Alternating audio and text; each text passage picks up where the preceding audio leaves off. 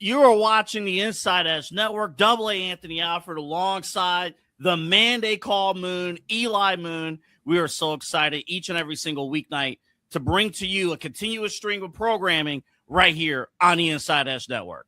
Absolutely, Double A. We will start at 8 o'clock sharp with the Daily Spiral. Autumn Chisholm bringing you everything you need to know from pop culture and entertainment and, of course, sports. And Autumn gives a very, very interesting take on a lot of things. We may get into it from time to time, but we love her, and you're going to love it as well. From 8 to 9, that's Daily Spiral, right into Unfiltered with Kyle Cornell. Your favorite afternoon show is Join the Evening Stream, and you're getting all your late-night news talk. Of course, Kyle has some strong opinions on the sports world and other things as well. He'll usher it in right into Inside Edge Primetime Double A. Chad B and I, Chad Bryan, we're going to rock out. We're going to do our thing from 10 to 11:30 now. We get an extra half hour. We get to cut loose a little bit, and we can't wait to get just entertaining, fun, and have a lot of great moments with you for an extra half hour. And then, of course, we hand the keys off to you. I hope you're ready to drive the Benz. But from 11:30 to 1, midnight run with an extra half hour now.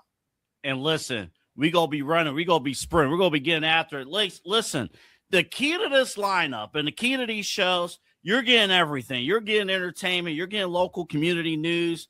You're getting music. You're getting your top sports headlines. And if you're a foodie, I'm talking to you. You like steak. You like eggs. You like whatever. We have it all covered for you here on the Inside Edge Network across our stream. Dude, let me tell you, Eli, this is incredible to have this digital space, to do this every single night. People at night, they're looking for something to tune in, something to just watch, just people to vibe with.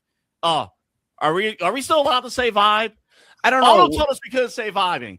I don't know. And she'll answer this probably almost every night when we said that right now about vibes. But you know what? Like you said, music, sports, entertainment, mental health, community. That's what we're about. And we are going to bring that to each and every one of you every single night that's been with us since the start or is jumping on right now for the ride. We're excited. Double A, myself, Kyle, Autumn, Chad. We are so excited to rock with you for not just 3 hours this time around. We're rocking with you for 5 hours, 8 p.m. to 1 a.m. Where else could you be in the evening but with the Inside Edge Network? Yeah, we hope you guys tune in again. This broadcast, thanks to all of our partners, thanks to you, and thanks again to the Brothers Lounge, of course, sponsoring us here at the Inside Edge Network. West 117th in Detroit, right on the Cleveland-Lakewood border. We have you covered. But guess what, folks? That's enough from us right now. You're going to see us. You're going to hear us a little bit later on. You got Eli Prime Time. You got me at Midnight Run. But coming up, we got the Daily Spiral. We got Unfiltered coming your way next. This is Cleveland's digital leader. This is the Inside Edge Network.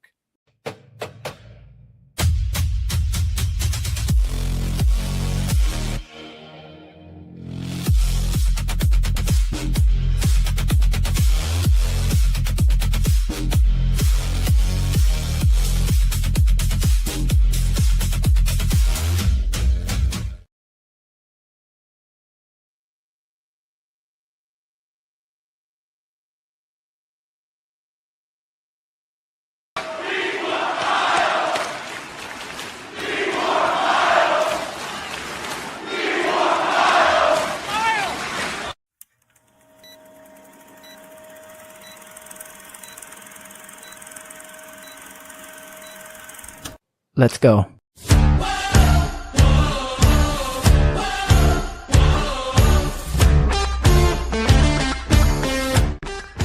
Welcome to Unfiltered with Kyle Cornell, Cleveland's digital leader for all things news, talk, and sports.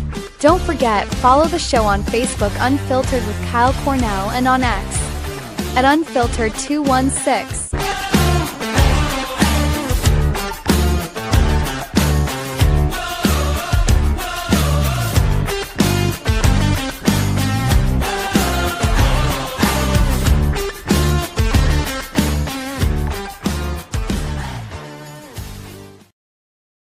welcome in everybody. Unfiltered with Kyle Cornell here on your Tuesday.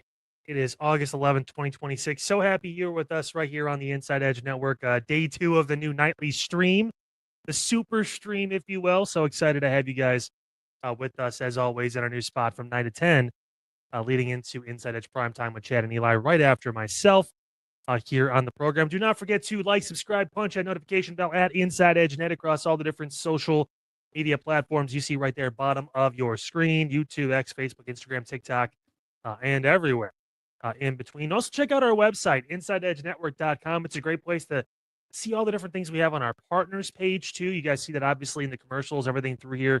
The great partners we have here at the Inside Edge Network, everyone from Fanatics to Brothers Lounge, who's going to be a big part of our Browns coverage, too, throughout the upcoming season. They are awesome over there. 117th in Detroit. You guys heard, border of Cleveland and Lakewood. Such a fantastic place.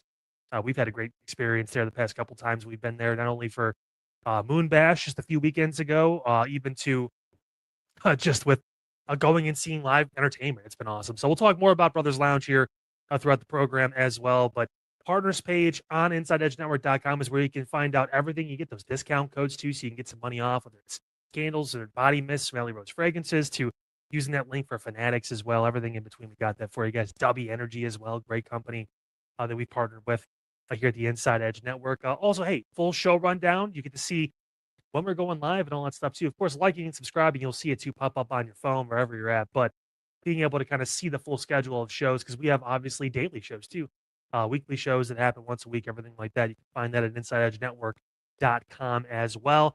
And you can go to the merchandise store too, support local grassroots media just like us, and check it out. Shirts, polos, hats, t-shirts. We got it all for you guys right there at InsideEdgeNetwork.com. And we have an app.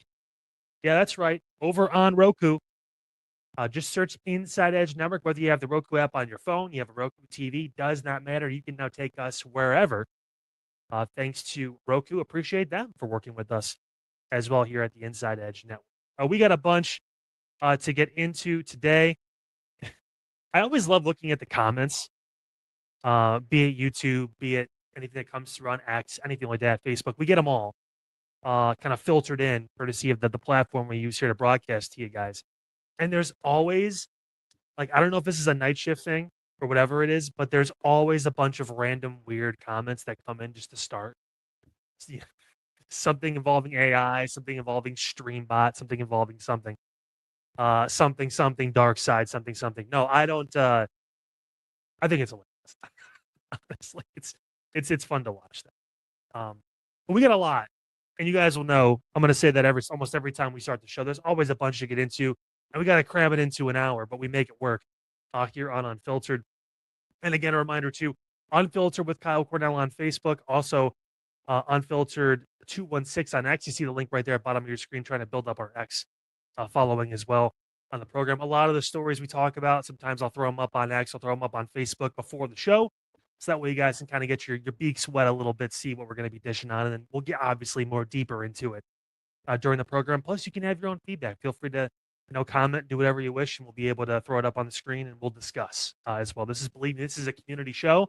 That's why it's in the hashtag. When we go live, we want you guys to take part and feel like you're being heard too in your voices. Also, if you guys have topics, anything you want to discuss, people that watch the show, if you are someone who wants to be a guest on Unfiltered, feel free to reach out. We got it for you all right there. You can direct message me on the Twitter or on the Facebook as well.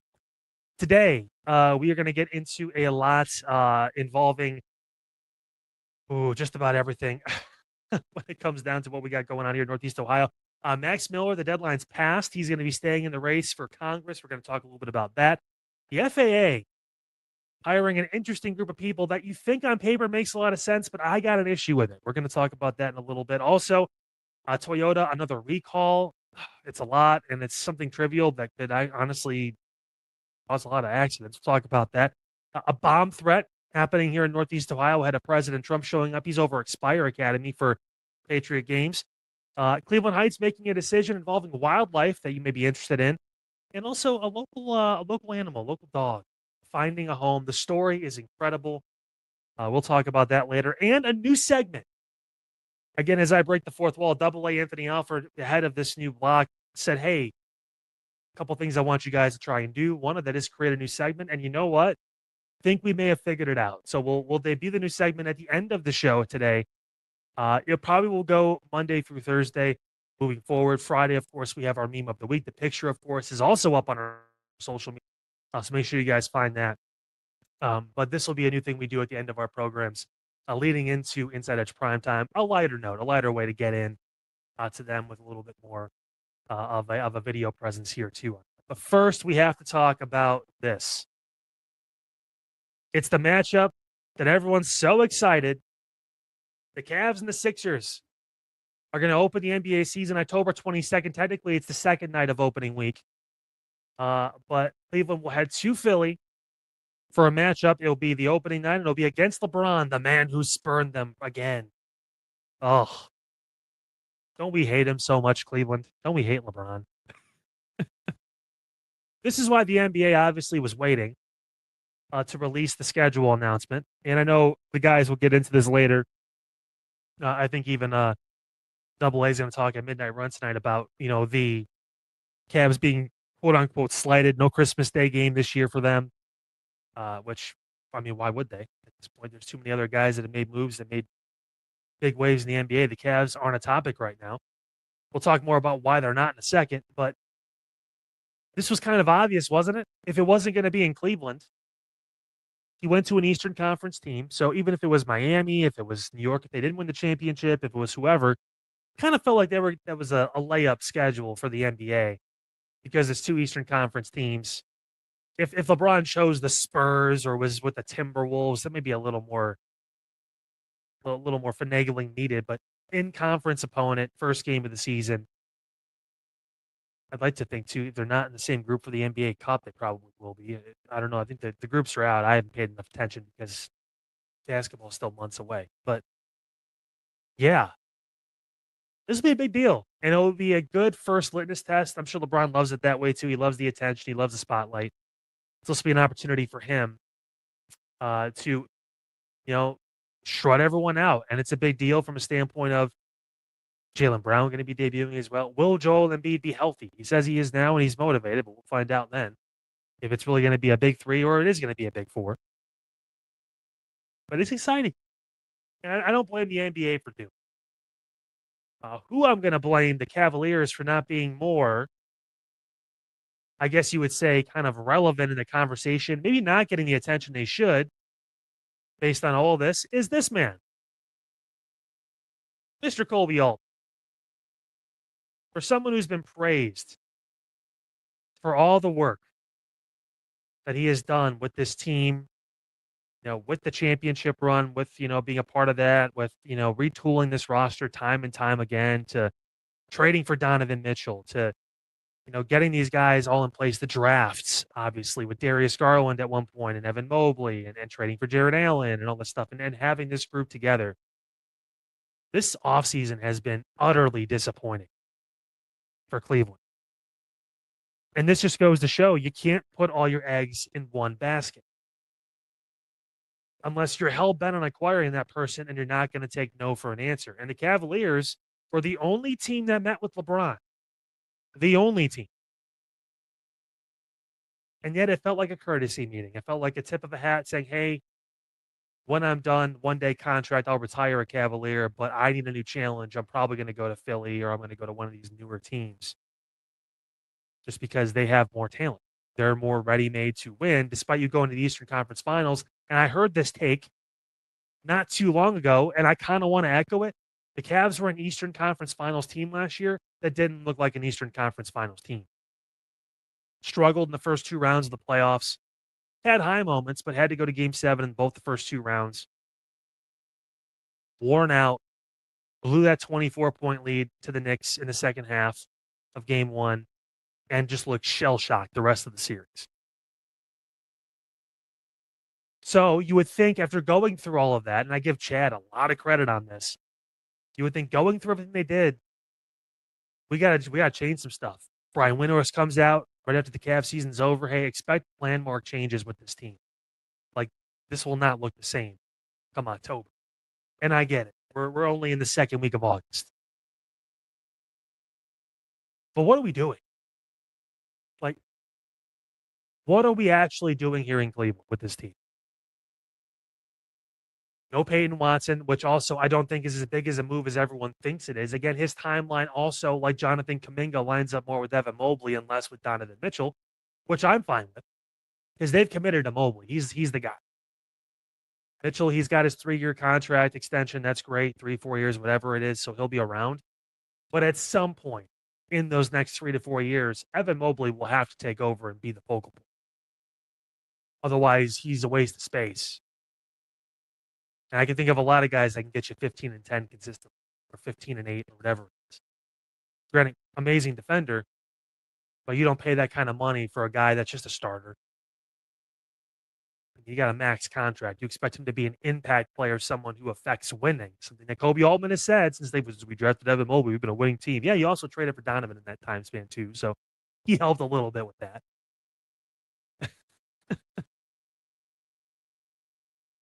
No Kuminga, no Peyton Watson, which again, younger guy, unproven, but had a good second half of the year last year in Denver and is warranting a lot of attention. No DeMar DeRozan, which is not a piece that I necessarily think is a great fit for Cleveland, but at least it's a wing. And if you can get him to commit to play defense, that's one of the big things for Peyton Watson is the defense. He's expected to be and is a pretty good perimeter defender, so he could take on those assignments of maybe guarding a Jalen Brunson if he really had to, or guarding, a Jalen Brown, a Tyrese Maxey, Jason Tatum if he had to. He can guard 1 through 4 pretty well. So you look at that and you say, okay, Peyton Watson maybe fits because he's younger too and get hungry, something to prove. I still think Jonathan Kuminga is my pick because he wants to be in Cleveland. You have to trade for Peyton Watson, or you have to his contract's got to get matched or whatever because he's a restricted free agent. So Denver they can go over the cap and they can spend on their own players. Kuminga wants to be in Cleveland. He wants to be. For him, it feels like it's either the Lakers or it's the Cavs. Either I'm playing with Luka or I'm playing in a city that I actually want to be in, that I trade in, that my agent has grown up in, and that I really enjoy. He likes playing here. He likes being in Cleveland.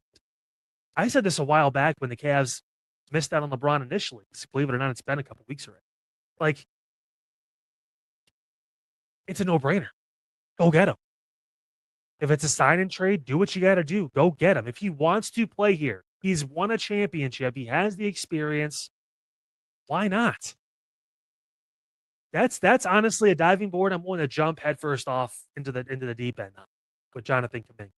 Some people on this network aren't as fond of him I'm sure there's reasons. Again, the Golden State stuff was interesting. He went to Atlanta. He played well enough in a different kind of role, but he comes to Cleveland. His role is to be a wing, score.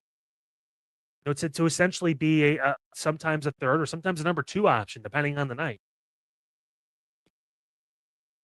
And he wants to be here. He likes the city. He likes the team. He likes the ownership.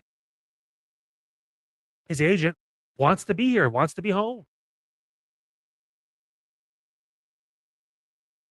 What are you doing? What are you waiting for? There's not another shoe to fall. The last big name in free agency is gone, and he's been gone for weeks. The more I see this happen, the more I kind of look at this and I go, you know what? Chad may be right. They may not sign anyone. The Cavs may not sign a single solitary soul more on this roster. They'll bring in that rookie guard that had a really good summer league. And then they'll call it what it is. Be like, all right, that's all we need. We're just going to be happy to get James Harden into training camp, which they haven't even signed James Harden yet because they're waiting for these other moves to fall. I don't know. When's going to be the right time? You're going to wait till right before training camp, and I'm assuming it starts in like some point in September. What's going to change? The sooner you get this figured out, the sooner you get these guys in the building ahead of time so they can work out, get used to the crew, whatever it is. So that way they're not walking in the day of training camp, getting signed the day before. Build camaraderie with teammates. You could have Donovan hosting something after his honeymoon, which congratulations, Donovan Mitchell and Coco Jones getting married. That's awesome. Happy for him. But like you have the opportunity then to do this to where you can build that camaraderie before training camp even starts. So that way you don't hit the ground late running like you did last season when you traded the middle of the season for James Harden. And doesn't that move look kind of silly now? Darius Garland in the last half of the season with the Clippers, I know they didn't make the playoffs at the end of the day for whatever reason, but he averaged what, 21 and 7? He played all-star level basketball. And if Darius Garland is playing for the Cleveland Cavaliers today, maybe you do have LeBron. Maybe you don't. Maybe at the end of the day, he still values Tyrese Maxey above Darius, which is not wrong to say. I mean, I think Tyrese Maxey is better than Darius Garland, but he loved them both, so it would have been more difficult.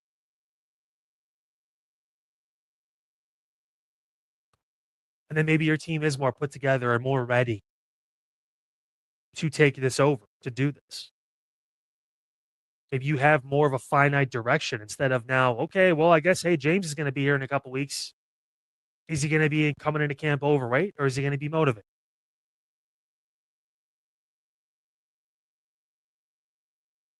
It baffles me how they just have decided to not do a damn thing. Their moves this offseason, besides the draft, has been losing Keon Ellis to Brooklyn and Dean Wade to Philly. That's it. That's all they've done. They've lost players. They added a rookie. They lost 2 rotational pieces. One who was a starter for over half the season. The other who came in with Dennis Schroeder, who, by the way, still on the roster, and did all this.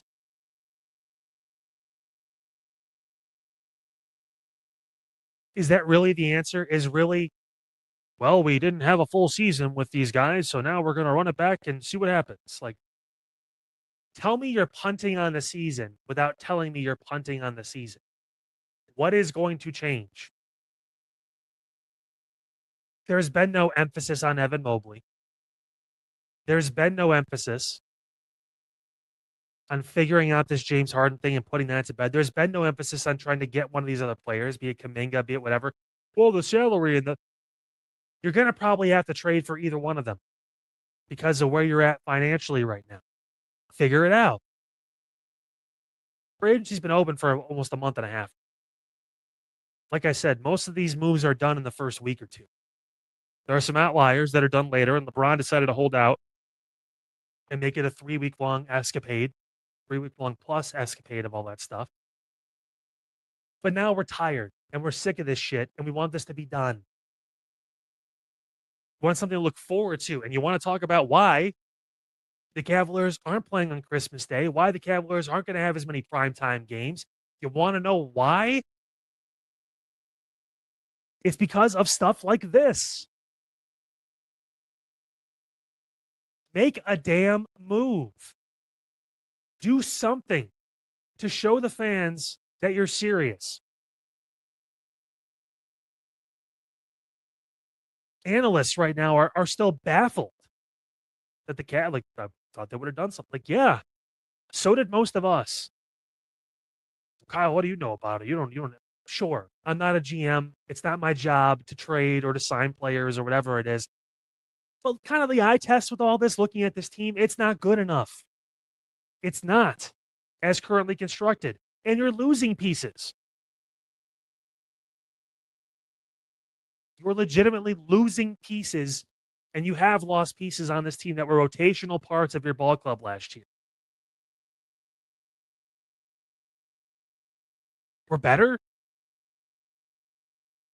Addition by subtraction? I don't think so. How does that team get better? Jalen Tyson plays more. Of course, that's a good thing. And again, I get that they didn't have enough time to play together. Sure, I understand that. But at the end of the day, it wasn't enough. Another year of James Harden getting continuity with Donovan Mitchell, that's not enough. It's not. Is Evan Mobley going to take this giant jump that we're all expecting, that we've waited for, I don't know, the past like 3 seasons, and suddenly become a 25-point per game guy and be a difference maker on offense consistently? Or is he going to do what Evan Mobley does best, play awesome defense the entire season and get just 17 points a game and 9 rebounds?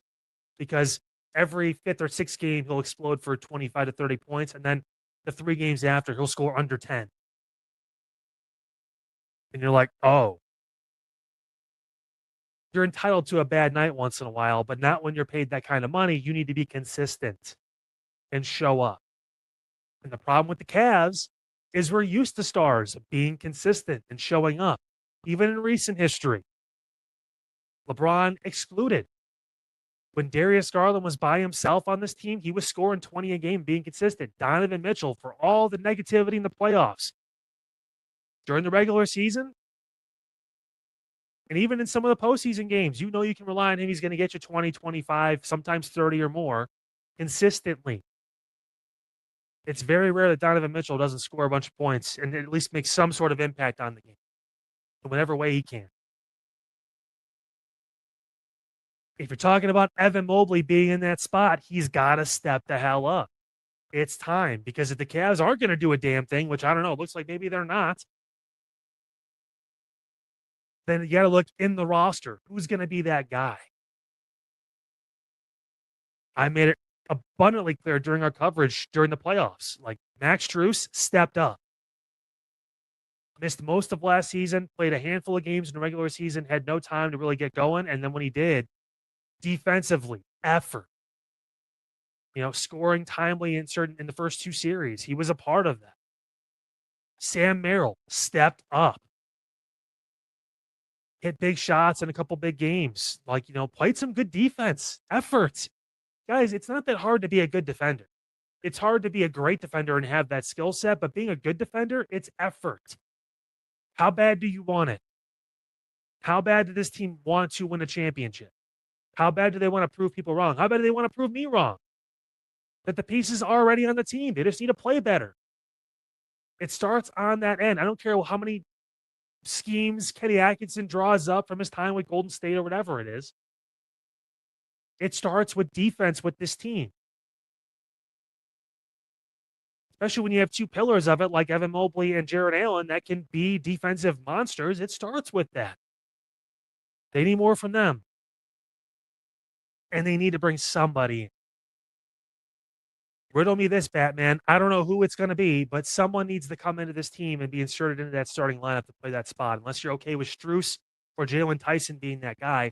I'm not mad at Strus being the guy. But at the same point, feels like you need some youth in there.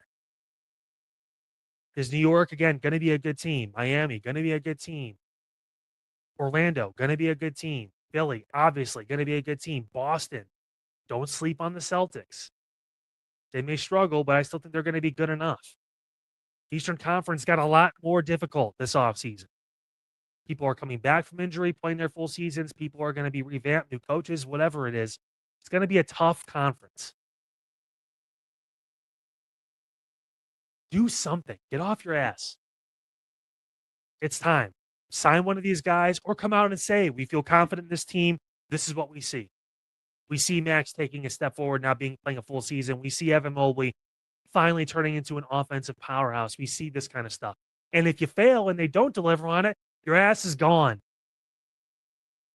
Because how much longer is this window going to be open to win a championship? The answer is 3 years. 3 to 4 years with this current team. 3 years probably is the more apropos answer. And that's not including James Harden because he won't be here for 3 years. So it'll be 1, maybe 2. You got to do it now. Time to make a move. We're going to make a move and take our first break here on Unfiltered, here on the Inside Edge Network. When we come back, Max Miller in the news because he's staying in the news. He ain't going anywhere. We'll talk about that. And the FAA, they're hiring some people. Which, again, love people getting jobs. But are these people really qualified? We'll talk about that next here on the program. Stay with us. Looking for an iconic Cleveland music venue that features premier entertainment, spirits, and food? Well, look no further than the Brothers Lounge. They offer a variety of live entertainment acts weekly, along with a diverse selection of beer, wine, and fine spirits, not to mention Chef Wynn's food menu, which has been crafted with traditional American fare with a modern twist. So come on out and enjoy the warm hospitality and make some new friends right here in your backyard. For more information, head over to brotherslounge.com and check them out for yourself at 11609 Detroit Road. That's right near the border of Cleveland and Lakewood. The Brothers Lounge, proud sponsor of the Inside Edge Network, Cleveland's digital leader. Key On Sports is the leader in Ohio high school athletic coverage in written, print, and video streaming. From the latest news and results and written content to the high school football game of the week every Friday, Key On Sports has you covered. The vision of 15-time published author Vince McKee has become the most trusted site in Ohio high school athletic news. From podcasts to player profiles, Key On Sports is your one-stop for all of it. Visit them today at keyonsports.com or on YouTube at Key On Sports. Check out their socials on Twitter and Facebook as well. Please support the new Inside Edge Network by liking, subscribing, and following us on your favorite social media platforms. That's at Inside Edge Net across Facebook, TikTok, YouTube, X, and IG. And don't forget to download our new app over on Roku. And as always, thank you for supporting your favorite shows on the Inside Edge Network, Cleveland's digital leader for news, talk, sports, entertainment, and mental health. Fanatics isn't just our name, it's who we are. Loyal, passionate fans, dedicated to our favorite teams and to the sports we love. That's why we're honored to be able to offer fans the world's largest collection of official sports apparel and sports jerseys from all leagues, teams, and players you love. We feature a wide selection of gear from every league, including the NFL, MLB, NBA, NHL, and NCAA merchandise, which allows us to serve fans of football, baseball, hockey, basketball, lacrosse, soccer, golf, and everything else that gets your heart pumping. Go to InsideEdgeNetwork.com under our Partners section to find our link to check out all of what Fanatics has to offer. Fanatics, a proud sponsor of the Inside Edge Network, Cleveland's digital leader. Clean energy, bold flavors, no jitters. See why people won't shut up about Dubby. Whether you're starting your workday or getting ready to exercise, Dubby Energy helps you lock in and focus. Over 15 different flavors to choose from. Order Dubby Energy right now and find out more information by checking out our partners page on InsideEdgeNetwork.com. Also, use that promo code InsideEdge10 to receive 10% off your order. Dubby Energy, your energy-focused sponsor of the Inside Edge Network, Cleveland's digital leader. Discover our collection of handcrafted candles made with clean, minimal ingredients. Every product thoughtfully created in small batches free from harmful toxins for mindful everyday indulgence. Imported coconut soy wax with natural wood wicks to offer long-lasting burn and rich fragrance. Find out more about Alley Rose Fragrances by checking out their link on our partners page at InsideEdgeNetwork.com. And if you're a first-time customer, use the promo code InsideEdge20 to receive 20% off your order. AlleyRoseFragrances.com, a proud sponsor of the Inside Edge Network, Cleveland's digital leader.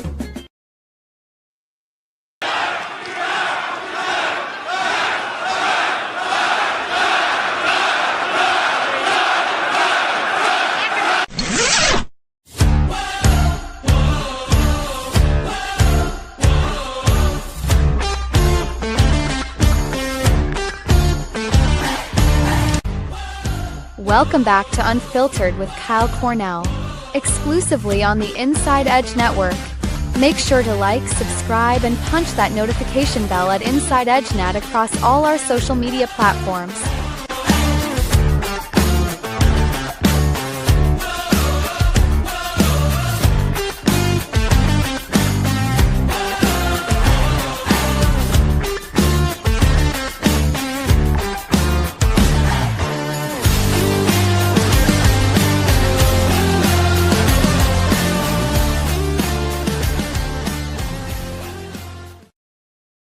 Welcome back, everybody. Unfiltered with Kyle Cornell here on your Tuesday, August 11th, 2026. So happy you are with us here on the program. I did want to get you guys a little bit of some breaking news here. It's being reported now, multiple media outlets here in the city of Cleveland. Again, 16 have been hospitalized in lightning strikes that took place during storms over at the Grafton Corrections Facility over in Lorain County. Originally, 8 people have been hospitalized. Now 16 have been hospitalized. Ironically enough, it's going to tie into a story we have later. during that new segment I promised you guys here on the program today. But 16 hospitalized. No word yet on their conditions, but obviously being taken to the hospital. So hoping for more updates. We'll have those shared for you guys, of course, on our X, Unfiltered 216, as well as the Facebook page, Unfiltered with Kyle Cornell, throughout the evening and throughout the next day or so. Find out more information on all of that. What we know about this guy, he is staying put when it comes to the congressional race here in Ohio this November. Max Miller is past the deadline now to officially be replaced in the coming up election. He's not stepping down from that reelection bid. Now, this despite calls from party members, even Ohio Republicans, which is crazy to think about too, and different people, that have been a part of this, including obviously his former father-in-law, Senator Bernie Moreno. Now, of course, Miller is accused of abuse by 3 different women, including most publicly his recent ex-wife, Emily, involving their 2-year-old daughter. We've had this story multiple times here on the program, here on Unfiltered. So if you've watched the show before, you know kind of where this all stands, dealing with domestic violence, illicit drug use being involved in there. Miller's district, obviously, around the Strongsville area as well. The U.S. House Ethics Committee is investigating the allegations upon his request, saying that he has the utmost confidence that his constituents back home know him. This race is a home race. Last week, not only did Senator Moreno say he thinks it'd be best for Miller to resign, but John Husted also called him to step down in the interest of Miller and their daughter, the 2-year-old daughter, Emily, and Max's daughter. Quote, I believe Max would be making the right decision to step aside as a candidate and resign from Congress to focus on what is in the best interest of his daughter. Years from now, I believe you will look back at it and know it was the right choice for her. But Husted getting involved and making some comments with all of this as well. Ohio law states the deadline to replace a candidate is 86 days before the election, as that date fell on Sunday this year rather. The Secretary of State's office confirmed to multiple media outlets in Columbus the deadline for candidate replacement was Monday instead, and it's passed.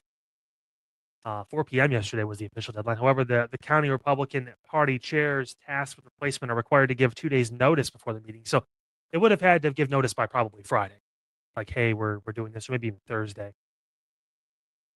If Miller were to resign before August 25th, his name would not appear on the ballot. If he resigns after August 25th, however, his name would still appear on the ballot, but polling locations would note that he is not a valid candidate. Miller has made no indication he is going to step down, which, again, he believes that this is all BS. We shared everything on the Twitter too, Unfiltered 216, the Dropbox that Miller had put out with the different things with his case. We had played part of his clip where he went on X for 20 plus minutes to address all of it. I didn't think that was the best move. I think keeping it private would have been probably the best mindset, or just saying, hey, no comment. We're going to let the legal system work its way through, that kind of thing. Especially if you feel like you have substantial proof that you are innocent, like going and flocking to the media and taking interviews and doing all that stuff. I mean, it kind of looks like you're trying a little too hard. And I know you want to defend yourself, but at the end of the day, there's only one person that's going to judge you. It's Jesus Christ, our Lord and Savior. So I don't know, what he was trying to prove with that. Now, again, Emily Moreno alleges that Miller did a bunch of things, including holding a gun to her head, threw her against the wall, broke their daughter's collarbone. She declined to initiate a domestic violence case with police. Bay Village police reports show police did investigate the allegations of child abuse, but when they presented the case to a court, the Cuyahoga County Prosecutor's Office declined to prosecute, citing a lack of evidence. So again, a lot of he said, she said. Again, former White House Press Secretary Stephanie Grisham, who's Miller's ex-girlfriend, has also accused him of domestic violence. A third woman who went to Shaker Heights High School with Miller claimed he threw her down a flight of stairs when she rejected his advances as teenagers. Miller denies all allegations. He was supposed to hold a rally in Strongsville Monday evening. The event was canceled, citing threats to the venue.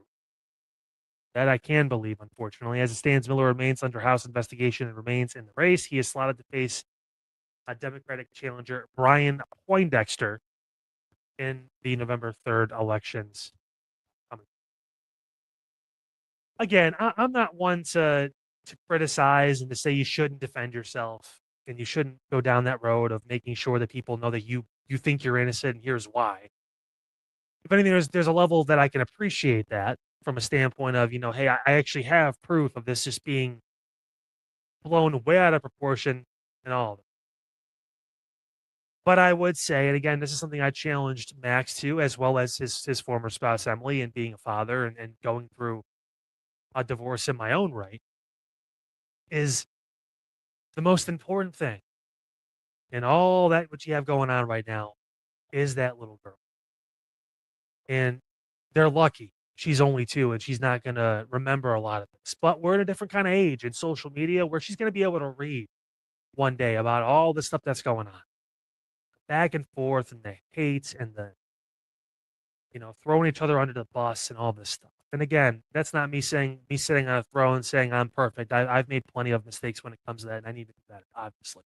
But my God, as parents, I say it again, get it together. If that means getting out of the race and figuring this shit out and getting it resolved so you can move forward in a healthy co-parenting relationship, do it. He's young enough. Got time to get back into politics. I know you worked your ass off to get to this point, and from like I said before, what I've seen for the most part, whether you're Republican, Democrat, I really don't care. I care what kind of job you do, and he's done well enough in the position for the short amount of time he's been in it. But some things are just more. They are. Taking care of your home, taking care of the house, taking care of what's going on inside that home feels like it's a more important issue than am I going to be in the U.S. House after November? You almost hope he loses at that point. So that way he has no choice. He has to focus on this and get this resolved and get taken care of because obviously the sense of what's going on, there's a bunch of different things in all different directions. And this is not me saying that, he's the only politician that needs to figure that shit out. I mean, listen, there's a lot of people that are in politics that have a lot of issues. The difference is they're no different than you and I, but it's all broadcast. We care more because you're representing us. You're supposed to be leaders. You're supposed to be leading by example. It's something even us that are on this network, that talk to thousands of people a day. We have that responsibility to be better because you see us every evening now in this new revamped evening block. You see what we bring to the table. What we say matters. What we do matters. It does for the person that gets no attention and who's never been in a news story, and it does for the person who is running for Congress, Senate, or the White House. It matters what you do, what you say. I'm not saying be always so damn politically correct and being so sensitive, because there's definitely a fine line between sensitivity and just doing something maybe that you shouldn't do. And I think we are an overly sensitive culture and society now. Everyone's feelings. Got to protect your feelings. And if your feelings get hurt, you can't talk about it because it's too heavy. Like, no. The most important growth comes from the most uncomfortable conversations and the most uncomfortable actions you have to take to course correct. Believe me, I've had to do it. It's uncomfortable and it's awkward and it makes you feel just rough. But I promise you, on the other side, it's night and day.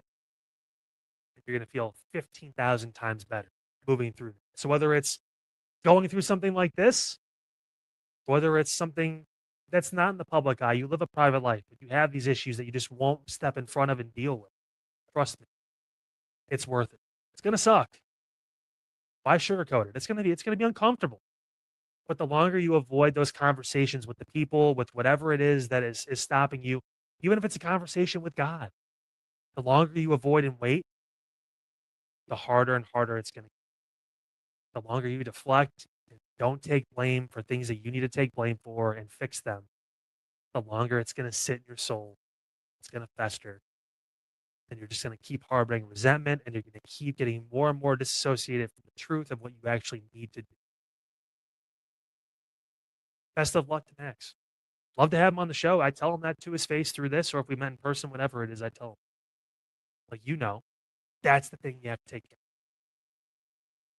of. No matter what happens with politics. Another break, and before we go to break, I want to talk to you guys again about Brothers Lounge, which is the new presenting sponsor here of the Inside Edge Network. So happy to have them on board with us. Talk about the experiences we had with them, man, over at Boom Bash. That was fantastic. 7 live hours in a row of content that we did live from there. The staff, amazing. Ownership, fantastic. The different live entertainment. Obviously, not just for Boom Bash. It's weekly what they have. Their trivia nights on Mondays. It's awesome. They have so many different things. The food, the drinks, the ambiance, the energy that brings over on 117th and Detroit. Obviously, their website as well, brotherslounge.com. You can find out everything. You can see the menu, who's coming, when they're coming to perform. That live music scene is fantastic, and they have a great spot there. The concert hall, they have the front stage, they have everything, the outside patio space. It is just awesome, especially during the summer months too, man. And going in the fall with Brown season, it's going to be great to have coverage there. But that being said, don't just take my word for it. Check it out for yourself. Dine, drink, and dance at the premier spot in town. It's time to check out all of what our friends over at the Brothers Lounge have to offer. Everything from weekly live entertainment, a wide variety of different beers, wines, and spirits, and an expertly crafted American fare menu with a twist courtesy of Chef Wynn that'll make your mouth water. So, what are you waiting for? Head over to the Brothers Lounge at 11609 Detroit Road or check out their website, brotherslounge.com, to learn more about what you've been missing out on. Brothers Lounge, proud sponsor of the Inside Edge Network, Cleveland's digital leader. Whether searching for a baseball autograph by your favorite World Series slugger, a signed football by an iconic Hall of Famer, or the jersey of a world-famous soccer star, you've come to the right place.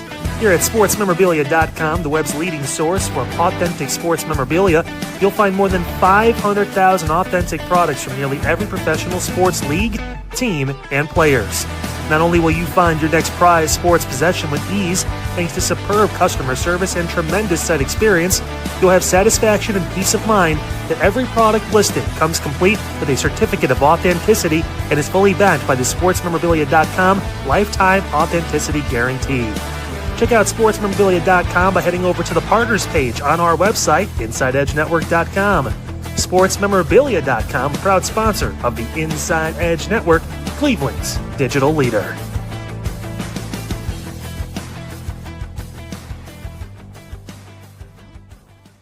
Discover our collection of handcrafted body mists made with clean, minimal ingredients. They offer a natural alternative to synthetic fragrances, perfect for sensitive skin and those seeking clean, mindful self-care, and the perfect gift for you and your special someone. Learn more about all Alley Rose Fragrances has to offer right now by clicking the link on our partner page at InsideEdgeNetwork.com. First-time customers use that promo code InsideEdge20 to receive 20% off your order. AlleyRoseFragrances.com, a proud sponsor of the Inside Edge Network, Cleveland's digital leader.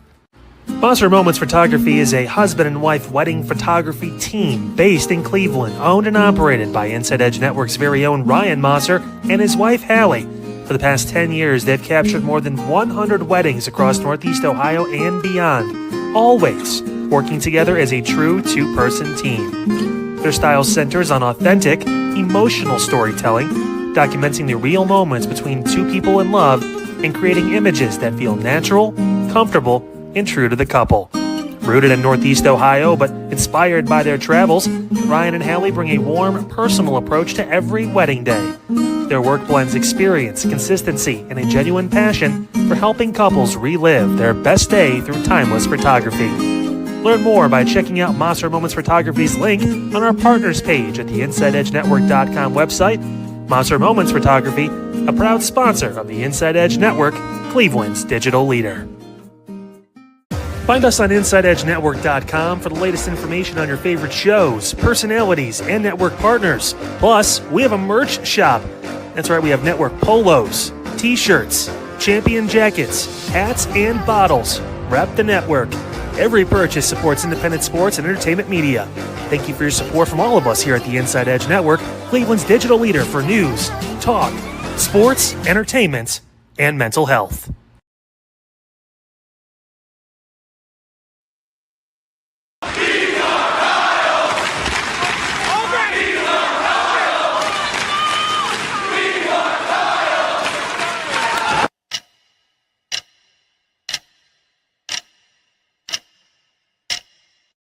Let's go.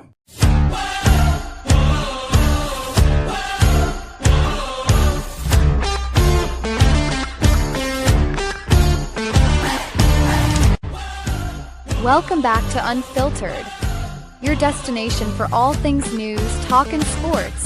Don't forget to check out our website, InsideEdgeNetwork.com, to learn more about all of our shows, personalities, and buy some merch too while you're at it.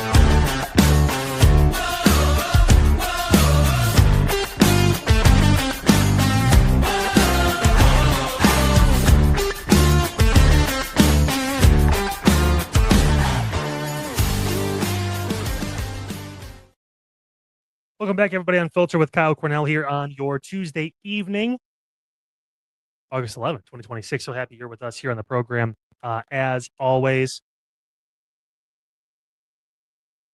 You know, I love when the StreamYard acts a little amok. I'm assuming it's because Eli's doing something weird. I don't know, maybe he's trying to get in. I don't know what it is, but we're happy we're with you guys here on the program. I want to get into this story really quick involving the FAA. Yeah, they are in the news again, and they're hiring gamers to be air traffic controllers. Yeah, I don't know if I agree with this. So 2,000 plus gamers have been hired as air traffic controllers. That's what it is. Now, back in April of this year, the FAA announced a new campaign aimed at hiring the next generation of air traffic controllers, citing an increased focus on skills often synonymous with frequent gaming, such as increased problem-solving skills and multitasking abilities. The strategy, well, I guess you could say, has paid off. In a social media post made over the weekend, U.S. Transportation Secretary Sean Duffy announcing that the campaign has broken multiple hiring records for the FAA, including most candidates hired in a single year. That's that over 2,000 number. In a quote, in April, we launched a new campaign to recruit video gamers as air traffic controllers and supercharge the entire hiring process to get the best and brightest and faster. The results are historic. The secretary also highlighting that the most streamlined hiring process ever. Again, adding that more than 2,000 best and brightest candidates are in the hiring pipeline. It may seem a little outlandish to compare video games with a very important and often very stressful job. Apparently, this idea did not, though, just come to the FAA on a whim, but rather from its own employees. But with only about 25% of controllers holding a traditional college degree, this effort is focused on reaching talented young people pursuing alternative career paths, many of whom are active in gaming. Feedback from controller exit interviews reinforces this, with several controllers pointing to gaming as an influence on their ability to think quickly, stay focused, and manage complexity. The FAA's original hiring window was only available to 8,000 applicants. As of August 9th, Duffy has reported that 94% of the FAA's hiring goal has been met. Listen, I'm not saying it's wrong, but it makes me not want to fly. I don't know. It's Johnny B, who's 37 in his mom's basement and loves playing Fortnite, is now going to be controlling the plane and giving it directions. I don't know.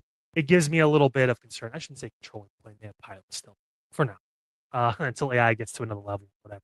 But still, I get nervous when I see shit like this. So take it for what it is. You can read the full story again up on a Facebook, Unfiltered with Kyle Cornell, Unfiltered 216 here on Twitter. But yeah. Am I the only one that's a little uneasy with that? I get it. Yes, some skills that we do apply to that as well, but it doesn't mean that I should be hopping in tomorrow and being an air traffic controller. I don't know. It feels like maybe you need a little bit of training with that. And I'm not saying they're not going to get any training, but it's like that's the sole reason why is because they played Grand Theft Auto Vice City, so now they know how to fucking land a plane. It's like, okay, sure. Whatever you say. Yeah. Tell me you're desperate without telling me you're desperate, FA. Last quick break. When we come back, some news and notes and a new segment here on the program because Double A told me to. That coming up here on Unfiltered. Stay with us. Small business owners are superheroes, but nowadays running your business means doing so inside your shop and on social media. That's why you should make Omega Video Marketing your sidekick. With a decade of content creation experience, I create dynamic, informative, and fun videos for your specific social needs that will increase brand awareness, get you more followers, and keep your social pages and websites current and fresh. I offer flexible pricing and turn times and will work with you to understand your brand and your story. All of that comes from the heart. My award-winning expertise is just the cherry on top. So let's get connected. After all, your brand is the alpha and my expertise is the omega. Happy Tuesday, everybody. Glad you're with us here on the Inside Edge Network. And hopefully you guys are having a great day. Maybe a little bit better than QVC right now. This call is great. Are we in for that or what? I mean, it's so fucking... Oh, no, it's so... We want to apologize for that. So that... Boy, they're having a banner week over there at QVC. By the way, they're tweeting everything. Coming up tonight, hopefully this team got the W against the Detroit Tigers. We got so much other things going on, the latest on the Browns, and maybe some positive Cavalier news. We got that for you. Plus, the latest too on college football, the college football playoff expansion, and who could be in, who could be out. All of that and so much more, plus the latest installment of Smash or Pass coming up tonight at 11:30, our new start time, 11:30 for Midnight Run, right here on the Inside Edge Network and on the Inside Edge Network app on Roku.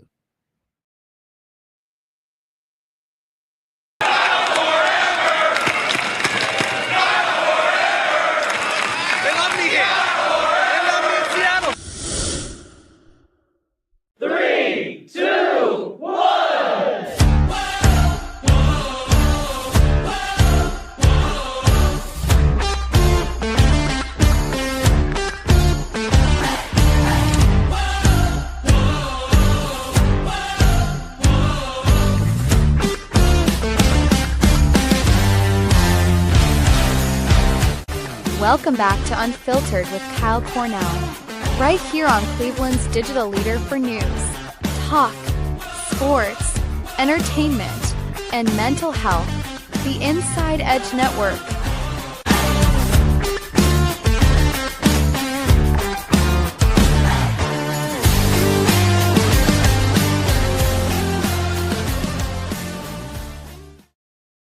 Welcome back, everybody. Final segment here of Unfiltered on your Tuesday, August 11th, 2026. So happy you were with us here on the program. As always, coming up, Chad and Eli, Inside Edge Prime Time. As always, bringing the goods. That's mostly Chad. Eli just kind of hangs out, but that's fine. We got a lot that you have to talk about tonight as well. Excited to hear them. In the meantime, some news and notes for you as we close the show today. Toyota in the news. Yeah, there's another issue. Got a recall coming down the pike involving some different cars with them. The story is shared on, of course, via the Twitter as well as the Facebook Unfiltered with Kyle Cornell. The best part is, with all of that, I closed the slide with the information. So give me, but yeah, again, it's bad. It's like 655,000. It involves actually a deficient turn signal. I remember enough of the story to be able to tell you this. But it's one of those things where if you're an asshole, it doesn't bother you because you don't use your turn signals. But if you actually care about people and you like using your left and right turn indicators like a good law-abiding citizen, this matters. So make sure you get it checked out. Again, you can find out what the model of the Toyota is if you need it, of course, with those stories. But yeah, not great. Bit of an issue there. And the other news, a bomb threat taking place today. President Trump here is in Cleveland, in Northeast Ohio. For the Patriot games. He was there tonight over at Spire Academy, but there was a bomb threat over in Harper's Field at a McDonald's. Hey, go figure. Trump's favorite restaurant. Luckily, around noon, everything was cleared. Roads were reopened. According to a McDonald's supervisor who talked to 19 News here in Cleveland, law enforcement officials entered the restaurant and told everyone to evacuate. The bomb squad was called to the scene checked everything out. There was also a white van that was parked in the parking lot. No injuries, no issues. Everything is good. But still, hey, keep an eye out for that. In other news, oh dear. Cleveland Heights making an adjustment. They're going to be moving forward with plans to cull deer in the city. Cull, not call, but cull. If you're like me and you're into the word cull, I had to look it up before I did the story. Yeah, it's the deer population. A little too much. Got to shrink it down. Property damage, different issues like that. Deer coming onto patios, pulling down plants, destroying property, gardens, all that stuff. Obviously, you got PETA and some people that are like, we love the deer. Other people are like, nah, we're good. The overpopulation stuff, it happens. A lot of different communities do this. Cleveland Heights has put off on this for a while, but again, they've decided to make the move to do so. They expect the program to cost in the six figures, and the city will consult with neighboring communities already calling like South Euclid, Shaker Heights, and Beechwood, but for many, the change can't come fast enough. And yeah, I don't blame. And in a kind of feel-good story here, look at this guy. Isn't he adorable? What's his name? It's Skates. This guy was abandoned by his owner behind a Lorraine skating rink back in May. The good news, Skates has finally found a home after completing a rehab program through Friendship Animal Protective League in Elyria. Skates, who's a 2-year-old mixed breed, was placed up for adoption on Friday, and he was adopted just 2 days later, which is awesome. What a story. He had to go through training, had to go through a bunch of different things, but Skates now has a home. Couldn't be happier. That dog is so damn cute. I'm sorry. I miss having a dog. I gotta be honest with you. It was one of my favorite things. Used to have a Siberian Husky, mini Australian Sheltie. They were loud, but they were awesome. Loved it. Okay, so it's a couple minutes before the guys are going to pop in here for Inside Edge Primetime. But we have to debut a new segment because the hand of God for this network, which is Double A Anthony Alfred, decided to strike down on all of us to do this. So I decided to do it, and I figured why not make it viral, the unfiltered viral video of the night. And I can look no further than something that happened in Northern Kentucky, or as we call it, Cincinnati. Check this out.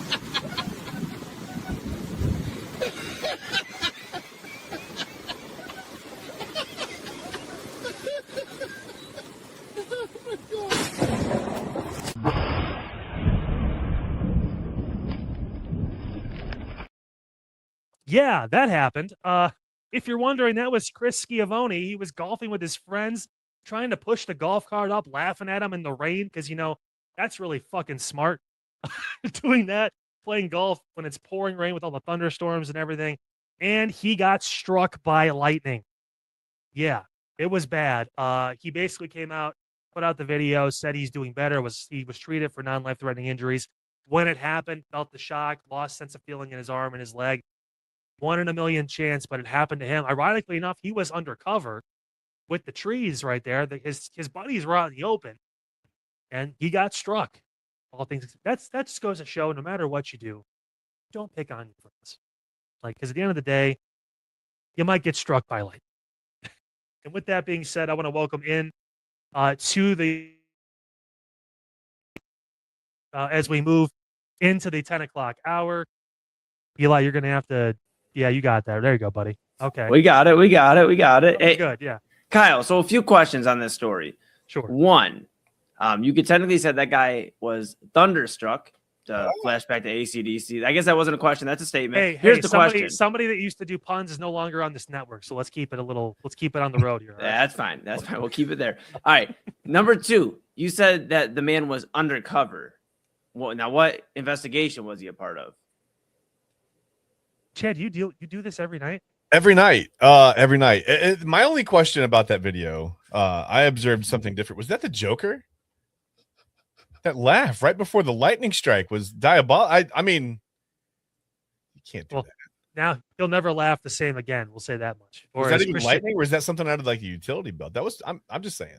It was wild. I thought for sure the explosion was. I thought they'd someone lit a firework in the back of his, golf cart. Then I actually read it. Wild, yeah. Oh my God, it was insane. But that was our viral video of the night. We're going to be doing that every night. I think besides Fridays, because that will obviously be unfiltered meme of the week. We unveiled that picture last night. But yeah, so Double A can get off my ass. So that's cool. Hey, sounds good. Hey, as long as we keep Hey, him happy. we're gonna move you to evenings. We're gonna make the super stream. We're gonna have to try and bring people into the show and all that stuff. Oh, and by the way, make a new segment. You feel that the cracking of the whip? I'm Dude, tired. he look. At some point, someone's gonna put him in his place. At some point. Well, you know what? I think if anybody's the man for the job, I'd say it's you because that's the new segment. Put Double A in his place. That's the new segment. Yeah, you know what? He doesn't want that kind of smoke because there's gonna be a lot of fire. I'm a peace over beef kind of guy, but I know you guys do the wrestling pod, obviously side hustle. So if you guys maybe throw down in the wrestling ring, we can find a wrestling ring. He doesn't want that. I don't care how good a shape he gets in. He doesn't want that. I'm still a big bro. Trust me. He's Pastor CeeLo. I'm Pretty Boy Smooth. And if you're a real wrestling fan, you know what I'm talking. That's right. Hey, just game recognized game. Huh? All right. That's right, Chad. You need to learn. I'll have to Google it later. Whatever. Oh, you'll know. Chad, like every other show. You'll know. Yeah. Hey, Kyle, another fantastic job. Yes, another fantastic job. We appreciate you. Kyle Cornell back with you tomorrow, 9 p.m. on Filtered. More to talk about in the news world. I'm sure maybe the Cavs will do something. Maybe if we all snap our fingers at midnight, they'll all do something. Shoot me in the face. Like, do something, please. Or at least come on and say you're not going to do something and prove Chad right. That's all I'm asking. Kyle Cornell, everybody, on Filtered, 9 p.m. tomorrow. Kyle, we appreciate you. See you, boys. See you, Kyle. All right, Chad, you know what we got to do. We technically have rent for this studio. Isn't that crazy? Yeah, we can stay. We can stay here. You know what? We have extended rent. We have an hour and a half in the studio. That's a terrible rent. Who worked out our details? I don't know. I've seen lots of I've driven past, I've been there, but I've seen some motels that charge by the hour. And usually I don't think that turns out well very often. So we got to maybe we need to talk to our lawyer. We're going to do that. We're going to do that while the ID plays. You're watching the Inside Edge Network. This is Inside Edge Prime Time. We're back right after this.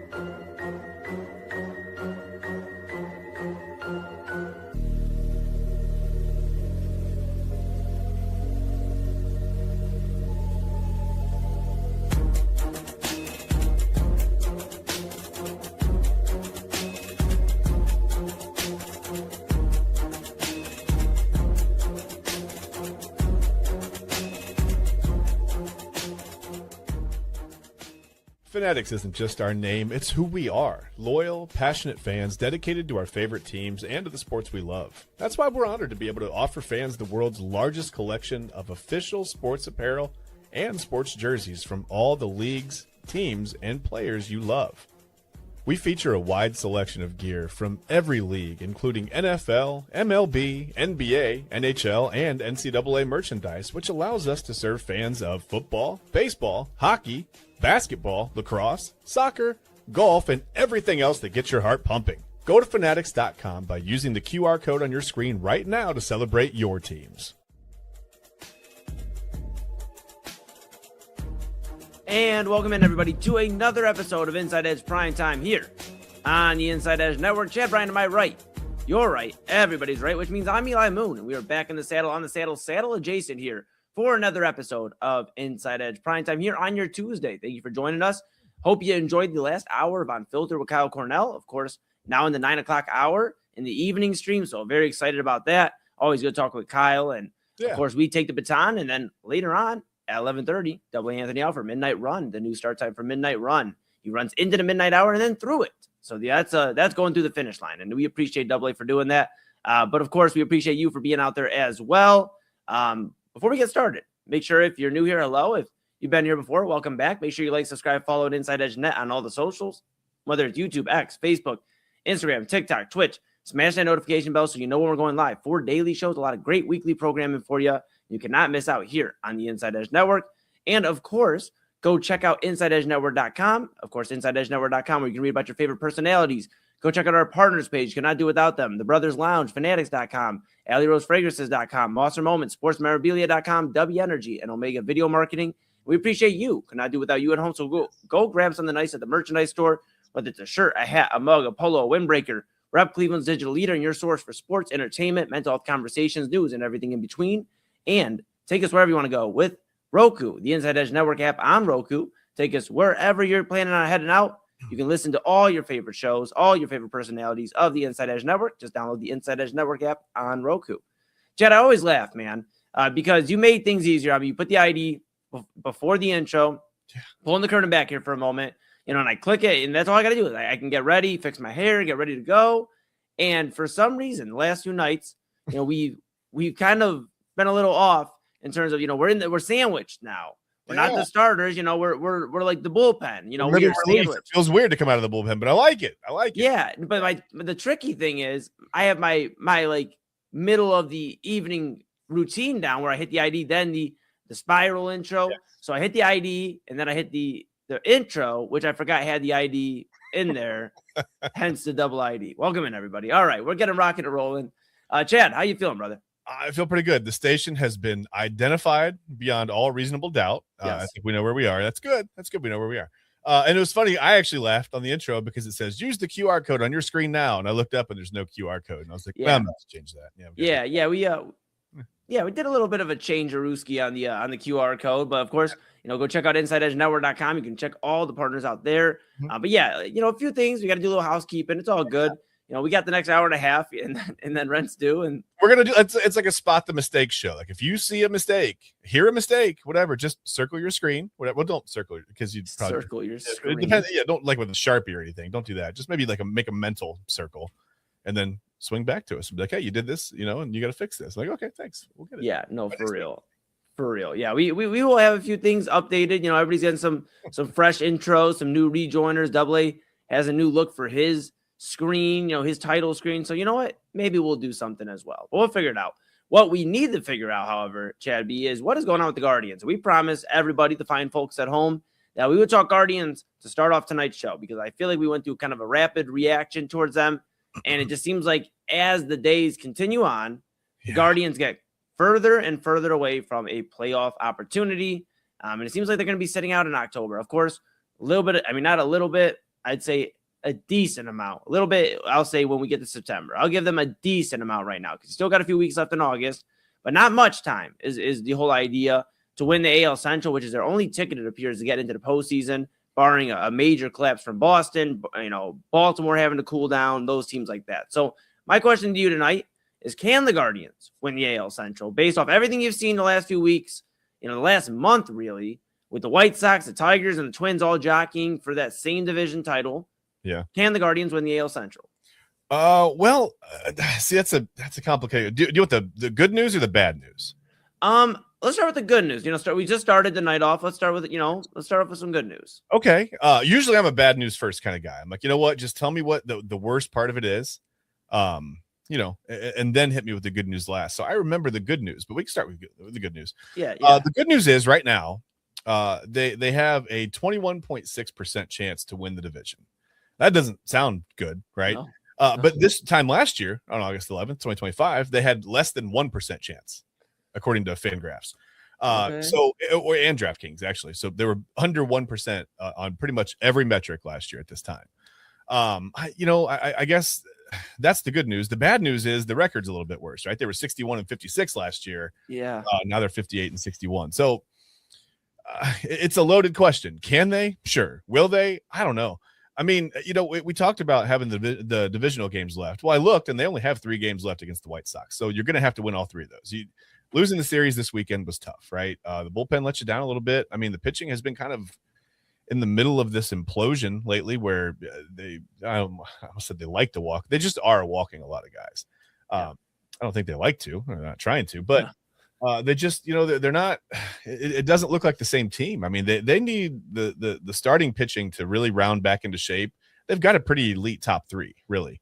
The trade deadline, I thought they did great. I mean, you've got Foster Griffin prior to the Yomiuri Giants, which is fun to say. But I don't know. They've got to get the starting pitching in order. They've got to get the bullpen in order. They've got to get the offense in order. They've got to get the base running in order. They've got to get right. A lot of things to get in order, Eli. But, honestly, 2 or 3 out of 5 of those things wouldn't be bad. They've got nothing going on right now, and they're still only 4 games out. Right, but the fearsome thing is that Detroit, obviously, the series, standing at 58-62, 4.5 back. They continue to fall further and further back, and it's just not looking very promising. I got to be honest, and I know I'm the pessimist of the group when it comes here about the Guardians, but a 6-4 loss to the Tigers, this is a very important series, 3-game series. I know Padres, Giants, Rockies, Angels coming up, and those are some pivotal series too to kind of catch some ground in this division race. Yeah. But you can't lose 2 out of 3 to Detroit. Worse off, you can't get swept by Detroit, or I don't know how to feel about this team going into September. I won't feel good. Yeah. This is a team that showed you that, hey, we're going to make some acquisitions. We're going to go out and show you we're all in. Mm-hmm. And so far, for the most part, those acquisitions really haven't paid off. So it's kind of concerning. I know it's early. We're literally about a week and a half, 2 weeks into this experience with the new shakeup of the team, but they got to figure it out fast. This isn't like a team that's 6 games up in the division, getting ready for a postseason run. This is a team that still doesn't know if they're playing October baseball. Mm-hmm. I don't want to say the trades haven't paid off. And by the way, thanks for I hadn't updated my record since I had 58-61 still there. 58-61 coming into August 11th. Yeah, yikes. How about that? Yikes. Yeah. No, I mean, I think Foster Griffin has shown you that he can be a pretty good starter. He was an all-star. I mean, had an ERA under 3 really in Washington. He got shelled his last start in Washington before he came over. So it kind of made the ERA look a little bit worse than it was. But he was under 3, all year. Good left-handed starter. I think that he's shown you, pitched well here once. I mean, it's only once so far, but he's shown you that I think that he can at least, I guess, what he can be here, right? No expectations for him to drop off suddenly, obviously. So I think that's good. In that way, you've got Joe Adell. You know what kind of defense you're going to get out of Adell right now. Not much offense, but that maybe it's just trying to. I don't know. There's a thing in baseball, and I saw that Stephen Vogt had mentioned that he thinks guys are trying too hard. And I know it sounds ridiculous. Like, well, I mean, you're getting paid $1 million, should try hard, right? But sometimes in baseball, you really just it's a funny thing that my wife and I say to each other. It's like, I'm trying to open a jar of pickles, I can't get. She's like, try less. I'm like, got it. Message received, and the lid pops right off, right? Like somehow that works, right? It's like sometimes when you're up there and you're white knuckle in the bat and you're squeezing the hand, you just don't have the same fluidity at the plate, right? It's a lot easier to get a fastball by you. It's a lot easier to get you out ahead of a changeup or something off speed. And I think it's tougher to field ground balls. It's tougher to do everything when you're tight and when you're pressing. They've got to find a way. They got to bring a bucket of chicken in, right, and light somebody's locker on fire or something. Don't do that. But they got they got to go. They got to major league it, right? They got to get something to like loosen up the clubhouse a little bit, start having fun again. Baseball's a lot of fun when you're winning, and when you've got like teams in your division that aren't playing well and they're passing you, like you're broken down on the highway of the AL Central, right? Like you're just sitting there and they're going by 70 miles an hour. That doesn't feel very good, right? So you just have to, at some point, you got to let that go and start having fun playing baseball again. I know that sounds ridiculous, but I mean, at the end of the day, it's a kid's game, right? That can help. Right now, everything looks like it's going wrong. You've got guys holding on to breaking balls too long. It's just all the classic, like, I don't know, man. Again, like trying too hard, right? Like I know that sounds ridiculous, but they just maybe need to loosen up and have some fun. Yeah, but it's also, I think, the matter of the consistency aren't there too, Chad. Jose Ramirez has had a down year by his standards. There's been some cooling off. Yeah, exactly. But even when he's in, back from injury, just never found his footing thus far this year. And then you have Rocchio. Seems like he's starting to cool off compared to earlier on in the season. There's definitely some concerns about the consistency that were there, whether it be the past seasons or the past decade for Jose Ramirez.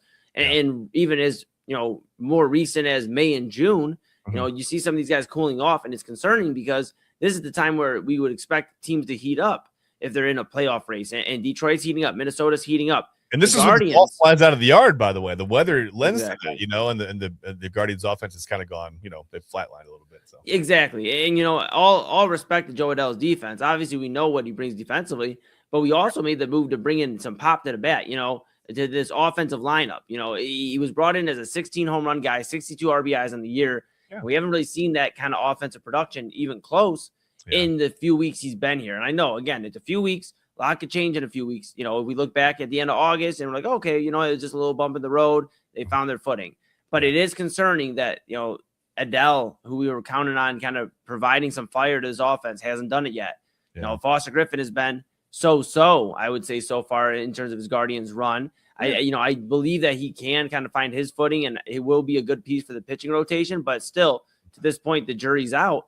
And I'm just concerned that the Guardians are going to be on the outside looking in 7-8 games back by middle of September. And then at that point, you might as well start shifting your focus here in Cleveland to the Cavaliers, who have their own problems. We'll talk about them later in the show. And, everybody's favorite team, the Cleveland Browns. So that's kind of where I'm at with the Guardians. Something that's been a constant, October baseball, isn't going to be a thing. And it's kind of crazy because Stephen Vogt, obviously they avoided the run last year, the runoff from the playoffs, getting bounced from Detroit, an embarrassing way. They end up getting back in the hunt. They win the division. Of course, they lose to Detroit in the wild card, but they won the division.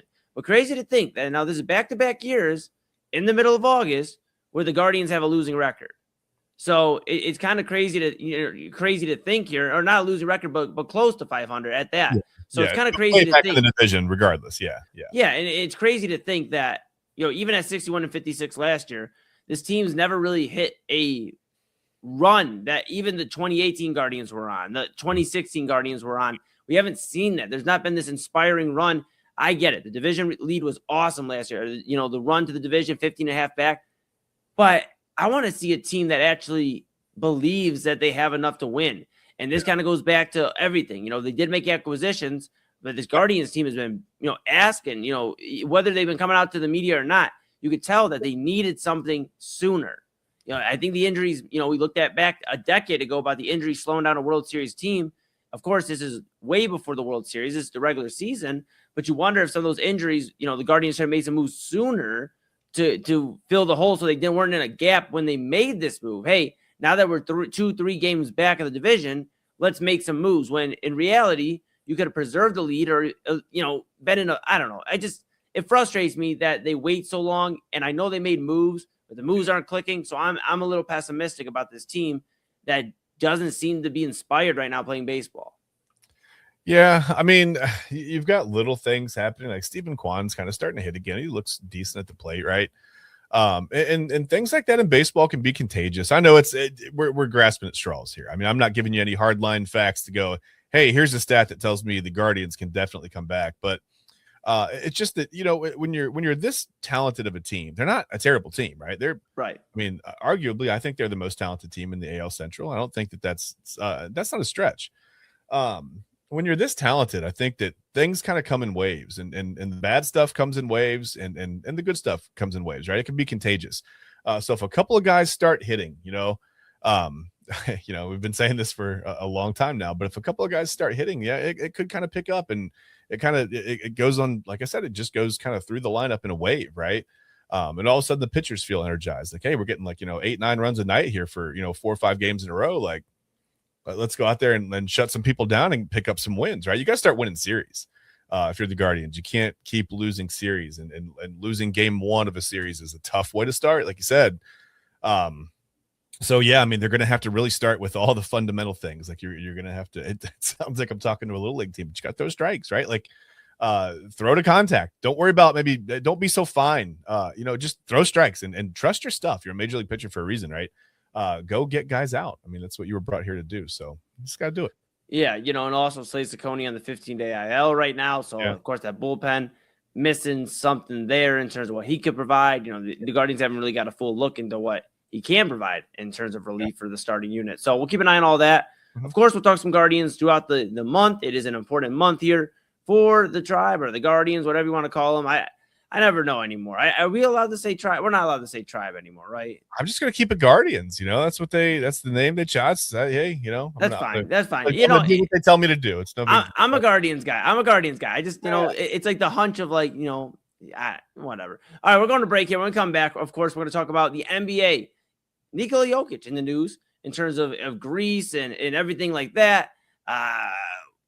is there something going on with the international league and international play with the NBA? We'll talk about that, of course, when we come back. Chad Bryan to my right, you're right, everybody's right. I'm Eli Moon. This is Inside Edge Primetime here on the Inside Edge Network, and we are back right after this. Dine, drink, and dance at the premier spot in town. It's time to check out all of what our friends over at the Brothers Lounge have to offer. Everything from weekly live entertainment, a wide variety of different beers, wines, and spirits, and a nicely crafted American fare menu with a twist courtesy of Chef Wynn that'll make your mouth water. So, what are you waiting for? Head over to the Brothers Lounge at 11609 Detroit Road or check out their website, brotherslounge.com, to learn more about what you've been missing out on. Brothers Lounge, proud sponsor of the Inside Edge Network, Cleveland's digital leader.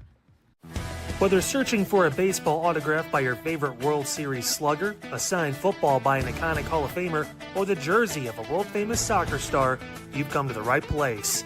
Here at sportsmemorabilia.com, the web's leading source for authentic sports memorabilia, you'll find more than 500,000 authentic products from nearly every professional sports league, team, and players. Not only will you find your next prized sports possession with ease, thanks to superb customer service and tremendous site experience, you'll have satisfaction and peace of mind that every product listed comes complete with a certificate of authenticity and is fully backed by the sportsmemorabilia.com lifetime authenticity guarantee. Check out sportsmemorabilia.com by heading over to the partners page on our website, InsideEdgeNetwork.com. SportsMemorabilia.com, proud sponsor of the Inside Edge Network, Cleveland's digital leader.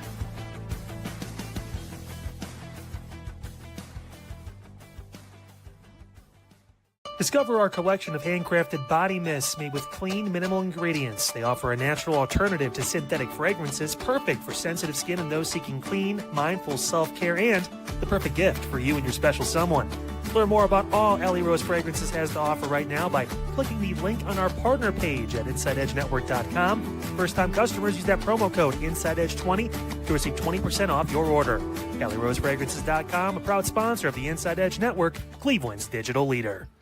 Monster Moments Photography is a husband and wife wedding photography team based in Cleveland, owned and operated by Inside Edge Network's very own Ryan Monster and his wife, Hallie.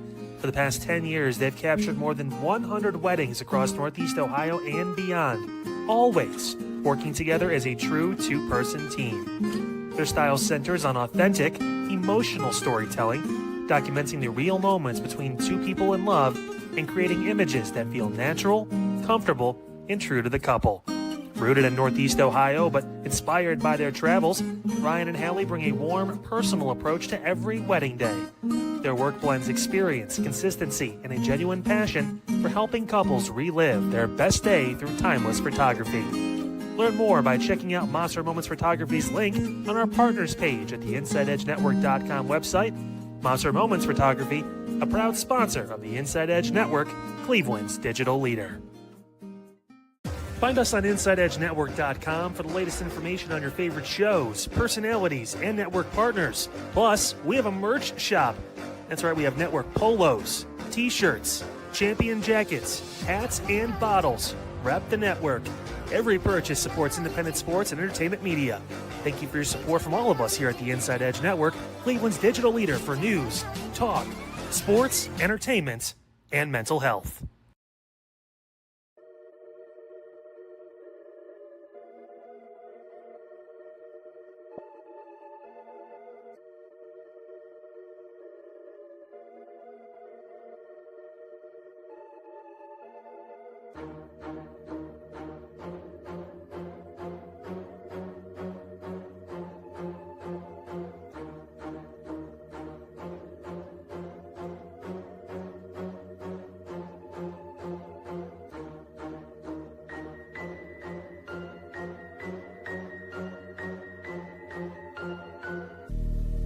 And welcome back to Inside Edge Primetime here on the Inside Edge Network.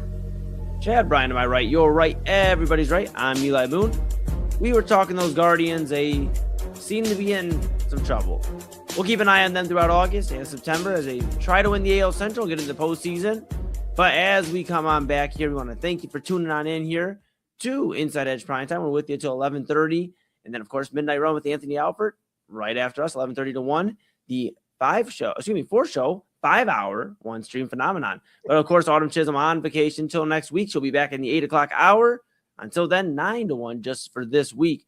But make sure you like, subscribe, follow at Inside Edge Net if you're enjoying all the content that you've seen thus far this week and throughout the almost year, folks. September 5th, the 1-year anniversary of the Inside Edge Network. So we're excited to celebrate that with you here very soon. But until then, smash that notification bell, know when we're going live.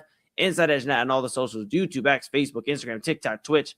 Know when we're going live, and also know about the personalities on all the shows at InsideEdgeNetwork.com. Go check out our partners page. Cannot do without them. The Brothers Lounge, Fanatics.com, AlleyRoseFragrances.com, Monster Moments, SportsMemorabilia.com, W Energy, and Omega Video Marketing. And couldn't do it without you. So go grab a shirt, a hat, a mug, a polo, a windbreaker.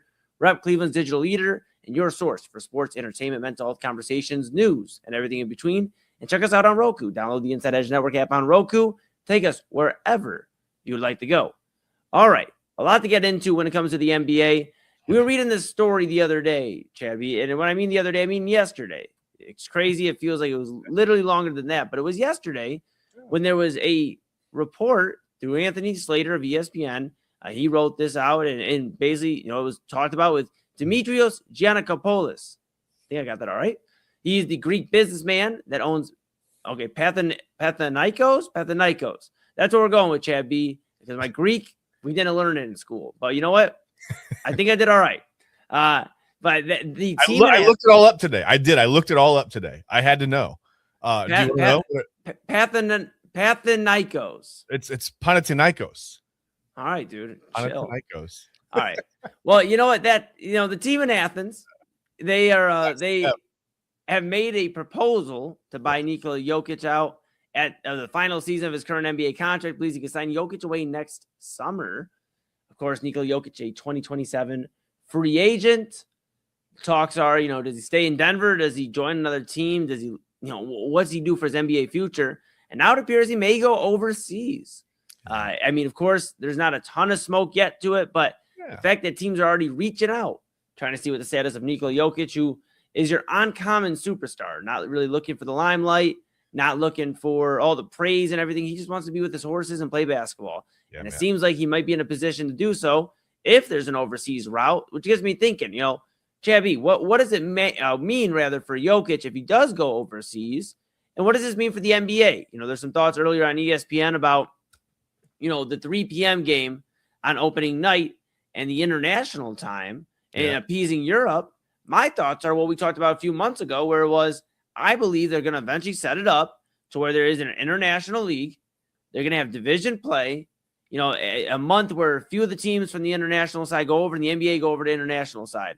And they play, they come back, counts on the record, and then they have an international and an American playoffs. 2 sides, run through their brackets, and then you get the true NBA championship. So nobody can say it wasn't for the world. I think that's where we're headed. What are your thoughts on all this? It's possible. But as far as, why not? The NBA has been trying to expand for years into, all the way to the other side of the world, literally on the other side of the world, China, right?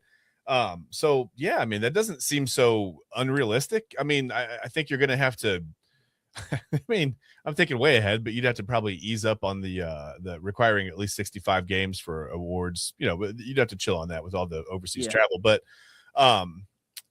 listen, as far as Jokic, as far as what is it, what does that mean to him? Like what would going overseas really mean to him playing in Greece?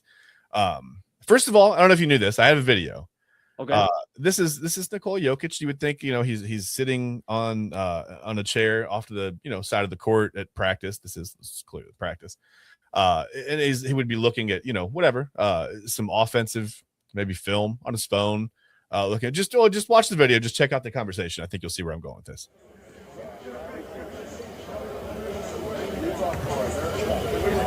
Who's that? No. I'm scouting horses. You're scouting? How many do you have? Right now, like 7, 8, 10, 12. Scouting horses. Looking to add to the stable, right? And I guess if you didn't believe me before, whatever, there you go, right? He's looking at horses. We know Jokic loves his horses. But I took the liberty of putting together a little bit of a graphic aid to explain the difference. Let's pull these up. This is the flight from Serbia to Greece. It's about an hour and 46 minutes, $460. I think Jokic can afford that, right? I think especially with a possible new contract coming from wherever, the NBA, whether it's coming from a businessman in Greece, the business that we talked about that I don't remember how to pronounce anymore, but that's fine. Hour and 46 minutes, he's right there, right? He's got a game. You know what? I'm homesick. I want to go home. Whatever, he can do that. He can go to the game. He's back in 2 hours. Okay. And just in case, I don't know, Jokic, maybe you can't find a private flight, doesn't have the room. He's a tall guy, right? Maybe he wants to drive. He rents a vehicle, big van or something, drives there. Here we come.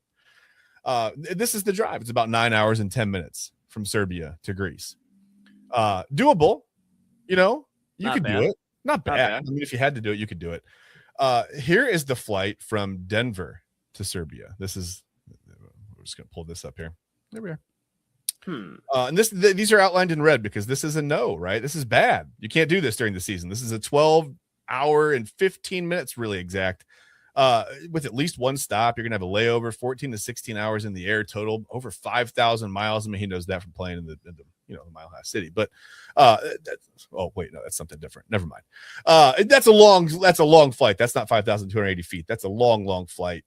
And let's say he wanted to pull the driving option, right? From Oh no! Yeah, you can't do that. Cannot do that. Says there's no road, so I guess you can't do that. You can't drive overseas. So, yeah, you look at the red line there. That's going to be a tough drive unless you've got some kind of a boat. So no, I think that's what that means to Jokic. I mean, it's funny because when you said that, you go Greece, like what? And then I'm like, well, wait. He notably, right, when they won the title, wasn't that excited. Right. He became. Then on the end of the other end of that spectrum, he became emotional when his horse won. And I looked this up too. Let's see if I've got this. Hold on, I'm gonna try this. I'm just gonna go for it. The Dujiansa harness race. Yeah. At the Subotisa Hippodrome. One of my favorites. It's an all-time. I've got plenty of shirts. They were in the laundry, all of them tonight, but I didn't wear it. But but you saw him become emotional when his horse won, right? Like he seemed to care more about that and have more invested in that than in his NBA career. So I mean, there's nothing wrong with that.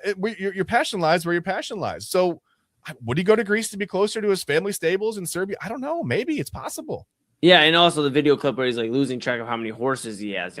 He's like 7, 8, 10, 12. It's like crazy. And then you also see with Jokic, the fact that he again is somebody that is an international star already in terms of coming over from Serbia to play and become one of the main players in the NBA. Yeah. And now he has a chance. The NBA could look at him and go, hey, we'll give you, an extra, a little bit of love on some extra compensation financially. And we'll figure out a way to get you over there and be the face of the international side of things. And we're going to have some other players that see what you do and understand there's a lane to do that.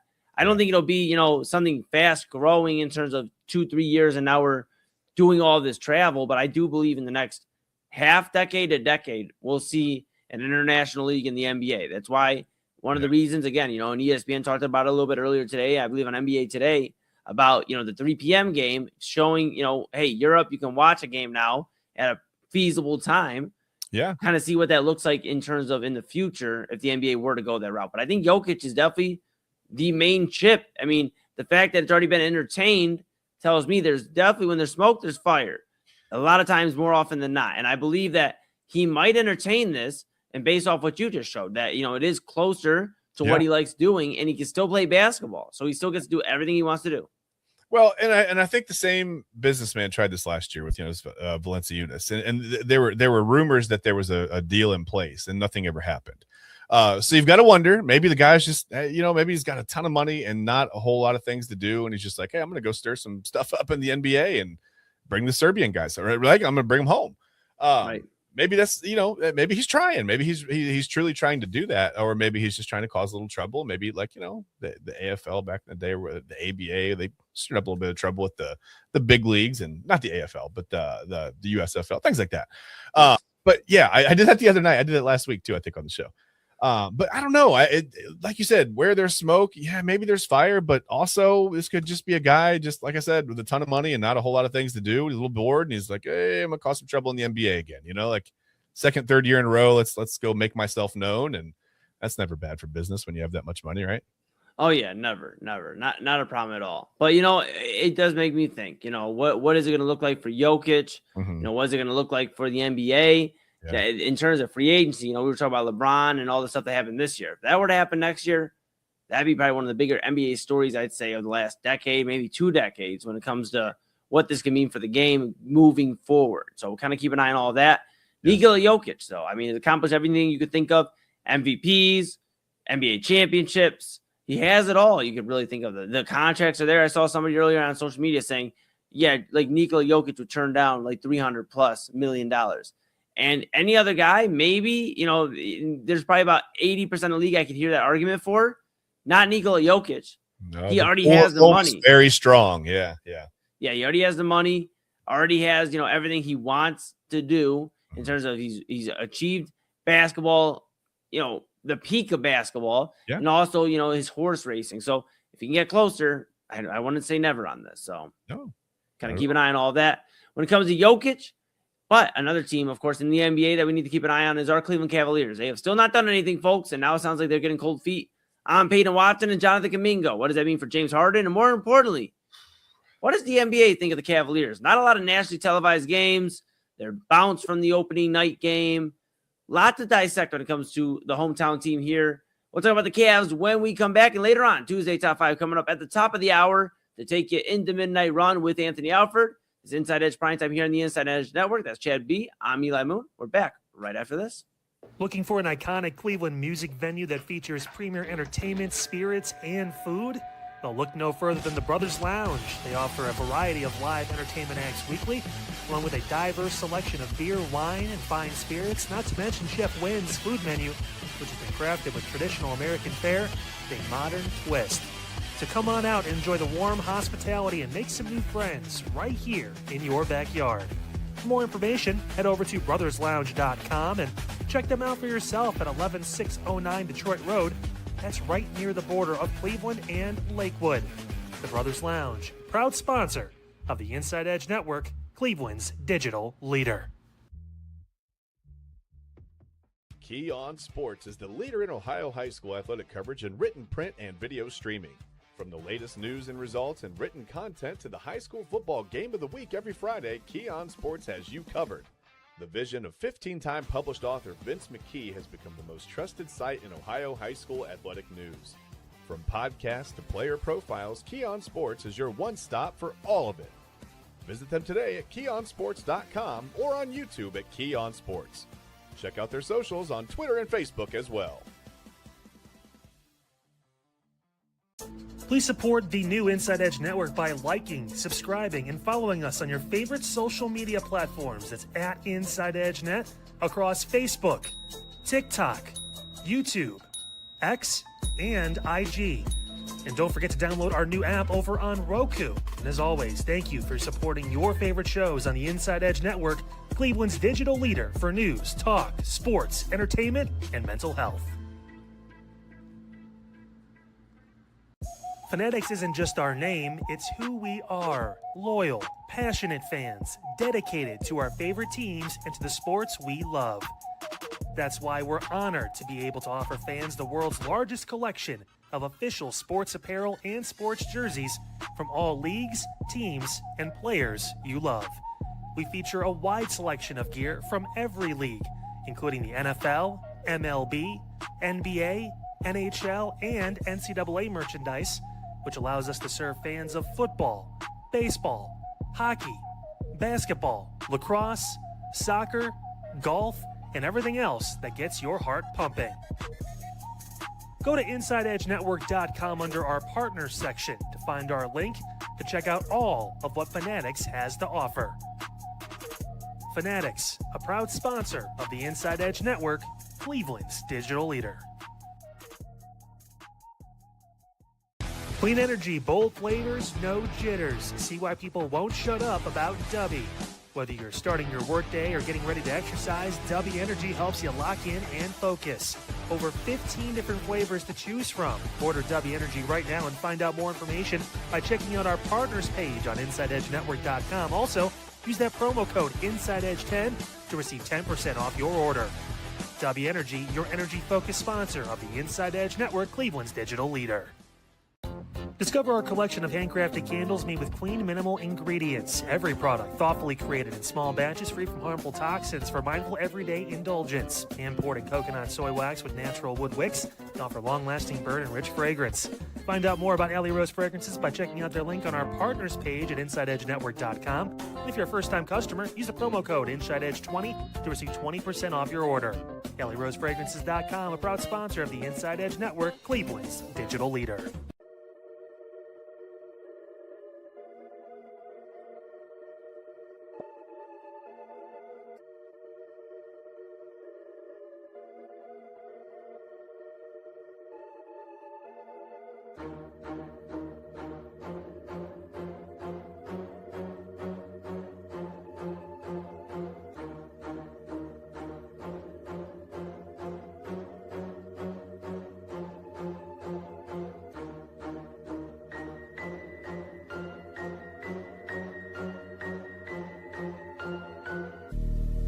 And welcome back to Inside Edge Primetime here on the Inside Edge Network.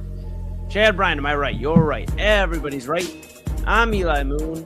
We've been talking Guardians. We've been talking overseas plans for the NBA. Maybe Nikola Jokic on the move next offseason. Keep an eye on all of that. And, of course, we'll be talking the Cavaliers as the NBA schedule is out. It's official. And we'll talk about where the Cavaliers kind of stand in terms of national look. And also here in Cleveland, just how the vibes are with everything going on. Before we do so, make sure, of course, if you're enjoying all of the content so far, the discussion, like, subscribe, follow Inside Edge Net on all the socials. Smash that notification bell across YouTube, X, Facebook, Instagram, TikTok, Twitch, so you know when we're going live. Of course, all week long, go to InsideEdgeNetwork.com, read about your favorite personalities here on the network.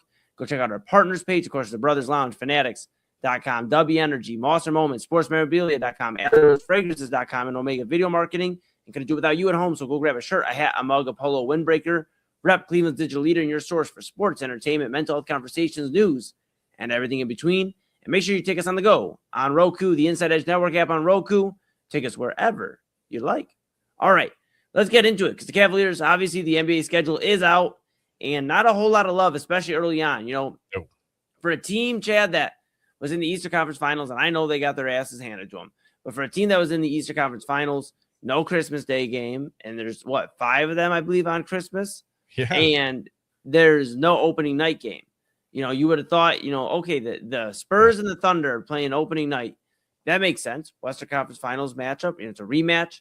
Perfect. Yep. So the Knicks have to be playing the Cavaliers. And then you look and you see they are not. It is the Philadelphia 76ers on the road in New York at Madison Square Garden. And then, of course, the Cavaliers, their big talk is they get to go to Philadelphia to start their season against LeBron, Jaylen Brown, Joel Embiid, Tyrese Maxey, VJ Edgecombe, all the guys, Philadelphia. They get to go help them welcome in to the Philadelphia fans a new era of Sixers basketball. So with all that being said, Chad, it sure doesn't seem like the Cavaliers get a lot of love from the NBA. And it feels like they feel how we feel a little bit here in Cleveland, that the team may have taken a step back based off the lack of moves. Yeah, I'm just looking at the schedule. I think it's the 6th year in a row they start off on the road, by the way. Yeah, what the hell? It's crazy. Especially, I get it. You can't, you can't cater to every team. You're certainly not going to, I don't know. You're going to go, I guess, where the eyes are, right? But yeah, like you said, the Cavs coming off an appearance in the Eastern Conference Finals, you would think that would make them one of the, top 4 teams in basketball, or at least considered that way coming back. But I think it's, again, I use the analogy of, the Guardians kind of pulling over on the side of the highway, broken down, and the rest of the division going by. And it kind of feels a little bit like that with the Eastern Conference, right? Like, right. The Cavs got to the finals and they didn't play overly well when they got there. We know analytically they won the series. That's no problem. But on the scoreboard, where they usually, keep track of those kinds of things, where that counts, they didn't do very well. And, the rest of that, the Eastern Conference is just kind of what was that? The rest of the Eastern Conference has just kind of passed them up. Like they're pulled over on the side of the road with a flat tire, and they don't really want to change it. I don't want to take the rim off. I mean, it's, do we even have a jack? Like, what do we do? That's crazy. Is that next to AL Central? Is that next to their highway? It's almost the same highway. It's crazy how close they are, actually. They don't run. They're perpendicular to each other. Okay. You can't see them from each other, but they're there. You can hear the noise from one to the other. They're pretty close. But yeah, I don't know why they're all traveling so much now either. I don't know what they're doing. They got baseball and basketball to play. Like, why are they on the road so much? But either way, it's the same analogy, right? It just feels like the Eastern Conference has just passed them right by. Like, they're just sitting still. And it's frustrating if you're a Cavs fan. You look at it, and there were players available, and there were trades available, and there were just all kinds of things that the Cavs could have done to improve this team. And it didn't have to be monumental, right? It didn't have to be going out and getting Giannis. It didn't have to be, bringing LeBron and Jaylen Brown in and everybody, all the all-star. You didn't have to do. You could have gotten better in tiny little ways. Instead, they jettisoned players off the roster. They've lost players, right? They haven't really. I mean, Mario Hezonja is now a Cav. Okay. No shade to Mario Hezonja, but I mean, it's people, disappointing. Right? Yeah, it's just sort of you watch them and they just sort of sat still, and I guess I'm not surprised that the NBA said, okay, we'll pass you by 2. Yeah, and also you think about James Harden, right? And I've talked about how it doesn't feel likely that he's going to be a Cavalier. Down to yesterday on Midnight Run, I said 55 to 45 double-A that 55% he's a Cavalier. And then, of course, Jake Fisher reporting that, hey, James Harden's kind of growing frustrated. His camp's growing frustrated, that he waited for the LeBron stuff to sign a team-friendly deal. Didn't work out. There's no other stars being brought in. There's nobody else being brought in. Now there's reports going around the Cavs may not pull the trigger on a Peyton Watson trade, a Jonathan Kuminga trade. So if they don't get the Nuggets wing that, showed out during Jokic's absence last year, I think he averaged 14 points per game and also could play some solid defense. And then Kuminga saw that growth when he went to Atlanta, getting out of Golden State, where, they didn't want to play him for one reason or the other, whatever. But if you don't acquire either one of those guys, that can look even worse for James Harden coming back here. And right now it already looks pretty bad because I don't believe, I said this yesterday on Midnight Run, that James Harden's waiting for Peyton Watson or Jonathan Kuminga to structure their deal that he can structure his deal. I just don't see it. And I said it yesterday, I'll say it here tonight. I believe James Harden will be a Miami Heat by the end of this offseason. Yeah, that's reasonable. I don't even want to. I'm ashamed to tell you that when you said the Nuggets wing, my mind went straight to food. I was like, was it nugget or a wing? And then I was like, well, I wouldn't mind it, and that's where I went with it. But what's wrong with me? But yeah, I don't know. I feel like Harden. Yeah, it's sort of like the LeBron thing. It's not the same, but in my mind, they're similar because every day that goes by, every 24 hours that ticks away, where we don't have an announcement that James Harden has signed this whatever extension with the Cavs, then. I feel like it just the likelihood of him coming back here it decreases every 24 hours. Which is fine. I mean, a lot of people are going to say, "Well, good riddance. We don't want him back." But I think if you had a whole season of James Harden, maybe that helps in the regular season. I don't know how good he's going to be in the playoffs. Last year it wasn't great at times, but there were also times where he was like your only scorer. You know what I mean? So yeah, you had to deal with the turnovers a little bit because he was the only guy filling up buckets. When unfortunately, you see Donovan Mitchell just kind of go away a little bit. They can't afford to come into next season with this roster the same, and then also without James Harden. They've got to do something.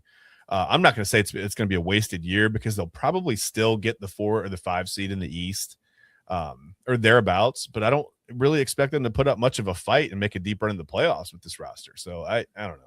Yeah, you wonder. DeMar DeRozan, I believe, is still out there as well. Veteran, a guy who's been a part of some deep playoff runs with Toronto, has always been an efficient mid-range scorer, doesn't play the worst defense. He's decent on defense. So, you look at DeMar DeRozan, who's an aging veteran. If you can get him for a little bit cheaper, maybe that's a Cavs route. I don't know at this point, but it seems like they're going to have to look elsewhere than James Harden, even if they land Peyton Watson, even if they land Jonathan Kuminga. I would almost think they're going to look towards DeMar DeRozan, who's going to probably sign for closer to a minimum than he, for lack of better words, a fat contract. And then you got Peyton Watson and Jonathan Kuminga. You can sign a younger guy because it feels to me they're kind of starting to usher to the Evan Mobley era. Of course, they're still going to rock with Donovan Mitchell, try to win a championship. They appreciate him. That's why they signed him to that extension again, right? The second one here in Cleveland. But, I think they're ushering towards Evan Mobley, who is still under 26 years old.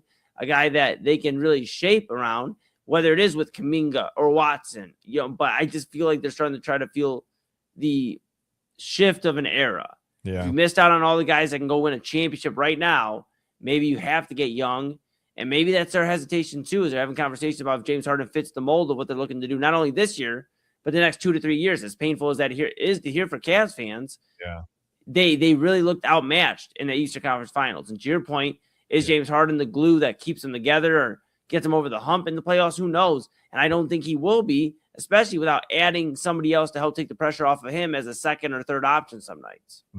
I think the likelihood of him playing enough games in the regular season, we've talked about how long he's been in the league, right?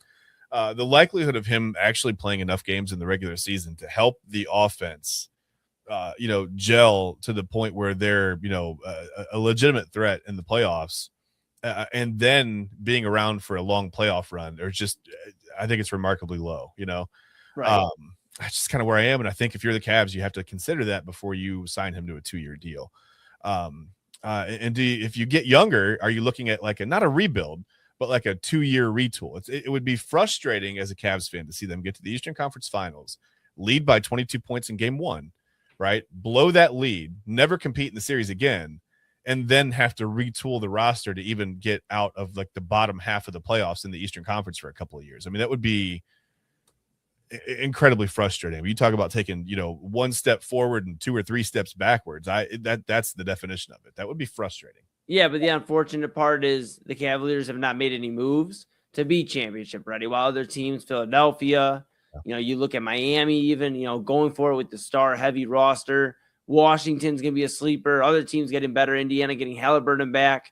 Boston's still going to be in the running. New York, the defending champions. And then there's the Cavaliers. So the unfortunate part no Cavalier fan wants to hear is they've put themselves in the spot where now they have to think about the next 4 to 5 years and how to beat the next wave of Eastern Conference contenders. So they may just be outmatched when it comes to some of these other teams. We'll see, but it feels that way right now. Yeah, it does. So keep an eye on all of that here with the Cavaliers.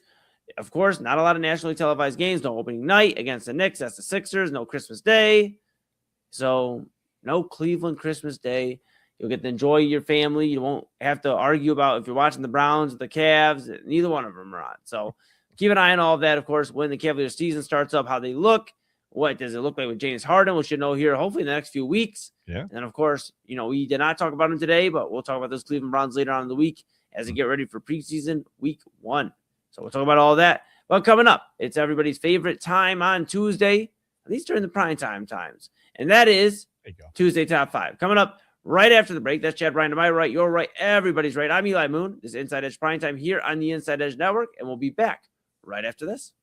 Dine, drink, and dance at the premier spot in town. It's time to check out all of what our friends over at the Brothers Lounge have to offer. Everything from weekly live entertainment, a wide variety of different beers, wines, and spirits, and a nicely crafted American fare menu with a twist courtesy of Chef Wynn that'll make your mouth water. So, what are you waiting for?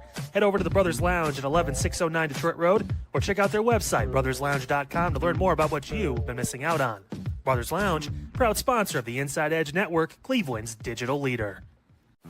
Whether searching for a baseball autograph by your favorite World Series slugger, a signed football by an iconic Hall of Famer, or the jersey of a world-famous soccer star, you've come to the right place.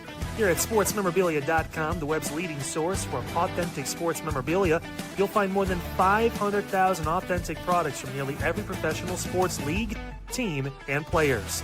Not only will you find your next prized sports possession with ease, thanks to superb customer service and tremendous site experience, you'll have satisfaction and peace of mind that every product listed comes complete with a certificate of authenticity and is fully backed by the sportsmemorabilia.com lifetime authenticity guarantee.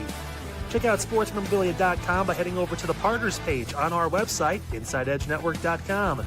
SportsMemorabilia.com, proud sponsor of the Inside Edge Network, Cleveland's digital leader.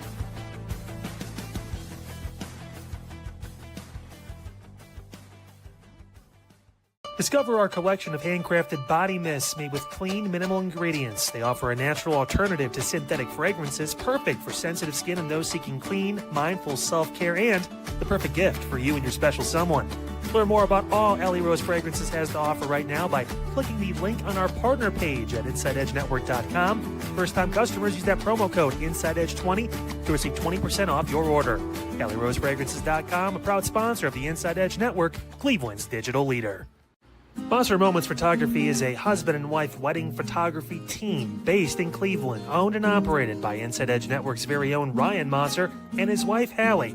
For the past 10 years, they've captured more than 100 weddings across Northeast Ohio and beyond, always working together as a true two-person team. Their style centers on authentic, emotional storytelling, documenting the real moments between two people in love and creating images that feel natural, comfortable, and true to the couple. Rooted in Northeast Ohio, but inspired by their travels, Ryan and Hallie bring a warm, personal approach to every wedding day. Their work blends experience, consistency, and a genuine passion for helping couples relive their best day through timeless photography. Learn more by checking out Monster Moments Photography's link on our partners page at the InsideEdgeNetwork.com website. Monster Moments Photography, a proud sponsor of the Inside Edge Network, Cleveland's digital leader. Find us on InsideEdgeNetwork.com for the latest information on your favorite shows, personalities, and network partners. Plus, we have a merch shop. That's right, we have network polos, t-shirts, champion jackets, hats, and bottles. Rep the network. Every purchase supports independent sports and entertainment media. Thank you for your support from all of us here at the Inside Edge Network, Cleveland's digital leader for news, talk, sports, entertainment, and mental health. Hey guys, awesome show today on Unfiltered. Talked about a lot. The Cavs, Sixers, they're playing opening night, October 22nd. LeBron gets his wish, primetime, the Cavs. A couple primetime games.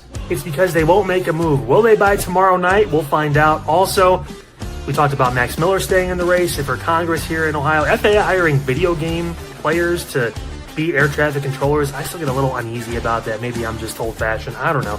Seems a little strange. And we debuted a new segment. Hey, who's going to be the viral video of the night tomorrow on Unfiltered? We'll tell you right here on the program, 9 p.m., all on the Inside Edge Network. I will see you in this mega, big, awesome evening block we have for you guys.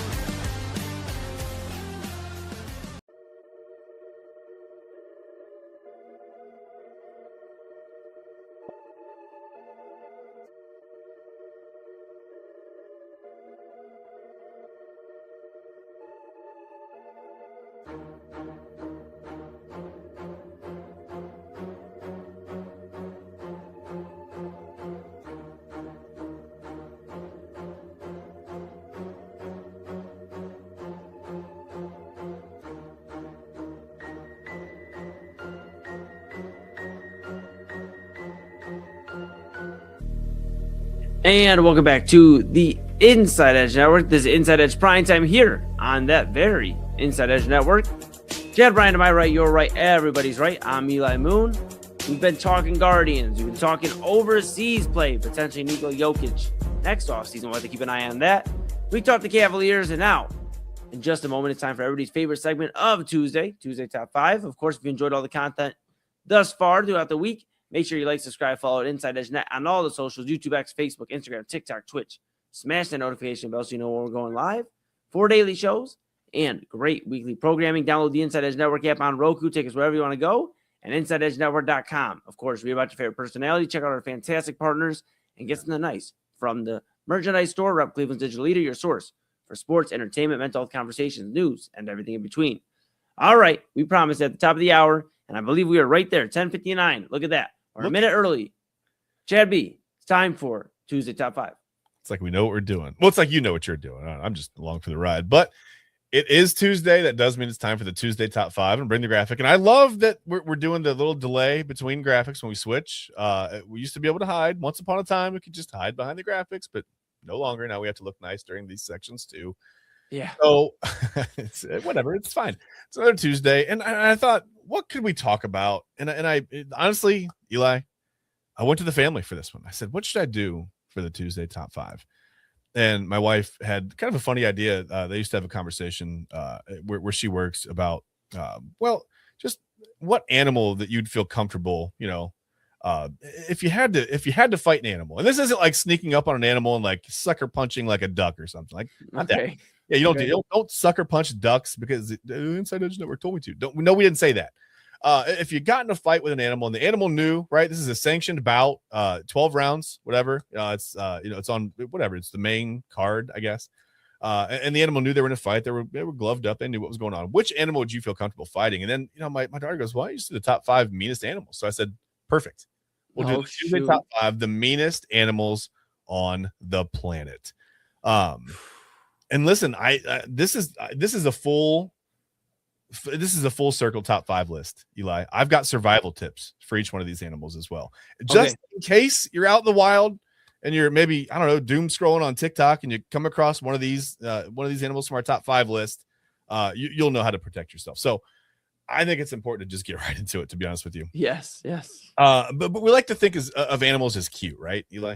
Like majestic creatures that kind of peacefully just coexist with nature. And I think that's true for a lot of animals, really. But then there are the animals on this list. Yeah, man. Look, these are the ones that look at the food chain and say, I don't care what the food chain says. I'm at the top because I said so. I'm talking about animals that don't need a reason to ruin your day. You could be just minding your own business, right? The harps are playing. It's a beautiful sunny day. Just enjoying a nice afternoon in the wilderness, and you suddenly discover that nature has apparently declared open season on you. Oh, no. Some of these animals, Eli, they're enormous. Some of them have giant teeth. Some have horns. Not like they're not honking their horn, they're not driving. But and one of them is basically just a 4-legged ball of pure concentrated F around and find out, for lack of a better word.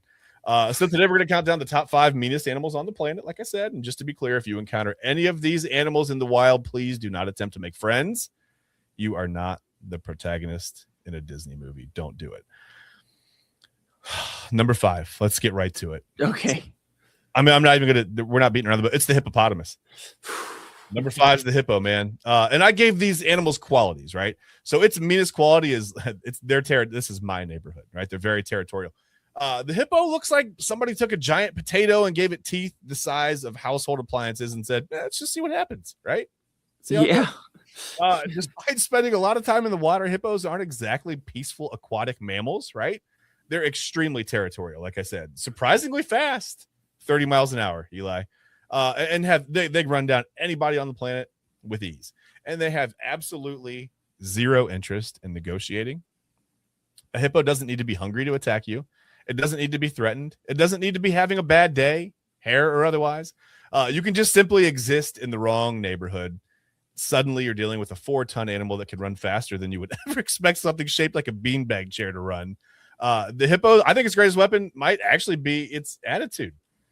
My river, my grass, and apparently you are also my problem. So number 5 is the hippo. That's the hippopotamus. A little scary, I mean, this thing has, like you mentioned, the teeth are ridiculous. I've seen, videos of them eating fruit, where they're chomping it and going in. And people think of the water and don't necessarily think about some of the fearsome things. The hippopotamus, not playing any games, very protective, and a beast of a thing. I mean, the head, it's got a hard head too. So it's like, I don't know, man. We're off to a pretty terrifying start. Every single thing about the hippopotamus says do not mess with it. Survival tips: never get between a hippo and water. Okay, they run to water when they're startled. They will trample anything in their path. If you can, climb a tree. Hippos can't climb. They weigh almost 10,000 pounds in some instances. So if just getting the high ground, I think, is your best defense. If one charges, make sure the tree's big enough, though. Do not make that mistake. Don't climb into a small tree and then just get knocked over. Run in a zigzag pattern if you can. If it's chasing you, maybe, like I said, run away from the water, but 30 miles per hour, Eli, not good.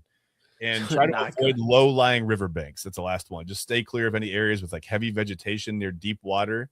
At dusk, that's when they leave to feed, and they will not want to see you there. I promise you. They're not good. They're not friendly. They're not good neighbors. Yeah. Oh my goodness. You want a hippopotamus for Christmas? Certainly no. Certainly not.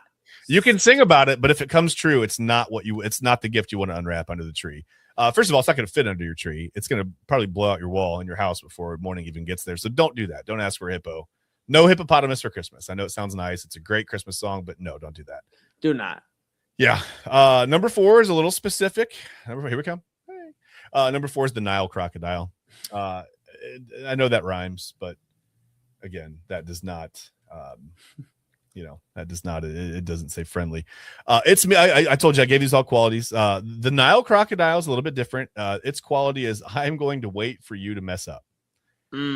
We'll get to that. The Nile crocodile is basically what happens when evolution decides to build an animal specifically for ruining someone's vacation. It is enormous, right? They can get up to like 11, 12 feet long in some cases. And some I think have been up to 16 feet long. That's insane. It's heavily armored. It's equipped with an absurd number of just like murder teeth. And it's capable of sitting almost completely motionless while waiting for you to just make one bad decision. And that's the scary part, right? The crocodile's not chasing you around screaming. It's just sitting there. It's waiting. It's watching. It's thinking. Eventually, Chad's going to walk closer to the water. And then chomp. That's it, right? The Nile crocodile has mastered the art of patience. It doesn't need to win a foot race. I just need you to make that one bad decision. And considering how humans behave around wildlife, that's a pretty safe bet, Eli. That's going to happen. Yeah, it's just this is the idea of patience, and counter wrestling almost, where you get in there with a crocodile, good luck. It ain't gonna be pretty. They're lower to the ground than a hippopotamus. They're sleek. They're in that position where they will just mess you up.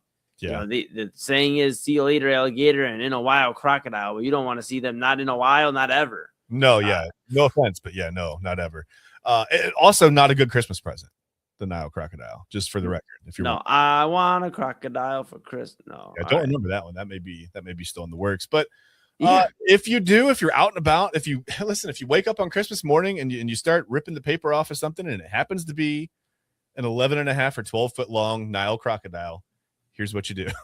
Well, you're already in trouble. But anyway, when you're out and about, just stay away from the water's edge, right? Just try to maintain a distance of at least like 15 feet from the bank of like a river bank or whatever. That's where crocodiles hunt, right? They're waiting for something to splash around and look like it's whatever. Fight if you get into it and you can't do anything about it. Fight the eyes and the snout. Okay. If it grabs you, I mean, just try to gouge its eyes. That's all you got. Repeatedly strike the sensitive. It's like really sensitive on top of the snout. Hold the jaws shut if you can, right? If you manage to escape that initial strike and you're feeling like Cactus Jack or whatever. And you got some fight and you grab the jaws and just try to hold their mouth shut because they're not really that strong in opening their mouth, weirdly. So you got that going for you. And don't splash. Avoid splashing. If you anything, just I guess drown, because loud splashes mimic the sound of struggling prey, and it will instantly attract the Nile crocodile to your location. So don't do that. Don't do any of that stuff. You grab the jaws. Okay, Chad. Who are we, Superman out here? Hey, I'm just telling. That's your best shot. I'm just telling you. I say it's a good shot. It's just your best one. All right. Well, you know what? I'm already terrified. What do we got next? Well, that's fair. Let's go to number 3. Number 3 is next. It's after number 4. Number 3 is it's the African buffalo. Oh no. Yeah. And I'm gonna tell you, like, okay, so its meanest quality, I will remember this. Okay. Yeah. African buffalo. It looks like a cow that has spent its entire life being told it's not scary enough. And then eventually it snapped one day. They're massive. They're heavily built. They have enormous horns that they honk all the time when they're driving around. They're famously unpredictable. Maybe that's not the horns it has. It could be something different. But here's what really earns the African buffalo a spot on this list, I think. This is what got it to number 3. It has a reputation for holding a grudge, Eli. Oh, no. Yeah, it's wild. You might think that you've escaped, right? The buffalo might think you've escaped. And then the African buffalo decides, you know what, actually, we're not done. We're going to circle back. We're not done. We're going to put a pin in this and we're going to come right back to it. How about right now? This is an animal that can go from peacefully eating grass, right, to just launching an absolutely catastrophic counterattack. It's the animal kingdom's version of that guy at the bar who says, I'm not looking for trouble, while actively walking and acting toward the trouble. Yeah, just looking for whatever type of trouble they can get into. Yeah. And this is the definition of FAFO. I want to keep it a little clean for everybody at home, but I'm sure you can look it up in your search engine and figure out what that means. But yeah, I mean, my goodness. I think that's something to do with falafels, doesn't it? I think it has. Yeah. Yes, exactly. Yeah, I mean, the buffalo, man, no games being played, and none. I mean, it's a monster too, and it's definitely at a taller stature. So yeah, want to talk about getting a little bit more in the height range. This is terrifying. This is like 5 of AA. It's not good. Listen, so it's funny because as we talk about the survival tips for each of these animals, they get more and more bleak as we go. Again, with the African buffalo, if you're out there, climb a tree. They can't climb. That's about the only way to escape a charging bull.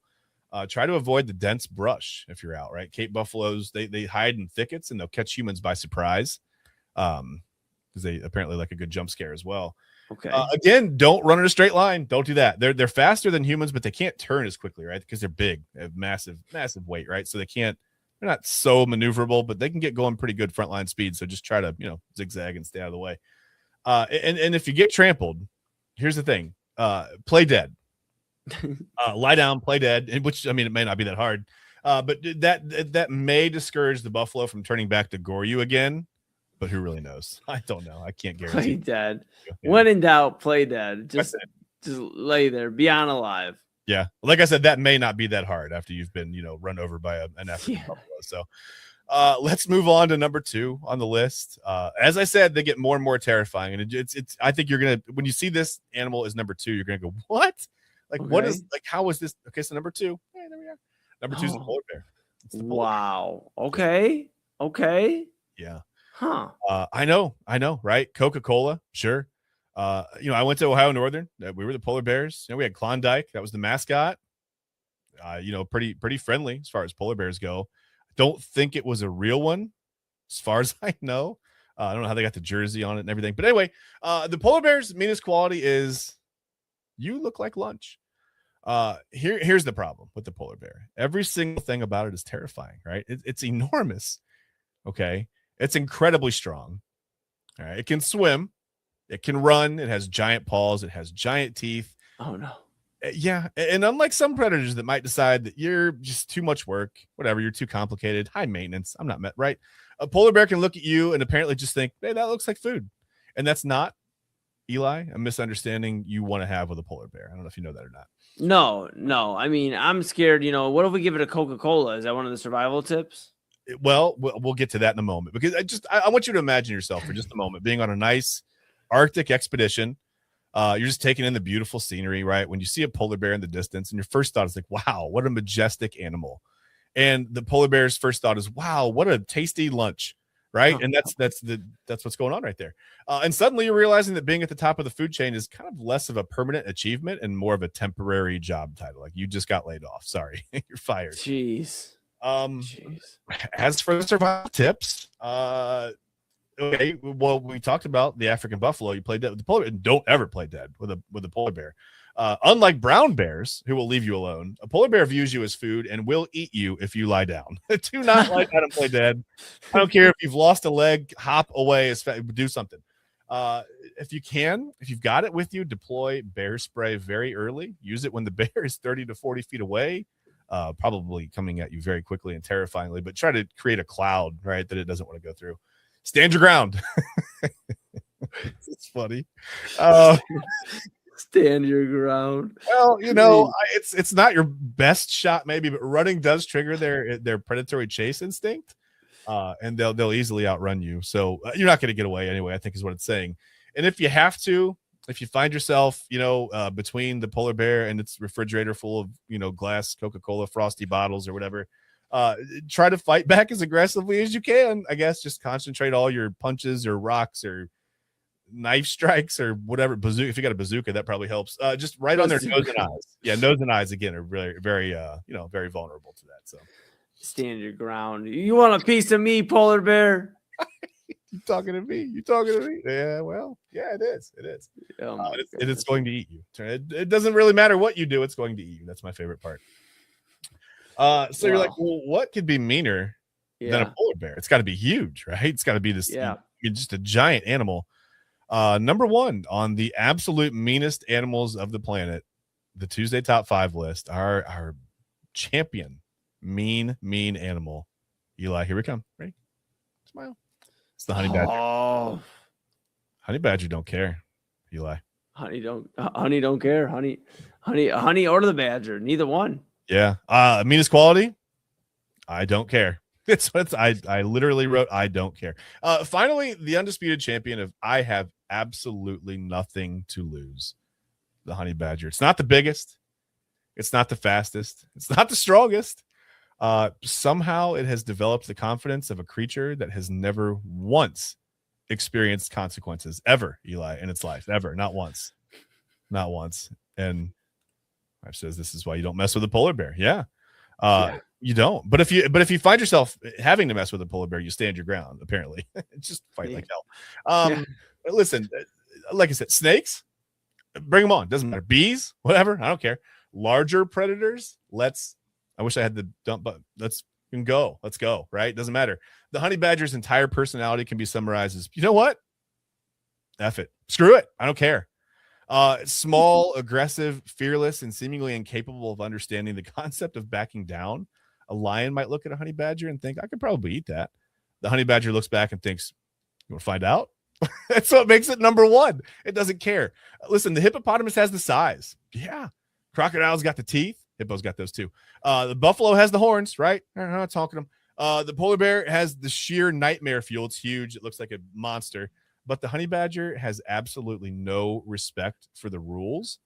And when it comes to being mean, sometimes I think the most dangerous thing you can have isn't size or strength. It's that psychotic level of confidence that the honey badger has. Our number one animal on the absolute meanest animals on the planet for this Tuesday Top 5 list. And I'll give you some survival tips, Eli. It's not good. It's not good. I believe it. I mean, if this is Tyrann Mathieu we're talking about, we got to be concerned. Honey badger don't care. It's around Matt. I miss watching him play. Here's if you're running across the honey badger out in the wild, out and about, whatever, just back away slowly. Right?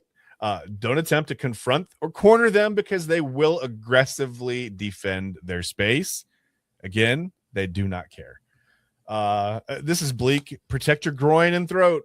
They're famous. Oh my God. Yeah, man, sharp claws and vulnerable areas don't mix well, Eli. So make sure you wear a jock strap or something. I mean, you gotta wear a cup if you're gonna go out looking for that's what I meant. Not a jock strap, a cup. And I'm gonna tell you that's probably not gonna help you, but don't use a stick. You think like, I'm gonna beat this little thing off with a stick. They will climb up weapons to just attack your hands and face directly. They don't care. They don't care. They'll take a shot from a stick to get closer to your face to eat it. Yeah, no problem, no worries. And if you can, maybe if you know you might run into a honey badger while you're out there, wear heavy boots because their teeth they'll pierce normal leather. But if you got thick rubber or like really heavy soles, that might offer some protection.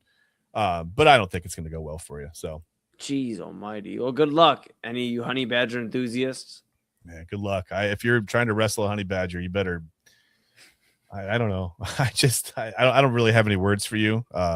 That's not a human thing to do, but good luck to you. We will see you on the other side. So that's the Tuesday Top 5 list. I'm going to bring us back here. Ever had any experiences with any of these animals, Eli? Any of them? No. Okay, that's no. I noticed you had most of your face there and everything was fine. So yeah, I didn't think you had. Let's talk about this though. I want to ask you. Let's get back to the conversation that my wife was talking about. If you had to fight an animal, what is one animal that you're like, I could take that guy no matter what? I don't care. Put him in the ring. He's got nothing. And now you got to think sometimes these animals, they think outside the box. They'll get at you a way that maybe you don't expect it. So you got to be careful when you're thinking about this. I would say penguin. I would fight a penguin. I don't think they'd be that too terrifying. They can't fly, so they can't get away. So it's a mano-a-mano. They're not that tall, so you're not really too concerned there. I think that a penguin, you just kind of you start punching it in the mouth. PETA's probably listening, like, what the freak are you guys talking about? We are not condoning this. This is not the Inside Edge Network does not condone fighting animals in any way. This is a hypothetical situation. This is just research. Yeah, research. If you're in an MMA match and you got to pick the highest ranking animal out there, but one you also feel safe fighting. It's not real. It's a cartoon. Picture it as a cartoon. Let's just. I would say a penguin. I just think they really don't pose too much of a threat. Okay. How about you?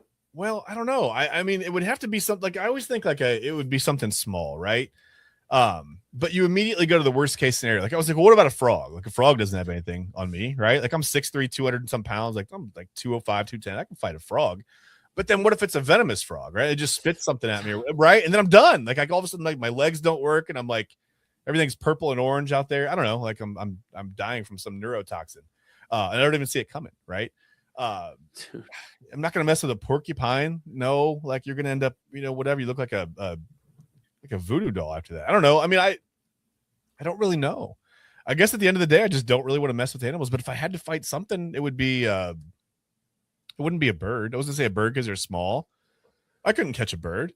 Yeah, good luck, dude. They got a shank in their hands. They're ready to go. I would just lose my eyes. That's not a good fight. I don't know. Let's not fight animals. How about that? We're just not going to do that. All right, let's not fight animals. Let's not do it. All right, hey, that was Tuesday Top 5 here. One more time. Top 5 meanest animals here on Inside Edge Prime Time. Take a quick pause for the calls one more time. When we come back, we'll have some final thoughts. Haven't done that in a moment. Have some final thoughts.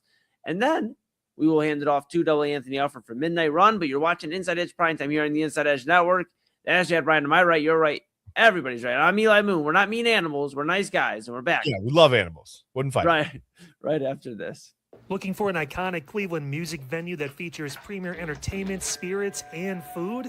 Well, look no further than the Brothers Lounge. They offer a variety of live entertainment acts weekly, along with a diverse selection of beer, wine, and fine spirits, not to mention Chef Wynn's food menu, which has been crafted with traditional American fare with a modern twist. So come on out and enjoy the warm hospitality and make some new friends right here in your backyard. For more information, head over to brotherslounge.com and check them out for yourself at 11609 Detroit Road. That's right near the border of Cleveland and Lakewood. The Brothers Lounge, proud sponsor of the Inside Edge Network, Cleveland's digital leader. Key On Sports is the leader in Ohio high school athletic coverage in written, print, and video streaming. From the latest news and results and written content to the high school football game of the week every Friday, Key On Sports has you covered. The vision of 15-time published author Vince McKee has become the most trusted site in Ohio high school athletic news. From podcasts to player profiles, Key On Sports is your one-stop for all of it. Visit them today at keyonsports.com or on YouTube at Key On Sports. Check out their socials on Twitter and Facebook as well. Please support the new Inside Edge Network by liking, subscribing, and following us on your favorite social media platforms. That's at Inside Edge Net across Facebook, TikTok, YouTube, X, and IG. And don't forget to download our new app over on Roku. And as always, thank you for supporting your favorite shows on the Inside Edge Network, Cleveland's digital leader for news, talk, sports, entertainment, and mental health. Fanatics isn't just our name, it's who we are. Loyal, passionate fans, dedicated to our favorite teams and to the sports we love. That's why we're honored to be able to offer fans the world's largest collection of official sports apparel and sports jerseys from all leagues, teams, and players you love. We feature a wide selection of gear from every league, including the NFL, MLB, NBA, NHL, and NCAA merchandise, which allows us to serve fans of football, baseball, hockey, basketball, lacrosse, soccer, golf, and everything else that gets your heart pumping. Go to InsideEdgeNetwork.com under our Partners section to find our link to check out all of what Fanatics has to offer. Fanatics, a proud sponsor of the Inside Edge Network, Cleveland's digital leader. Clean energy, bold flavors, no jitters. See why people won't shut up about Dubby. Whether you're starting your workday or getting ready to exercise, Dubby Energy helps you lock in and focus. Over 15 different flavors to choose from. Order Dubby Energy right now and find out more information by checking out our partners page on InsideEdgeNetwork.com. Also, use that promo code InsideEdge10 to receive 10% off your order. Dubby Energy, your energy-focused sponsor of the Inside Edge Network, Cleveland's digital leader. Discover our collection of handcrafted candles made with clean, minimal ingredients. Every product thoughtfully created in small batches, free from harmful toxins for mindful everyday indulgence. Hand-poured in coconut soy wax with natural wood wicks to offer long-lasting burn and rich fragrance. Find out more about Alley Rose Fragrances by checking out their link on our partners page at InsideEdgeNetwork.com. And if you're a first-time customer, use the promo code InsideEdge20 to receive 20% off your order. AlleyRoseFragrances.com, a proud sponsor of the Inside Edge Network, Cleveland's digital leader. Happy Tuesday, everybody. Glad you're with us here on the Inside Edge Network. Hopefully you guys are having a great day. Maybe a little bit better than QVC right now. This call is great. Are we in for that or what? I mean, it's so fucking... Oh, no, it's so... We want to apologize for that. So that... Boy, they're having a banner week over there at QVC. By the way, they're tweeting everything. Coming up tonight, hopefully this team got the W against the Detroit Tigers. We got so much other things going on, the latest on the Browns, and maybe some positive Cavalier news. We got that for you. Plus, the latest too on college football, the college football playoff expansion, and who could be in, who could be out, all of that and so much more. Plus, the latest installment of Smash or Pass coming up tonight at 11:30, our new start time, 11:30 for Midnight Run right here on the Inside Edge Network and on the Inside Edge Network app on Roku.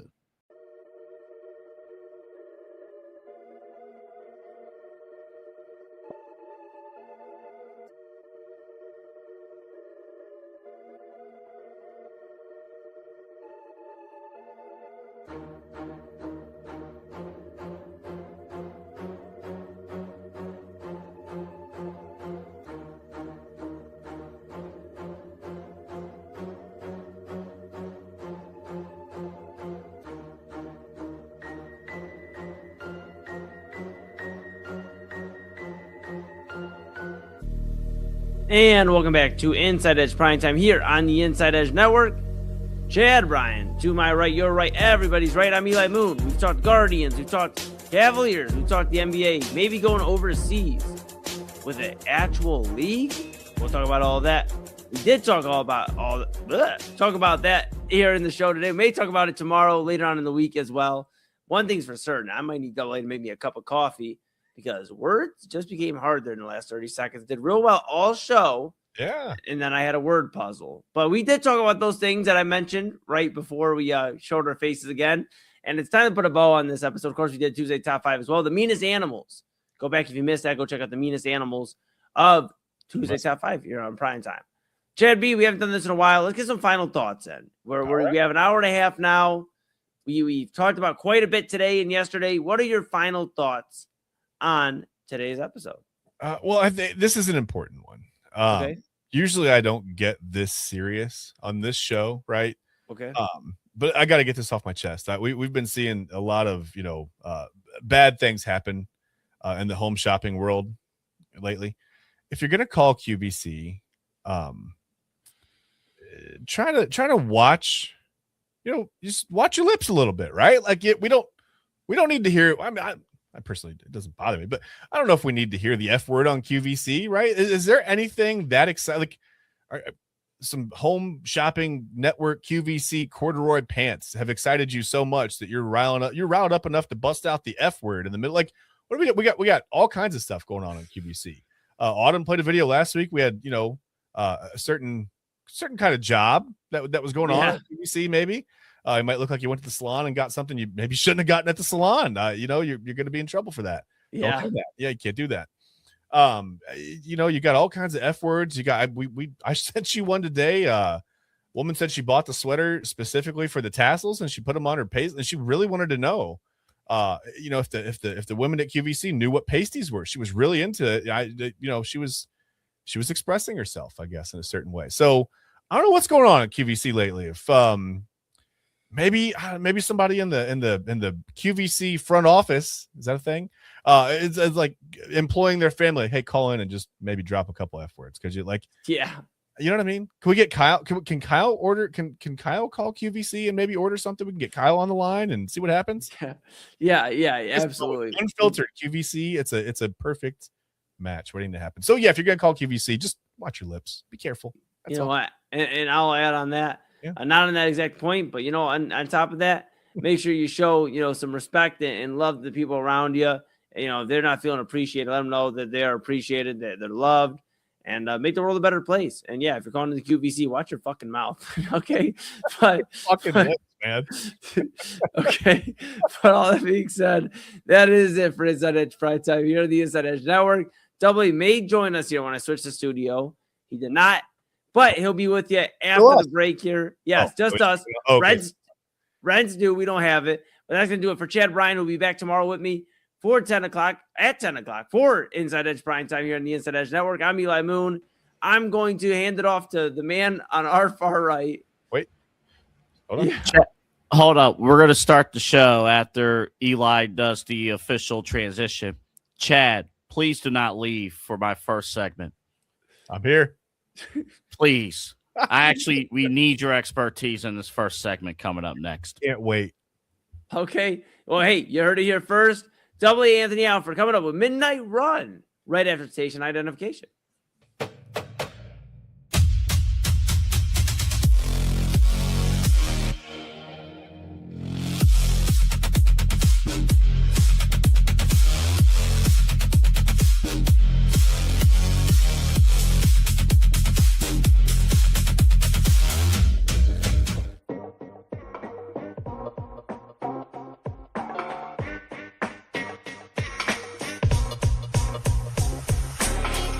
This is Midnight Run on the Inside Edge Network. Here's your host, Anthony Alford.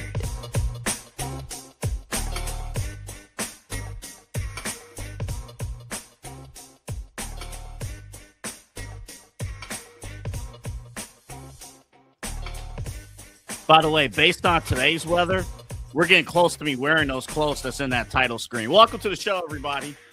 This is Midnight Run here on the Inside Edge Network. My name's Double A Anthony Alford. Great to have you along here on the program. Remember to like and subscribe at Inside Edge Net across all of our social media platforms, including X, including YouTube, TikTok, Instagram. We're all over the place. InsideEdgeNetwork.com is where you can find us on the internet. We have a merchandise store, all that good stuff. Our updated programming schedule, which includes, again, one continuous stream. This week beginning at 9 o'clock when Unfiltered. And then if you're tuning in, I got to share this real quick. Also, remember, Roku, search Inside Edge Network on the app. So let me bring Eli and Chad back on. And I just want to share this.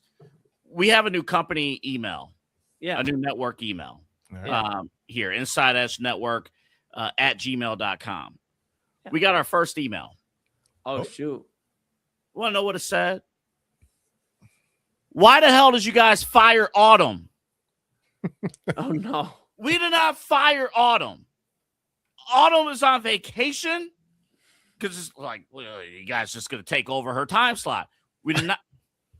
Oh. Autumn is on vacation. It was a scheduled vacation. This week has been scheduled for her since late June.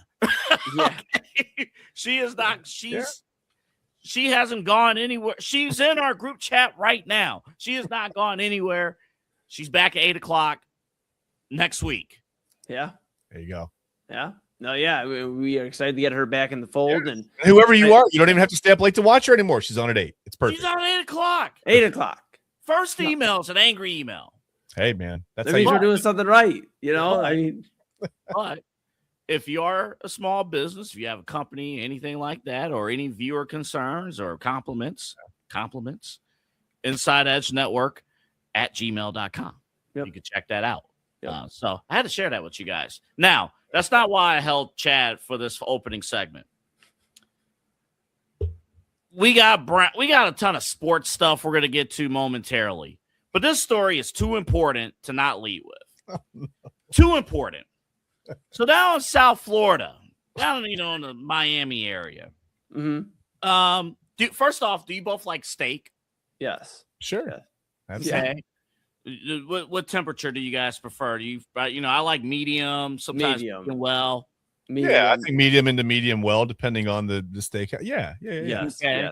Yes. And then my father for a long time, he used to work at Outback Steakhouse, and I remember there's only been a few times where my father had to look in his eyes like he was gonna put the belt down, and one of them was when I picked up the A1 sauce.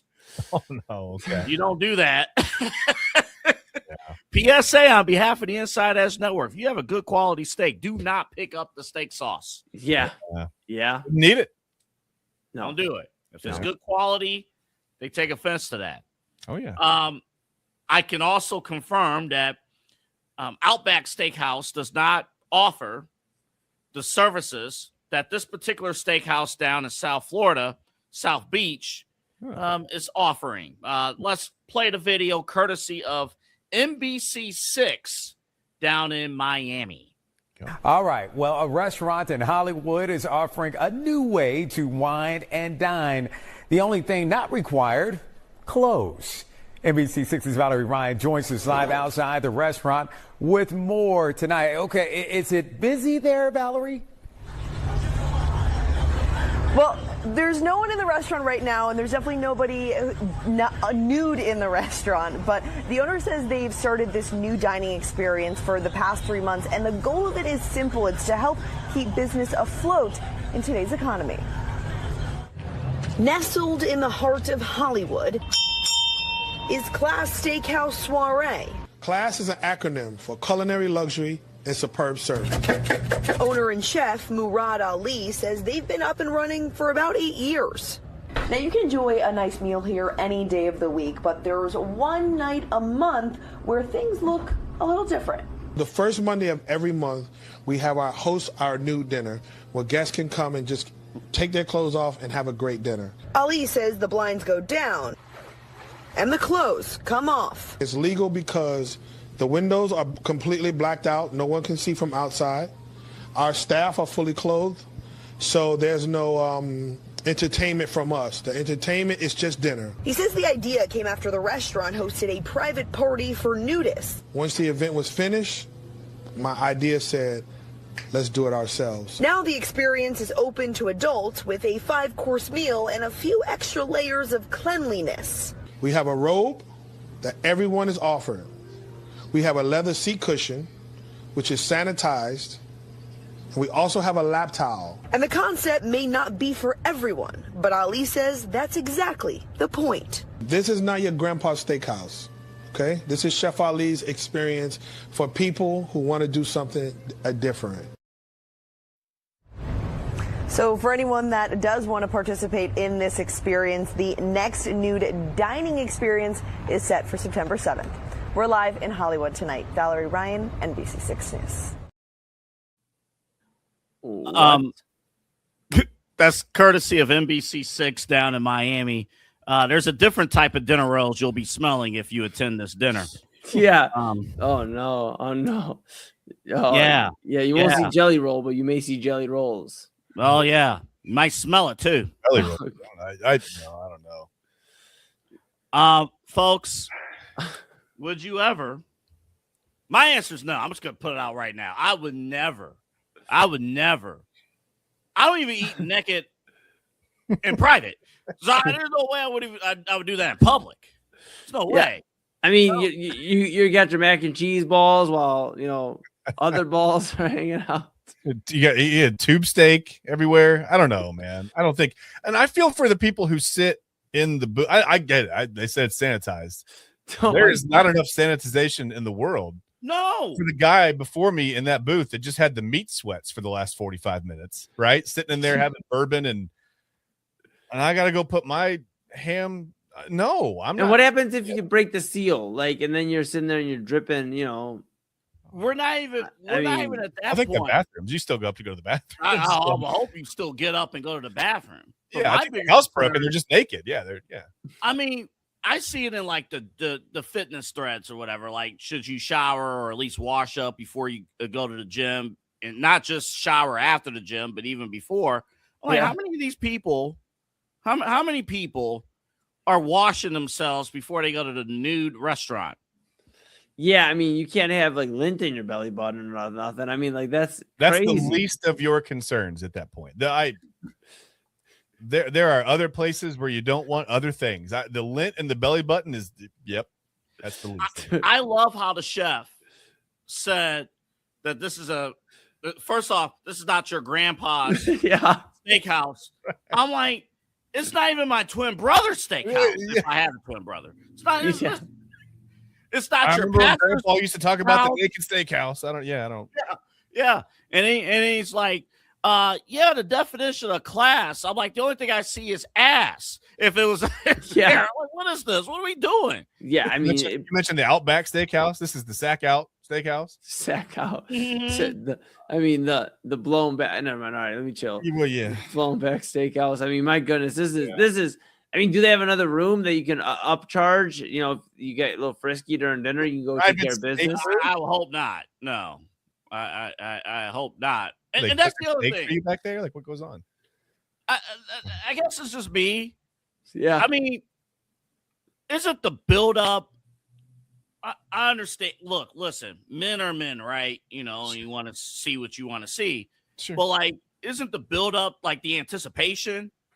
Like, it's already out there. It's like, Yeah, this isn't a first date type of situation, right? Meet me at the Nude Steakhouse. You know, are we going? It's weird that the date's the first Monday of the month. Yeah, that was coincidence. I don't know what's going to happen there. Yeah, they're closing the lines. Don't worry. Only reservation I could get. Dude. And my favorite part, again, back to the chef, who just used this as an excuse to see naked people. That's because this makes no business sense whatsoever. I love the chef said this is Chef Ali's experience. Yeah. Well, hey, you know what? You know what? Fine. Get a casting couch too and add that to your restaurant. Are you kidding me? Dude, that guy was. I mean, he's trying to get his restaurant views up. You know, in terms of people, you know, that are. I think he's trying to get his views up at the restaurant. Is what I think. Dude, I mean, I guess my question. Careful. Choose to answer this carefully. Is this more for like a first date, second date situation, or for established, I don't know, married couples? Like, what was this for? Who would go to this? Yeah, I feel like if you've been together for like 6 months and you've already seen each other naked a few times, you know, you can get after it. But first time, you're not going to be like, tell me, you know, what you like to do outside of work. And also, damn, okay, hello, how are you doing? Well, one of my favorite pastimes is eating steak and potatoes naked. So if we could find a place like that. Where you said this was in close to Miami? Yes. South Beach. This confirms it. Yeah, James Harden's definitely going to the Heat. Oh, no. That's it. Hold up. I told you, every show we do, it all comes together, right? Eli, what did we talk about last night on the show? James Harden. Well, does this make sense? Come on. First Monday of the month, man. There you go. If they got a Tuesday night game, he's not shooting well. It's a welcome party in Miami for James Harden. We're all at the Nude Steakhouse. Everybody kick it. Hey, there's no way James Harden in Miami will ever do a back-to-back. That'll never happen. Only back-to-back he's doing is with whoever he takes to the steakhouse. Yeah, well, yeah. I mean, is the chef doing his own smasher pass? Oh, he may be. Oh, no. Internally, probably. Yeah. Yeah, we don't know about like physically in the real flesh, but and let's be real about this too. Yeah, I'm just gonna be brutally honest. You know, I'm not the most attractive person in the world or anything like that. Don't sell yourself short, man. I guarantee you, the people who will be interested in going to the nude services are probably not the most attractive people. Oh no. Yeah, to be showing off the bodies. Probably not a sight expedition, I don't think. Yeah, listen. I think there are.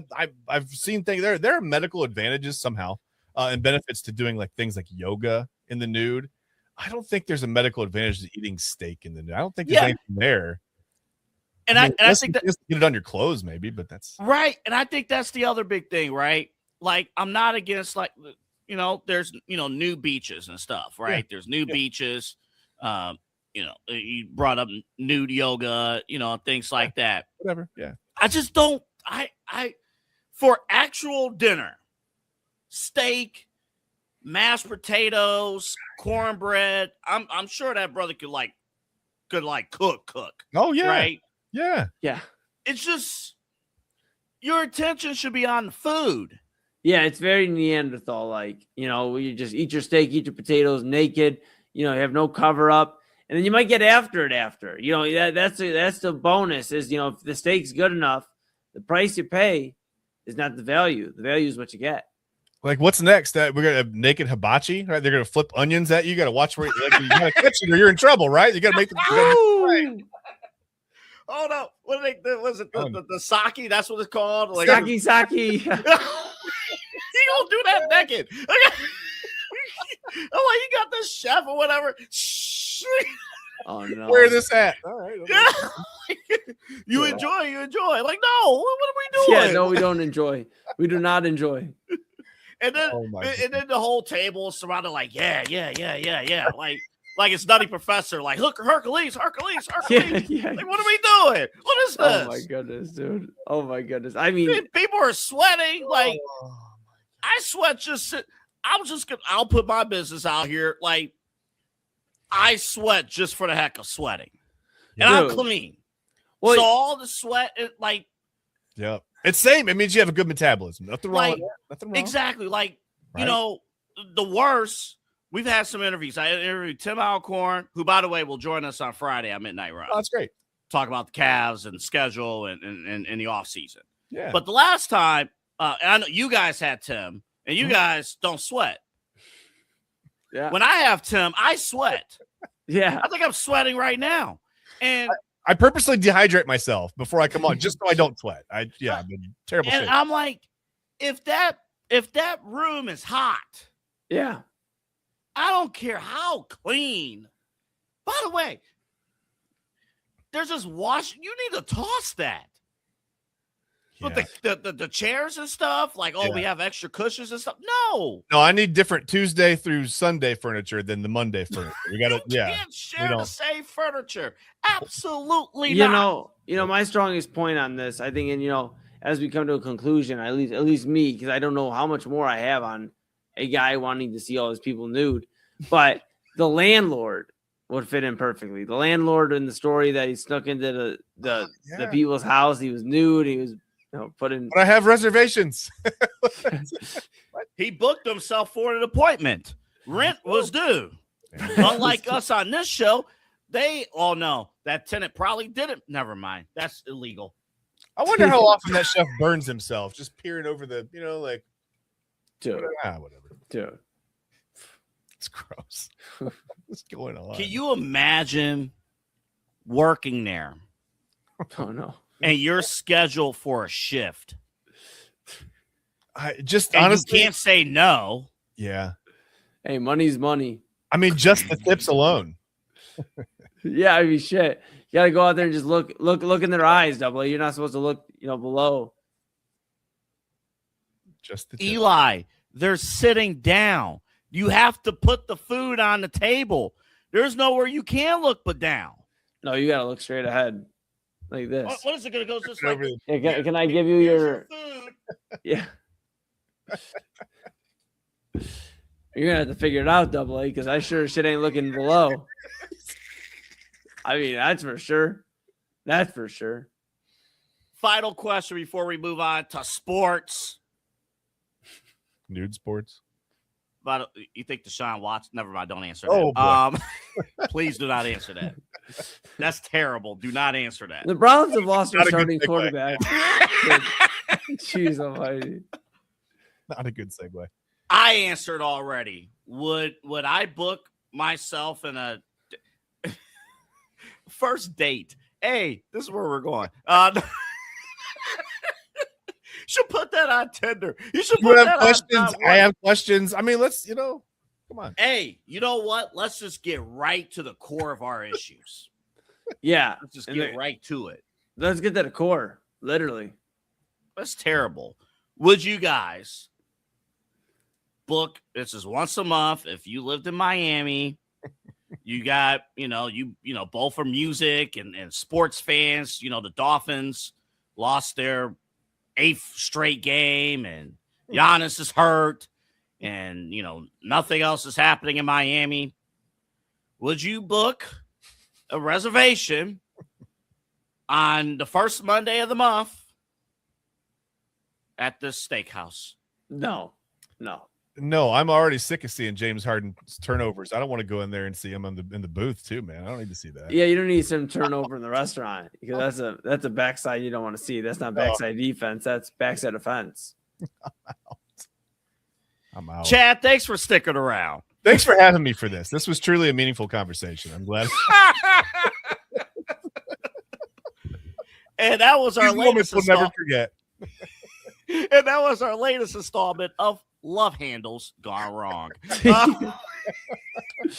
When we come back, don't worry. The quarterback battle will soon be over. And then they might go to the steakhouse. It will soon be over. Also, apparently, the Ohio State-Michigan rivalry is just another game. That's it. Yeah. And then also that steakhouse conversation. It's a good conversation to discuss on Christmas Day while you're watching football and basketball, where the Browns and Cavaliers are not going to be competing in. But my question, I have this thing. It's called a remote control. Ooh, nice. Who actually, Chad, because you're going to leave here on Christmas Day, who controls the remote? Well, not me because I'm married. So good answer. No, and even if it was, I have kids, so no, it's them. It's the rest of my family, and I'm just along for the ride. That's fine. I'm the help. No worries. I do think because we do have the whole sports schedule for it's like loaded. I remember not that long ago there was only like 2 games period on Christmas. It's all day.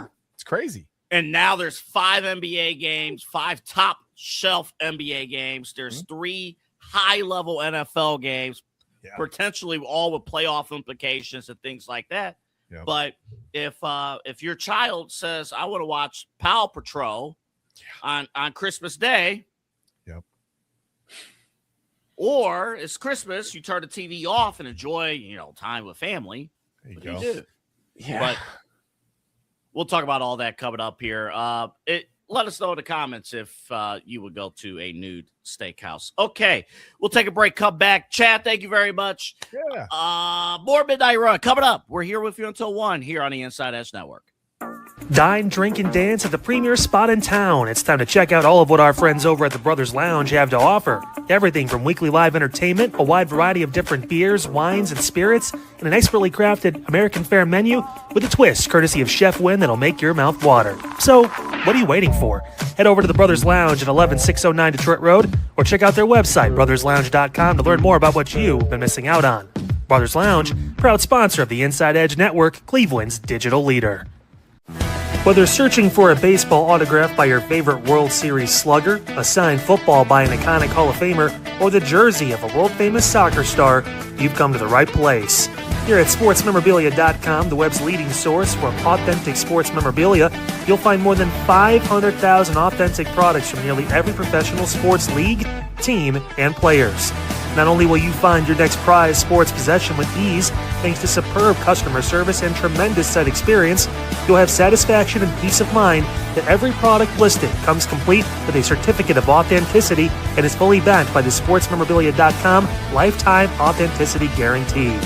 Check out sportsmemorabilia.com by heading over to the partners page on our website, InsideEdgeNetwork.com. Sportsmemorabilia.com, proud sponsor of the Inside Edge Network, Cleveland's digital leader.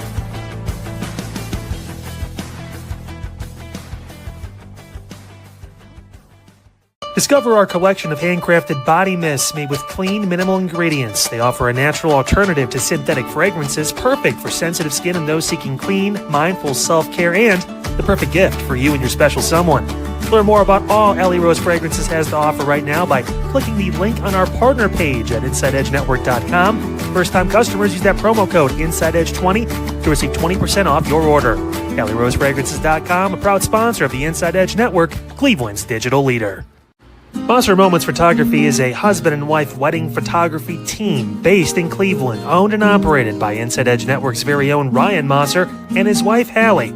For the past 10 years, they've captured more than 100 weddings across Northeast Ohio and beyond, always working together as a true two-person team. Their style centers on authentic, emotional storytelling, documenting the real moments between two people in love and creating images that feel natural, comfortable, and true to the couple. Rooted in Northeast Ohio, but inspired by their travels, Ryan and Hallie bring a warm, personal approach to every wedding day. Their work blends experience, consistency, and a genuine passion for helping couples relive their best day through timeless photography. Learn more by checking out Monster Moments Photography's link on our partners page at the InsideEdgeNetwork.com website. Monster Moments Photography, a proud sponsor of the Inside Edge Network, Cleveland's digital leader. Find us on InsideEdgeNetwork.com for the latest information on your favorite shows, personalities, and network partners. Plus, we have a merch shop. That's right, we have network polos, t-shirts, champion jackets, hats, and bottles. Rep the network. Every purchase supports independent sports and entertainment media. Thank you for your support from all of us here at the Inside Edge Network, Cleveland's digital leader for news, talk, sports, entertainment, and mental health. Hey guys, awesome show today on Unfiltered. Talked about a lot. The Cavs, Sixers, they're playing opening night, October 22nd. LeBron gets his wish, primetime. The Cavs, a couple primetime games. It's because they won't make a move. Will they by tomorrow night? We'll find out. Also, we talked about Max Miller staying in the race for Congress here in Ohio. FAA hiring video game players to be air traffic controllers. I still get a little uneasy about that. Maybe I'm just old-fashioned. I don't know. Seems a little strange. And we debuted a new segment. Hey, who's going to be the viral video of the night tomorrow on Unfiltered? We'll tell you right here on the program, 9 p.m., all on the Inside Edge Network. I will see you in this mega, big, awesome evening block we have for you guys.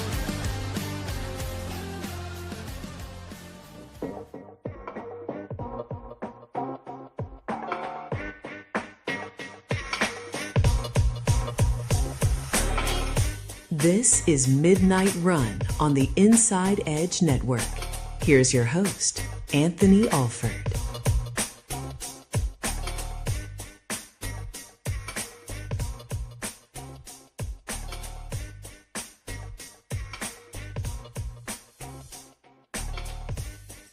Want to thank Chad Bryant for joining us here on the show. You're going to see Eli throughout this next hour here on Midnight Run. But again, welcome back to the show here, ladies and gentlemen. We got a lot to get into. Also, if you are very interested in news and community coverage, I thought Kyle did a great job earlier today talking about the whole Max Miller situation. It's very complex, and Kyle's been on top of it. So go back and check that out because a lot of important stuff going on with that. But we begin this hour here on Midnight Run, of course, with the Browns talking about practice. I'm going to be honest, folks. We're not going to spend too much time on this because we got a lot of other things to cover.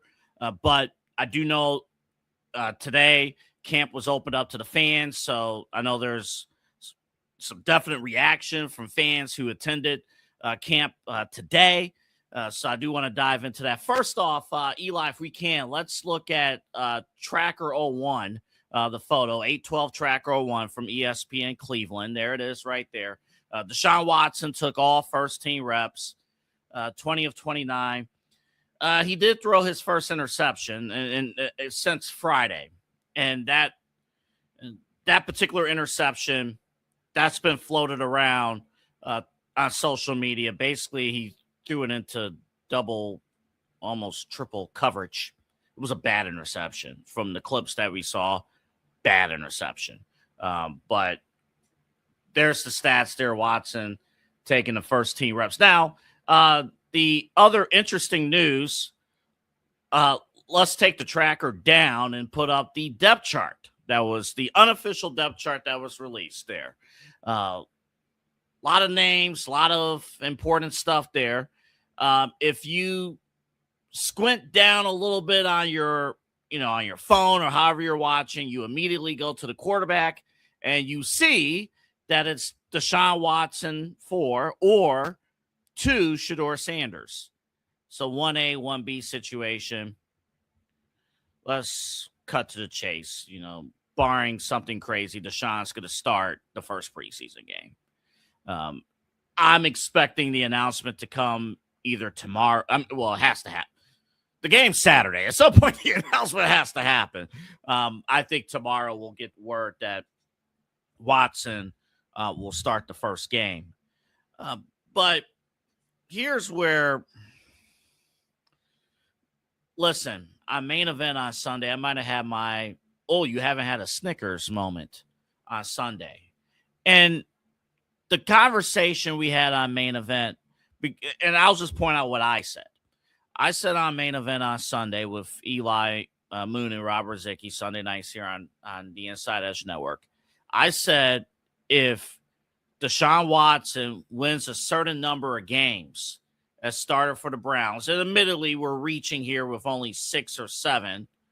You probably need, you would need to win more, but I said my belief is that because of the terrible history of Brown's quarterbacking, that I believe that, he's not going to get that, another $230 million contract. But I think the Browns would explore signing him to another short-term deal. The premise of the conversation was if Deshaun Watson won those number of games. That's not happening because I don't think he's going to win a single start in the NFL. In fact, based on new information and that hideous, and we can't show like live clips and stuff from camp, so that's why we're not showing it to you.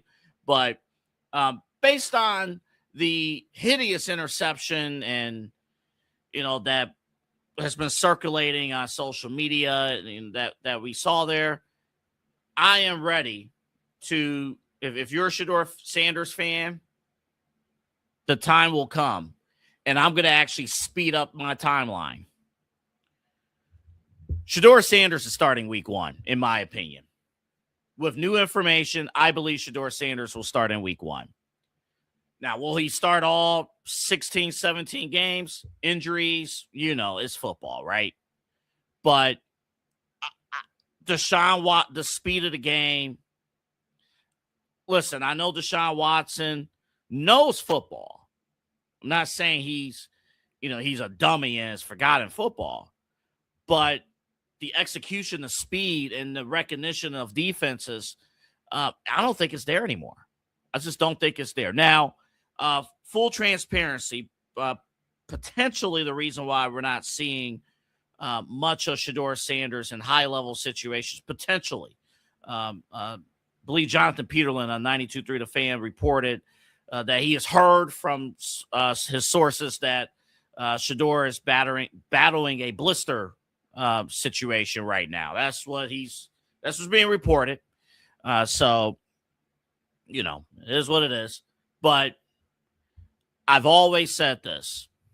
Sometimes you got to let things play out. And in this situation, give Deshaun that first preseason start. And you're going to find out against Chicago on Saturday afternoon, game's too fast for him. Actually, thank goodness our defense is a top-level defense. Thank goodness. Because you can actually see all of this play out. And now, you're going to see Chicago on the road Saturday.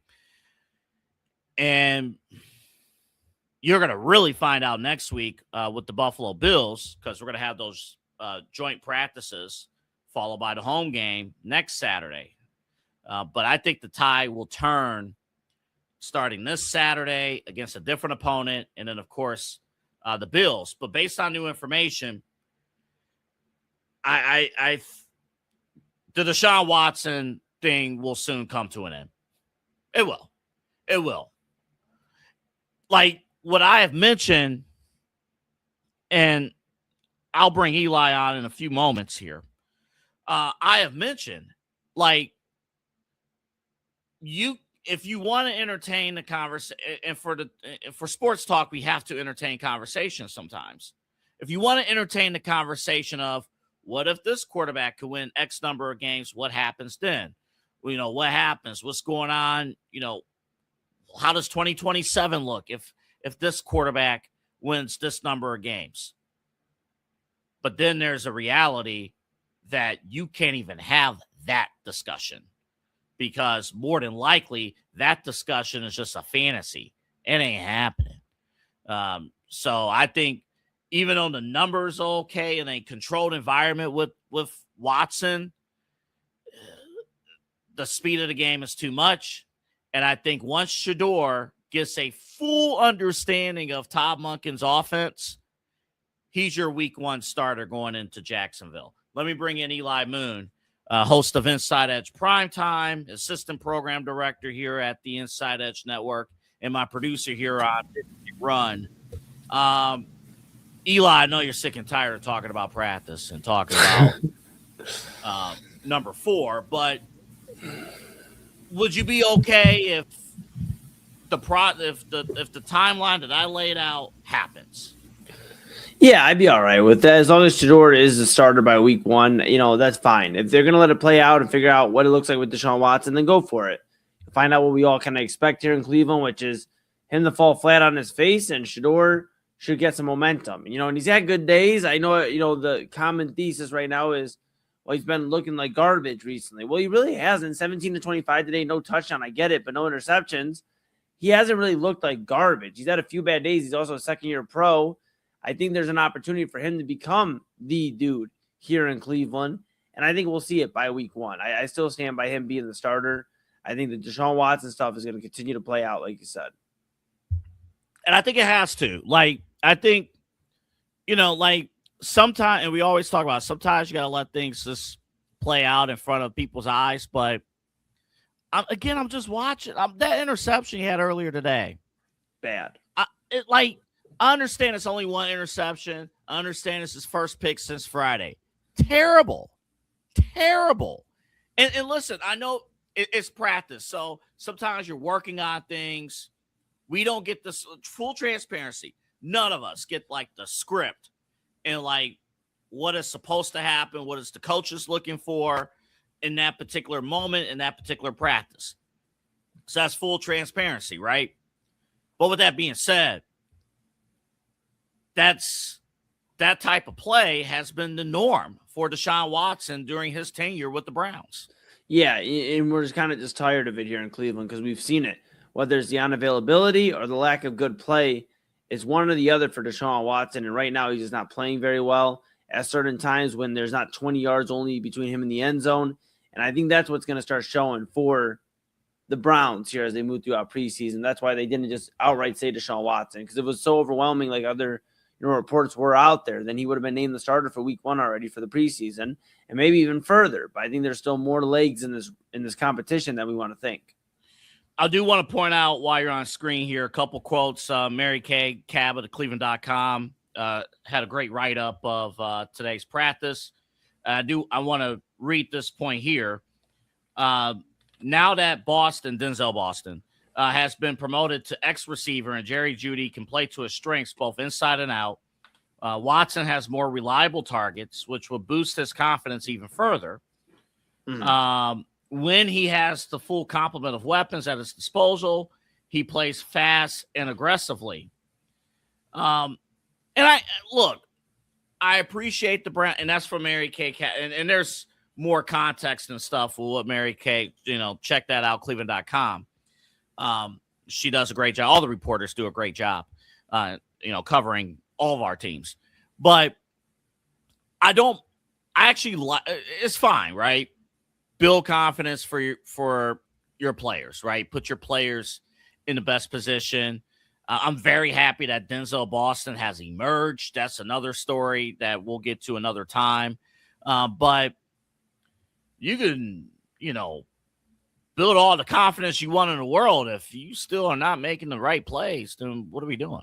Exactly. And you run the risk of the offense not looking complete. You want to see as complete of an offense as you can under Todd Monken. And the quarterback's obviously the most important thing right now. Everybody else is looking good for the most part at camp. Can they figure out the quarterback room and at least get a competent football team? It's okay if they lose some games. We're not expecting them to go 17-0, 13-4. We're not expecting that.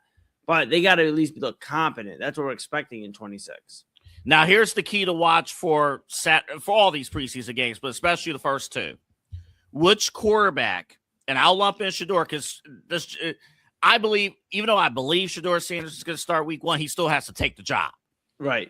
He still has to take it. I thought Louis Riddick made a great point that I'll bring up in a few seconds.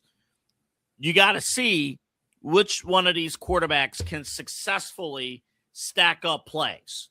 Right. In live action against different competition. Who can successfully, we have the script for you. We have it laid out. We're not looking for simply one amazing play and that's it.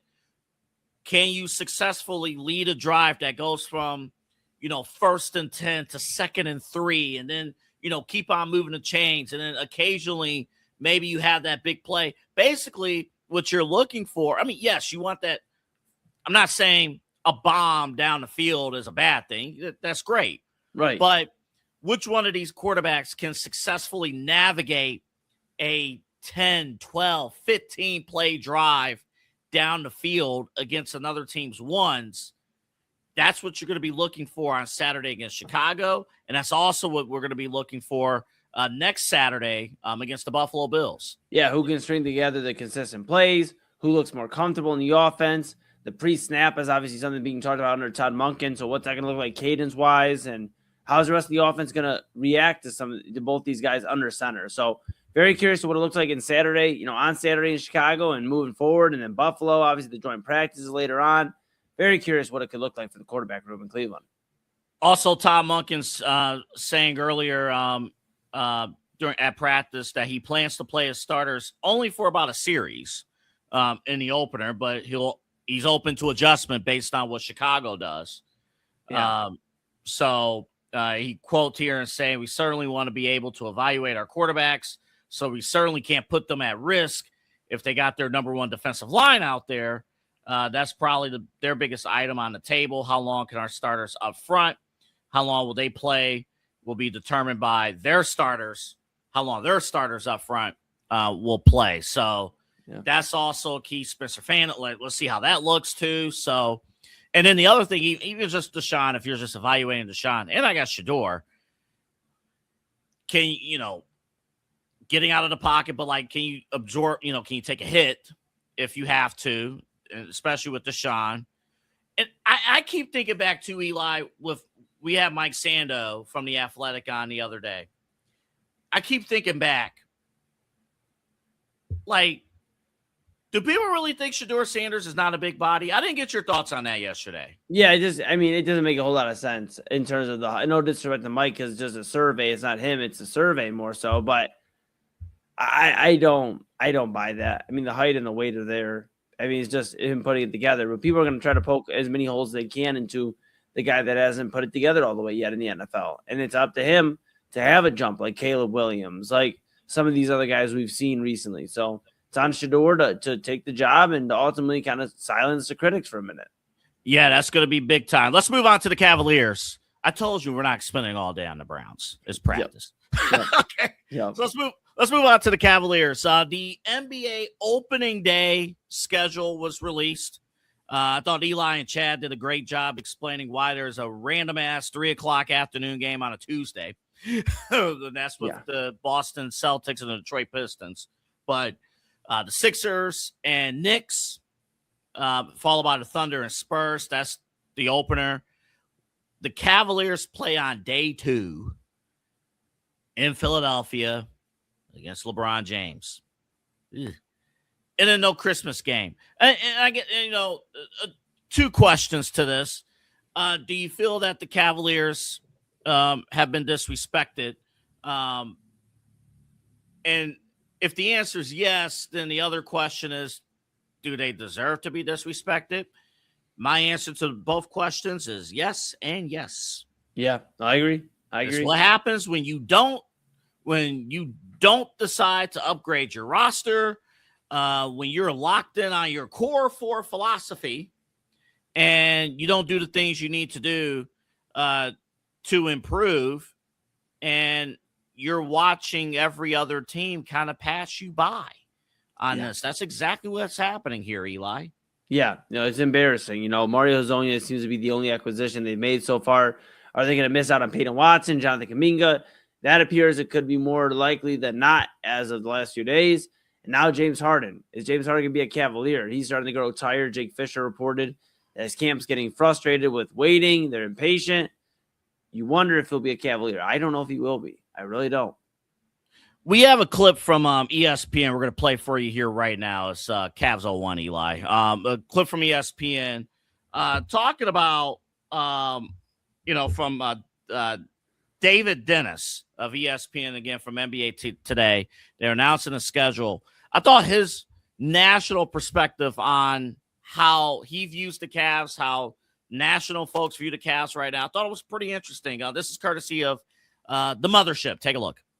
ESPN has another doubleheader on Thursday. The next day, on the 22nd, it's the Cavs, and they'll be in Philly for LeBron and the Sixers home opener at 7 Eastern, followed by Denver in OKC against the Thunder. So the Joker and Shea For a while, it seemed like LeBron was going to return to Cleveland. So, DDJ, when they go into Philly and face off, who will have more motivation that particular night?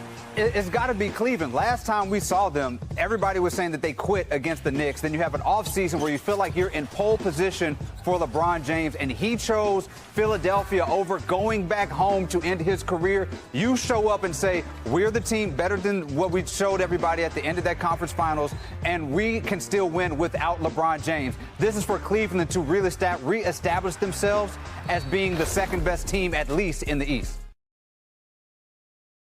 So here's the funny thing. Sometimes on our end on StreamYard, the video pauses, but you don't see that on your end. It keeps playing and stuff like that. So some of the key points there, first off, it's night 3, so you don't even play until Thursday. Okay, you're not playing until Thursday. But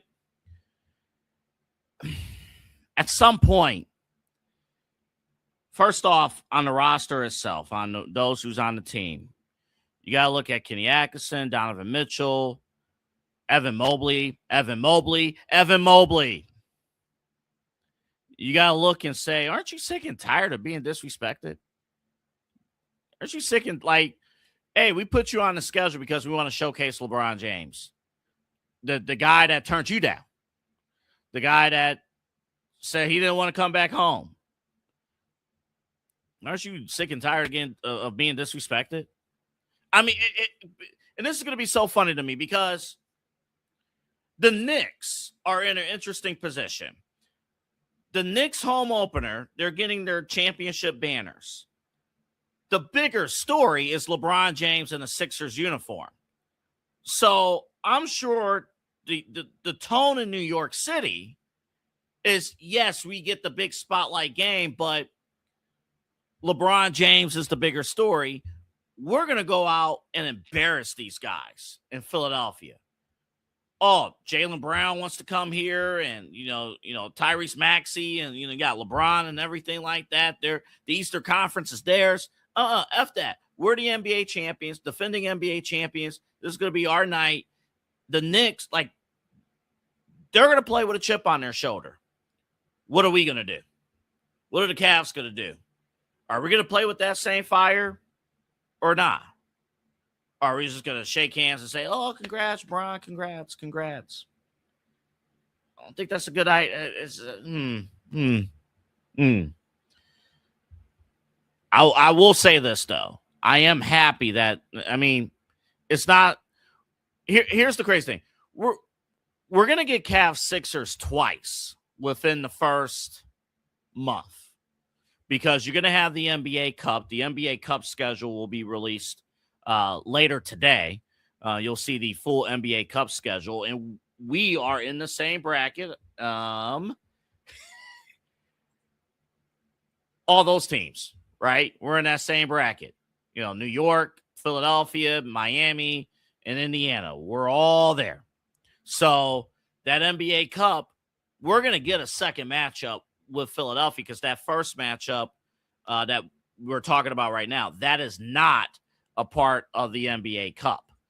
So I believe Halloween or somewhere around there until, through Thanksgiving, like select Tuesday and Friday games will be NBA Cup games.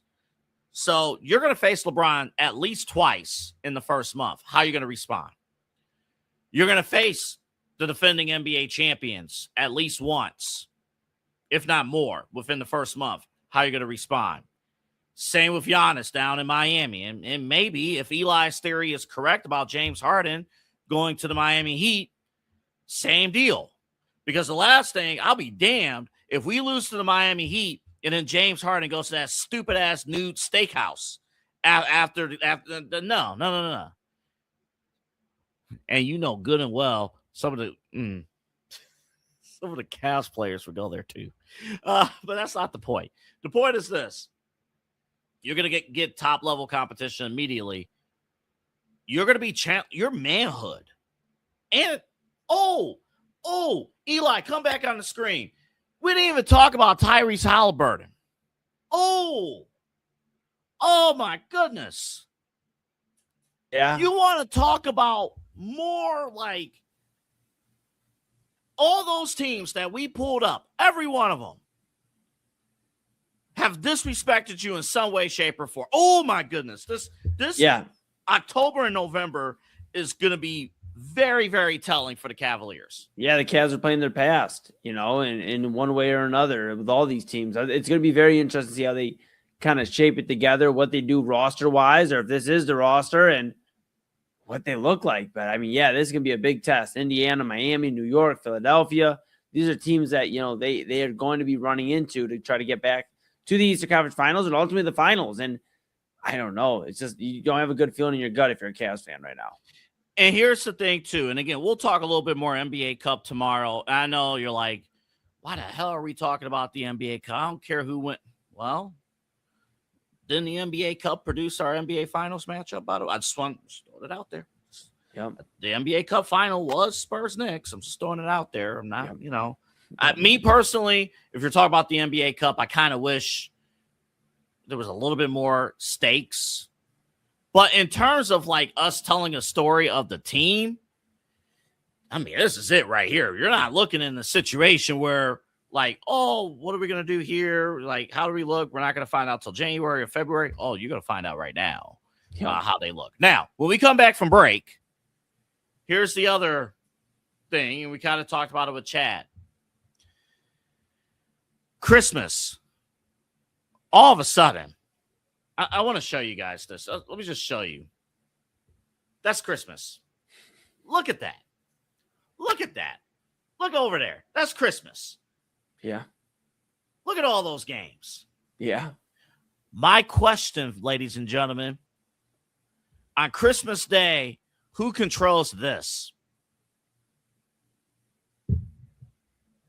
Are you going to be able to watch any of those events? We'll talk about that. And also coming up, this quote from, the starting quarterback of the Michigan Wolverines about the Ohio State-Michigan rivalry. Some of you longtime college football fans, Ohio State fans, you're going to get some of these after you hear the quote when we come back from break. Also, we go around the dial and smash or pass. We got a lot more still to do. You're watching Midnight Run. My name's Double A. Eli is with me here on the Inside Edge Network. Back after this. Looking for an iconic Cleveland music venue that features premier entertainment, spirits, and food?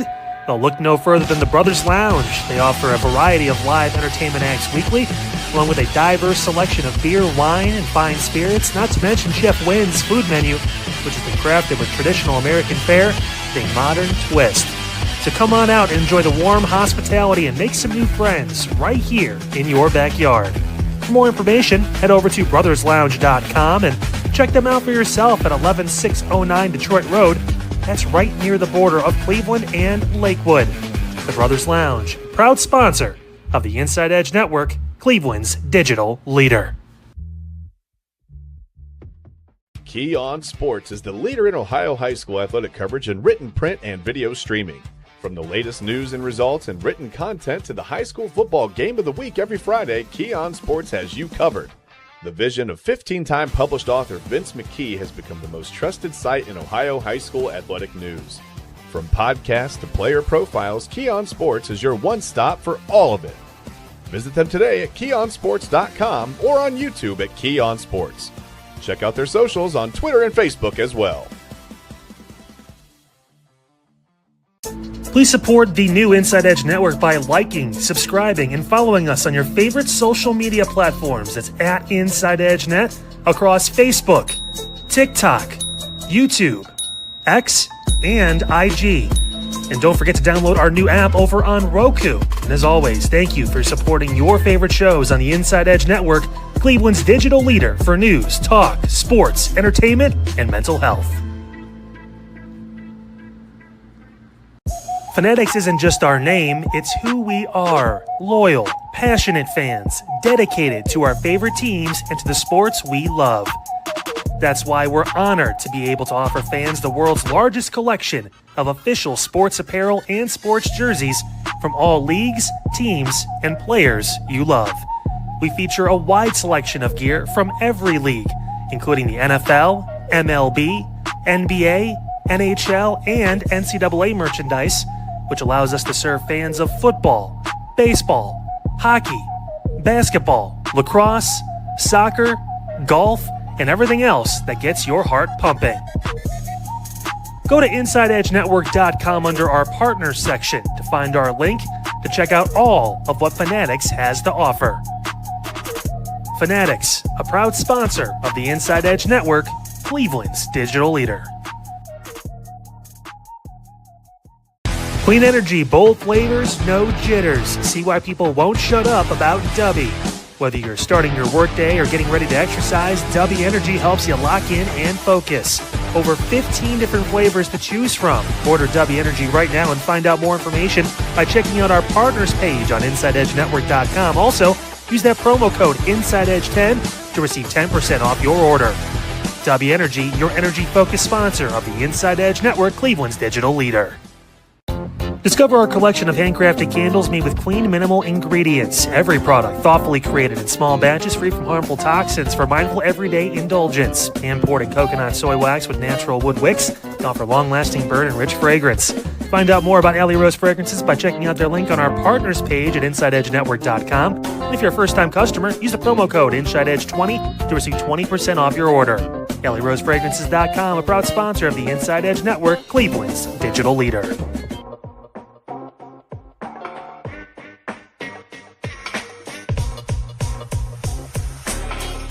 This is Midnight Run on the Inside Edge Network. Here's your host, Anthony Alford.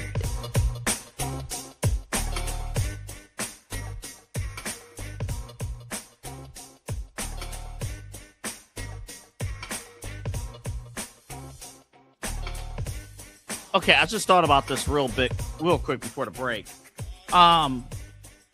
If the first string offense for the Browns is only going to get one series, I don't know how you work both Deshaun and Shador. I mean, obviously, you're going to get time, of course, but I don't know. That's still a little fishy to me. That's just a little bit. By the way, Deshaun is going to see his first live action in 2 years, coming off of 2 Achilles injuries. So, for the person himself, again, I'm a Browns fan. The best case scenario is that it does work out, but the truth is we know the truth, and that's just what it is. Real quick before we move on, if we're Ohio State fans, stay tuned. We got something for you coming up in a few minutes here. Want to remind everyone here, Brothers Lounge is the place you need to be at any particular night. There's great music, great performances. Of course, earlier today, open mic nights, a lot of great talent across Northeast Ohio, checking things out, of course. And a lot of great things going on at the Brothers Lounge, including the 1-2 punch, a great drink. Actually, 1, 2, 3, 4 punch. Great drinks, great performances, great vibes, and great food as well. Chef Wynn handling business. Folks, let me tell you, this is just me, right? Get the nachos. I'm telling you right now, folks. Get the nachos. The pulled pork, barbecue pulled pork nachos. You gotta get it. Full transparency too. A word of advice: if you're, I had to apologize to Eli and to the Brothers Lounge owner Billy because I ordered fries. And I didn't share. My bad. It was too good. When I realized, oh man, I should offer fries to Eli, there was 2 of them left. Oops, my bad.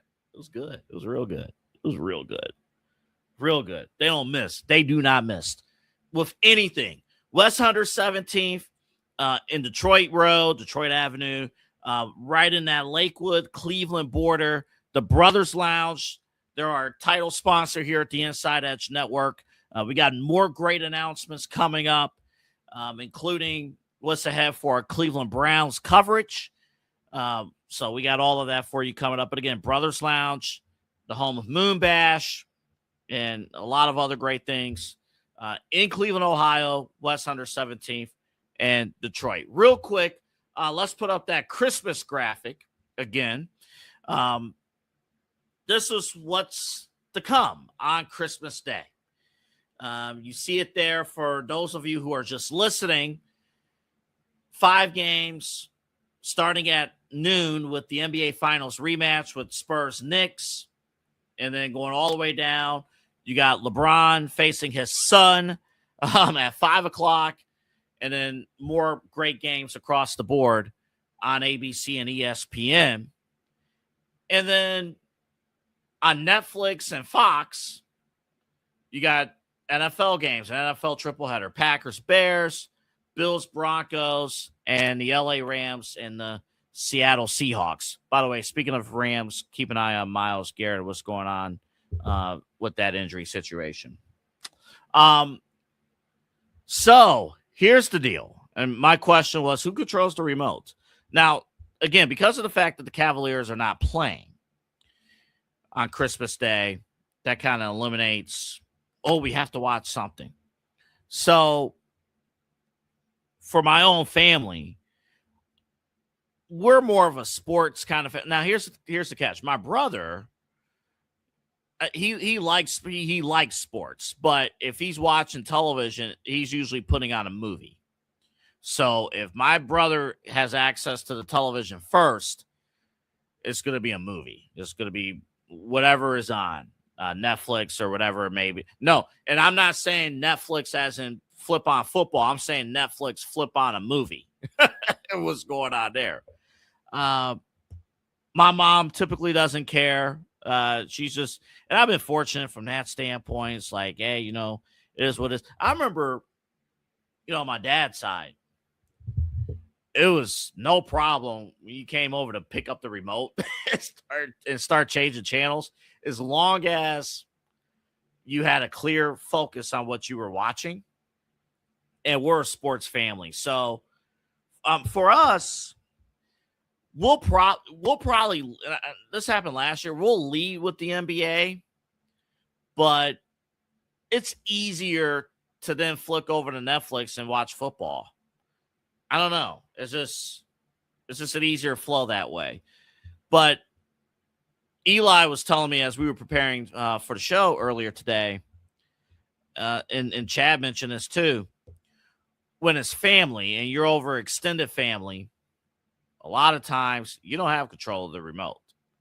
And a lot of times you got to rely on this to figure out what the heck's going on. And I know he was telling me earlier, when he's over family and, the kids have top priority. And if the kids have top priority, that means whatever is on, whether it's, I don't know what kids shows are on these days, Paw Patrol. Is Dora the Explorer still on television? No. Blue's Clues? No. Sesame Street? Hold up. Didn't Cookie Monster sing the Star Spangled Banner or whatever at the Cubs game the other day? Miss Rachel. Eli, who is Miss Rachel? Who is this woman? I don't. She is basically taking over every television and every family across America. She helps teach the kids math and spelling and everything. Basically, think of like Blue's Clues, but like more like, people go crazy for Miss Rachel.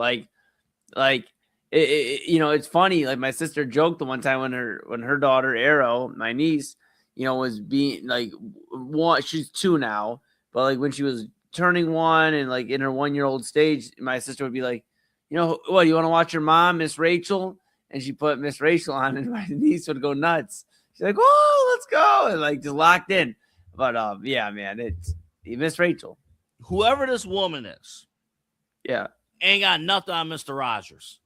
No, I mean she's starting to make a wave, bro. And the political side, people don't like her for what she's doing. I guess for the kid, it's weird. She's in a whole. Is she talking politics on a kids show? No, she's not talking politics. But they were trying to get her canceled and I don't know all the specifics, but they were trying to get Miss Rachel canceled at one point. I don't remember exactly why canceled. Let me see. She faced basically stuff over, in terms of international stuff, Gaza, all that stuff. And so they're trying to get her canceled. And so apparently the biggest political stories today is Max Miller, AOC freezing her eggs. Yeah. Wait, like her eggs from chickens? Yeah, I guess, sure. Okay. And Miss Rachel. Yeah. On the WNBA, of course.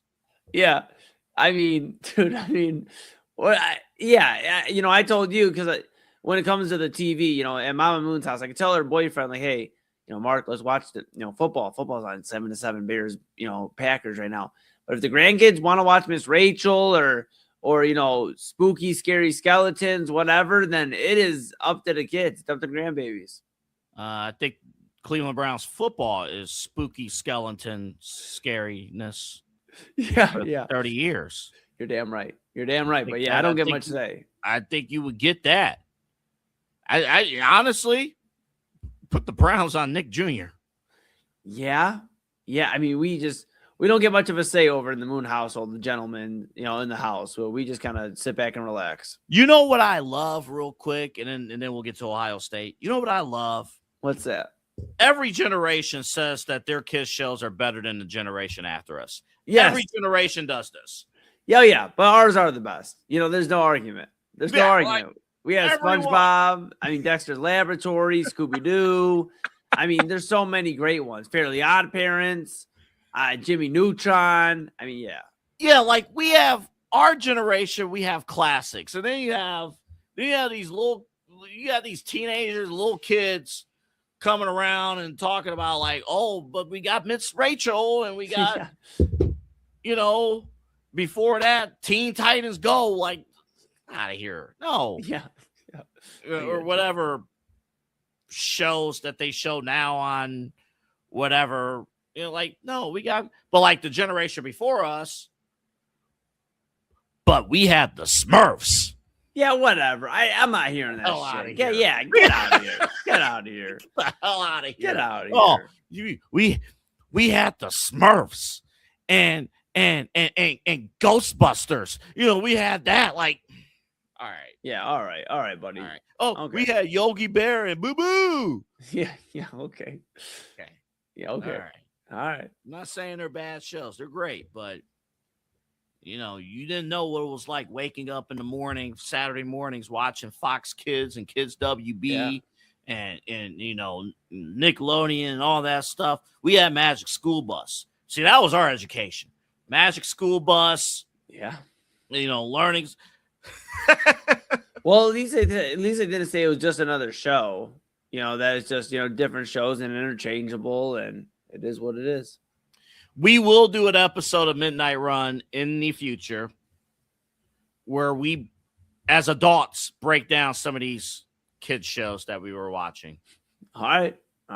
Like, that's an actual homework assignment. We'll do it. And because honestly, you need like probably a half an episode to break some of these shows down. Because we know Scooby-Doo is for potheads. That's already been established. Yeah. Like, come on now. What do you need a big machine for? It's a mystery machine. It's a mystery machine. My bad. What do you need the mystery machine for? What mysteries are you solving in that big ass van? Like, what are we doing? Yeah, I get you. And why? And why? Oh, gang, we got to split up. Same pairings every time. Yeah, I mean, and nobody wants Velma in their group. She always loses her freaking glasses, bro. It's a pain in the ass. Real talk. She solves the cases, but still holds everyone back. Yeah. It's like she'd be tier two investigator. Hold up, right now. Hold up. The tiers list, Scooby-Doo edition. Here we go. Scooby-Doo tier 1, title person of the show. Elite case solver, elite finding his way through cases. Yep. Shaggy, tier Shaggy's the best character in the show. Tier 1, can eat everything, has the most common sense, knows when to get out of situations. He eats a ton and still stays skinny. I think we know why. But he can do it all. It all makes sense. Fred. Tier 4. Tier 4. Actually, Tier 4. No, because that's unproven. He's proven. Tier 5. Tier 5. Tier Fred 5. Tier 5. Yeah. And then I feel like Daphne and Daphne's tier 3. She needs help along with everybody. And Velma's tier 2. She just doesn't get it done all the time. Yeah. Velma's Dak Prescott. There's, she could solve the cases, but there's some limitations. Sure is. That could hold back the case from being solved at an efficient manner. Fred is a terrible leader. Fred is horrible. What are you doing? Not great. What are you doing? Not great. Not great. What are your plays that you're trying to lead out there? Okay. Yeah. Let's move on. All right. John Fanta of NBC Sports did a great job with some of these with this interview with Bryce Underwood. Now, Bryce Underwood, if you didn't know, is the starting quarterback of the Michigan Wolverines. And in the new age era of college football, where we're placing more emphasis on the college football playoff and winning titles, do certain rivalries still matter? And the one rivalry here in Ohio and Michigan and across the country that matters maybe more than any other is Ohio State versus Michigan, or the team up north. But Bryce Underwood, the quarterback for the team up north, Michigan, had this to say to John Fanta. How do you define the game? It's a blessing to be in. Very physical. Like I said, it's all around taxing mentally. Physically, you got to stay strong mentally. You got to stay strong physically. You can't quit. Can't give up. When you think about your first meeting with Ohio State, what comes to mind? I lost. So that's all it is. Does that drive you? I mean, my goal is to be 1-0 every day. Saturdays, I want to be 1-0. Sundays, I want to be 1-0. Mondays, I want to be 1-0. So that's what drives me. How much different is that game from any other you've played in? It's just another game, just with guys in a different color. That's how I see it. Okay. We got a lot to dive in with this when we come back from break. Is Michigan and Ohio State, is it just another game? Are we misunderstanding what this game is? And is it right to say that?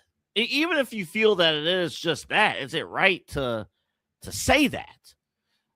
We'll talk about that. Also coming up after the break, we're going to go around the dial. We got a couple of reports for you coming up after the break from across the NFL, a couple of quarterback battles across the league. The Vikings, they made news naming Kyler Murray their starter. We'll get local reaction from Minneapolis on that situation and whether or not Kyler, this is a first take type of question. I hate these type of questions, but it's kind of relevant in this particular discussion. Did Kyler Murray win the job or J.J. McCarthy lose the job? And for that particular situation, that question is actually pretty important. We'll explain coming up next. And then also the Arizona Cardinals. We saw them in the Hall of Fame game last week. We saw Carson Beck perform. I got a radio host in Arizona talking about similarities between Carson Beck and Dak Prescott. You'll hear those thoughts, all that coming up. Plus, today's edition of Smash or Pass. What if I presented to you a burger and the bread is a Domino's cheesy bread with pepperoni? You best need to stick around for this final segment. More when we come back from break. Dine, drink, and dance at the premier spot in town. It's time to check out all of what our friends over at the Brothers Lounge have to offer. Everything from weekly live entertainment, a wide variety of different beers, wines, and spirits, and an expertly crafted American fare menu with a twist courtesy of Chef Wynn that'll make your mouth water. So, what are you waiting for? Head over to the Brothers Lounge at 11609 Detroit Road or check out their website, brotherslounge.com, to learn more about what you've been missing out on. Brothers Lounge, proud sponsor of the Inside Edge Network, Cleveland's digital leader. Whether searching for a baseball autograph by your favorite World Series slugger, a signed football by an iconic Hall of Famer, or the jersey of a world-famous soccer star, you've come to the right place. Here at sportsmemorabilia.com, the web's leading source for authentic sports memorabilia, you'll find more than 500,000 authentic products from nearly every professional sports league, team, and players. Not only will you find your next prized sports possession with ease, thanks to superb customer service and tremendous site experience, you'll have satisfaction and peace of mind that every product listed comes complete with a certificate of authenticity and is fully backed by the sportsmemorabilia.com lifetime authenticity guarantee. Check out sportsmemorabilia.com by heading over to the partners page on our website, InsideEdgeNetwork.com. Sportsmemorabilia.com, a proud sponsor of the Inside Edge Network, Cleveland's digital leader.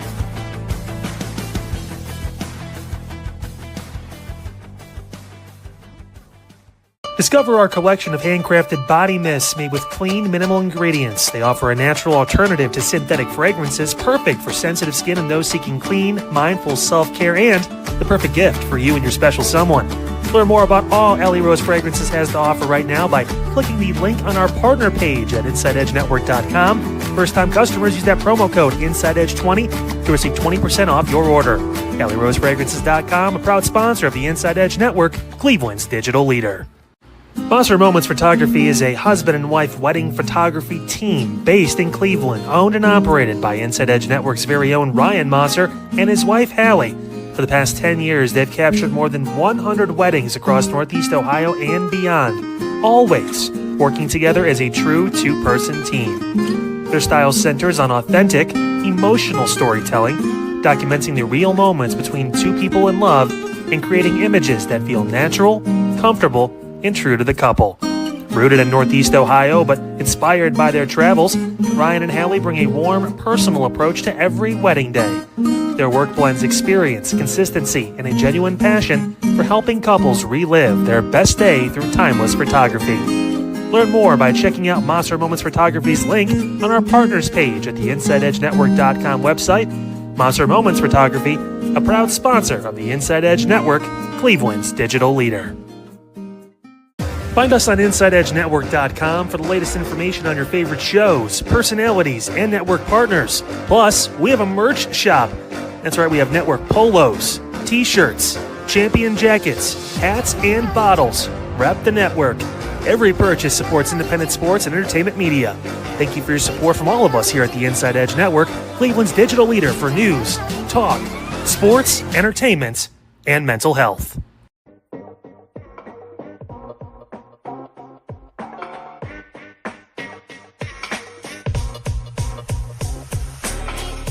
This is Midnight Run on the Inside Edge Network. Here's your host, Anthony Alford.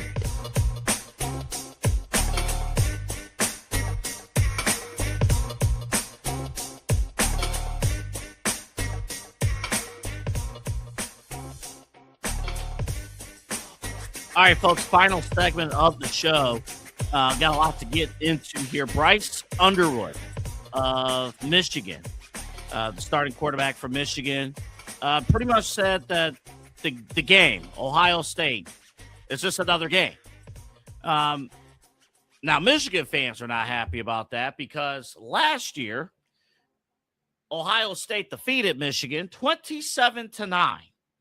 And Bryce Underwood in that game was 8 of 18 for 63 yards and 1 interception.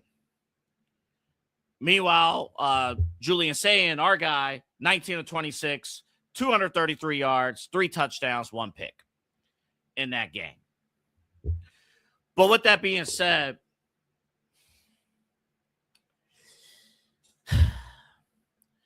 the rivalry still matters.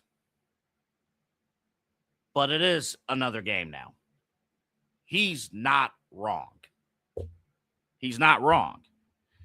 I even had to go back and think about what happened in that game last year, because the more important takeaway was not what we did to Michigan, but the following week, Ohio State losing to Indiana and then losing in the college football playoff to Miami. So I have a hard time right now thinking to myself, but we beat Michigan. I'm glad we beat Michigan. It's great that we beat Michigan, but just the state of affairs with college football, the way things are, it is just another game. It is. And imagine right now in the environment, and this topic might need more time tomorrow, and I do want to dive more into it tomorrow. Imagine selling to 18, 19, 20-year-olds right now that rivalry games matter, when every single week on College Game Day, Big Noon Saturday, podcast and other shows are breaking down week by week whether or not your team belongs in the playoff and realignment and whether or not you're a championship contending team. Okay, if those are the priorities, then yes, Ohio State, Michigan in 2026 could simply just be another game. And here's the kicker. I'm not saying it's not important. Yes, it's important. And yes, we want to win that game. Of course, we want to win that game. But I also want to beat Indiana. I also want to beat USC. I also want to beat Penn State. I also want to beat Michigan State or some of these other teams, Oregon. I want to beat those teams too. So yes, in the grand scheme of things, while it is an important game, what's more important is winning a national title. I mean, what? Ryan Day doesn't have a good record against Michigan. That's a known fact, right? But what does Ryan Day have that matters more than a losing record against Michigan? A national title. A national title. And that run a couple seasons ago where they lost to Michigan, but then ran the board in the playoff, got hot in the playoff, that 4-game stretch in the college football playoff, and won the national title. Are we sitting here saying, but damn, we didn't beat Michigan? Michigan fans will tell you that. We don't care. We won the title. That's just what it is. I want to dive more into this topic tomorrow, because I don't think Bryce Underwood, he's the wrong messenger because he got his behind kicked in the game. So he's probably the wrong guy to say it, but it's a perspective of, we was just talking last segment about, kids shows and stuff like that, and how different generations see things. I think it's true here with sports. Different generations see sports a certain way. They just do. Maybe and generations older than me see sports in a different way. Me being 34 years old, my introduction to college football was from the BCS, and really the introduction of the BCS to then the growth of the BCS to then now the college football playoff, and now the expanded college football playoff. I'll tell you right now,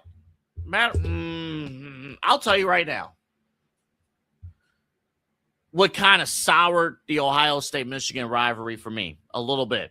I'm not saying it's not important. It is. I want them to win. But I'll tell you what did it for me. 2006, I thought we had it all.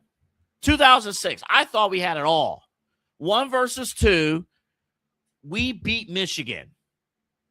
The Big Ten's at its absolute peak in 2006. We beat Michigan. And then Florida ran us out of the gym in the national championship game. We overlooked Florida. We thought we won the national title because we beat Michigan. I remember us ending our season getting bent over, whatever, by Florida after Tegan was hurt.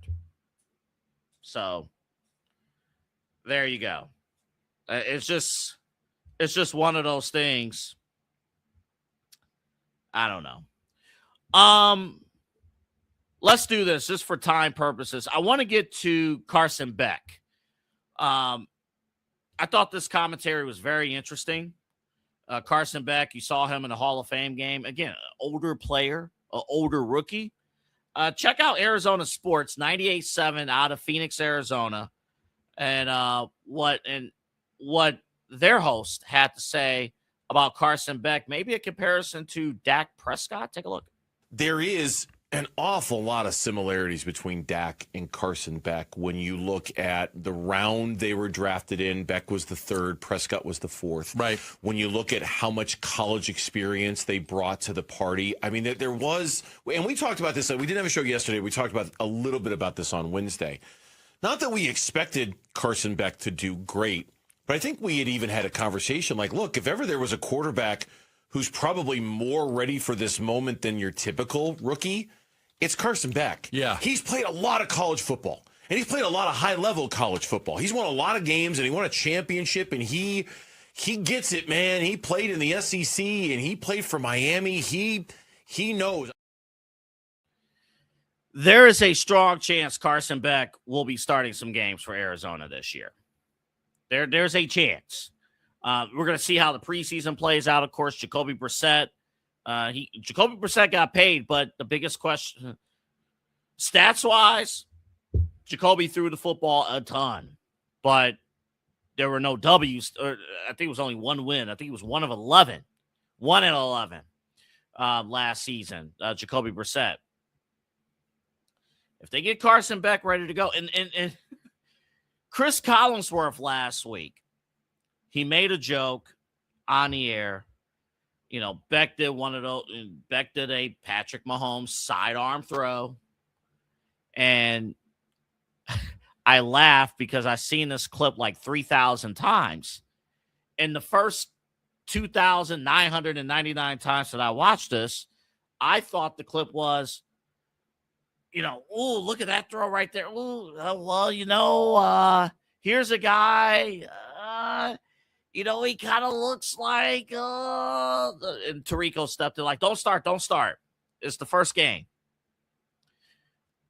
I thought he was making a Patrick Mahomes joke because it's Chris Collinsworth. And shout out to Chris Collinsworth. He has leaned all the way in on his love for Patrick Mahomes. And I greatly appreciate that. Absolute love for Chris Collinsworth. But the final time that I listened to it, he was alluding to, he's like, oh, no. And then the last part, he was like, maybe Arizona QB battle. Don't start. There could be a little noise with the quarterback battle in Arizona.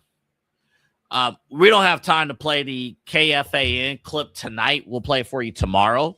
But it's interesting, Rocky Rivers, not the one we have here in Northeast Ohio, but, you know, interesting lakes over there in Minnesota, Rocky Lakes over in Minnesota, because Kyler Murray won the job. Now, over with the Vikings, they announced today that Kyler Murray will be the starting quarterback for the Minnesota Vikings. And if you go on social media, you're like, Kyler looked horrible in some of these practices. Why is he named the starter right then and there? We'll talk more. That topic deserves a little bit more room to breathe. So we'll talk about that tomorrow. We'll get KFN's reaction on that. Is it more? Now, I will say this because my question was, is it more about Kyler Murray winning the job or J.J. McCarthy losing the job? And I think it's the second thing. I do think in no world was J.J. McCarthy winning that job unless Kyler was hurt. I don't think there was a world where that happened. And now, what I didn't realize until we play this clip coming up tomorrow. Kevin O'Connell, is he on the hot seat in Minnesota? That was not something I expected, but the audio says otherwise down in Minnesota. Is he on the hot seat? Because of what happened, things didn't work out with Sam Darnold. And then, of course, now in Seattle, he won the title. And then, I'm like, what? Really? So we got that for you coming up tomorrow here on Midnight Run, because they call him KOC over there in Minnesota. They get sick and tired saying his full name. KOC is apparently on the hot seat, I believe, in Minnesota. Did not even realize that. We'll play that for you tomorrow. But, Eli, we're going to end the show, as we do every single night, with another edition of Smash or Pass. Yes, I love it. Now, in today's edition of Smash or Pass, don't just think of this particular item as just your normal cheeseburger. Okay. Think of what you can do with the bread of this cheeseburger. Oh, by the way, with the cheeseburger itself, with the meat, it's going on the grill. You know that. But think about all the other elements to this particular burger. Here is our unofficial network correspondent, and I mean very, very, very much unofficial network correspondent, Stefan Johnson.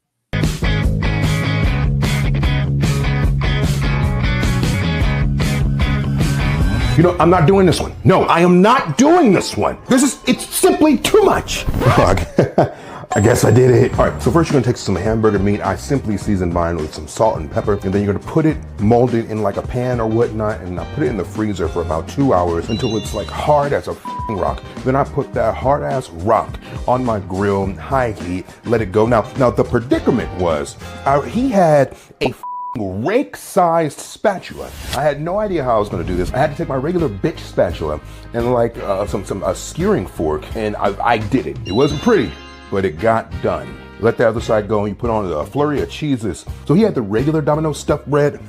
Me being the thick body I am, I got the pepperoni, baby. I put it on the grill to kind of heat up with it, let the cheese melt, then I split that bitch open, put the burger patty inside, and voila, here we go. So let me get us a cross section of sorts. Just going right there. Boy, that's crazy, boy. Boy, she pretty and pink, ain't she? Mm-hmm.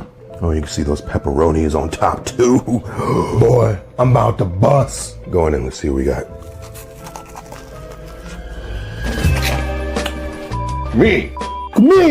Oh my God. Oh, it's the perfect bun consistency. Crispy around the edges. A little bit of those like seeds or cornmeal at the bottom. Give it a little bit of the crunch. Of course, the crispy cheese on top, and then the pepperoni on the top and the bottom. A perfect burger. Holy It's an A+. No notes. Have a good day.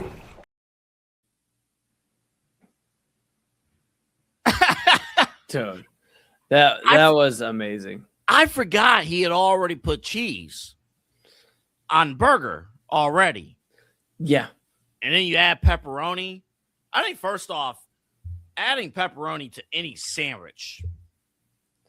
Oh yeah, you saw the steak pinwheels yesterday and today. I mean, the crunch of the bread, the crazy bread, the cheesy bread, the pepperonis, the burger. Just so much burger, the cheese, you put maybe some mustard or oh my goodness. You know what? I would dip that in ranch. I get it. I would dip it, ranch, or you can do whatever. You can do a mixture of sauce. You can do. You could tell I was at a sub place recently. You could do chipotle. You could do a chipotle sauce. Yeah, it's like a chipotle vinaigrette or something. Oh yeah, man. Oh man. Yeah, it's a double A. Don't twist my arm. It's a smash tonight. He already ordered the stuffed bread. He put the stuffed bread on the grill after it was ordered. Yeah, that's what I'm saying. Like, I mean, there's no arguments. There's literally no arguments out of me tonight. I mean, this looks phenomenal. Phenomenal, and less pain than the smoked honey bun, the bacon wrapped honey bun. Yes. Honestly, I'm still feeling that. That well, and that was good too. That was more of kind of a chicken and waffle kind of situation, honestly. Now, I will tell you guys, and this is a smash, obviously. Not every night is going to be something that tasty. Yeah. There will be some where you're going to look at this and you're thinking, yay. What are we doing? What are we doing? People are still talking about the Skyline chili one. Oh, yeah. That Skyline chili, that's a topic of discussion for some folks. Yeah. I don't have an issue with it, but at the same time, I'm not getting a chili 5-way. Absolutely not. No. Maybe a 3-way, and then cut the cheese in half. All right. We'll be good.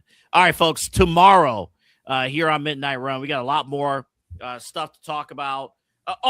We didn't get to it, but the Guardians. Yeah. I guess we just can't score with runners in scoring position. We got bases loaded and stuff, and we can't deliver, and we keep losing to top-level teams. So what are we doing with the play? Like, why are we even discussing playoffs? I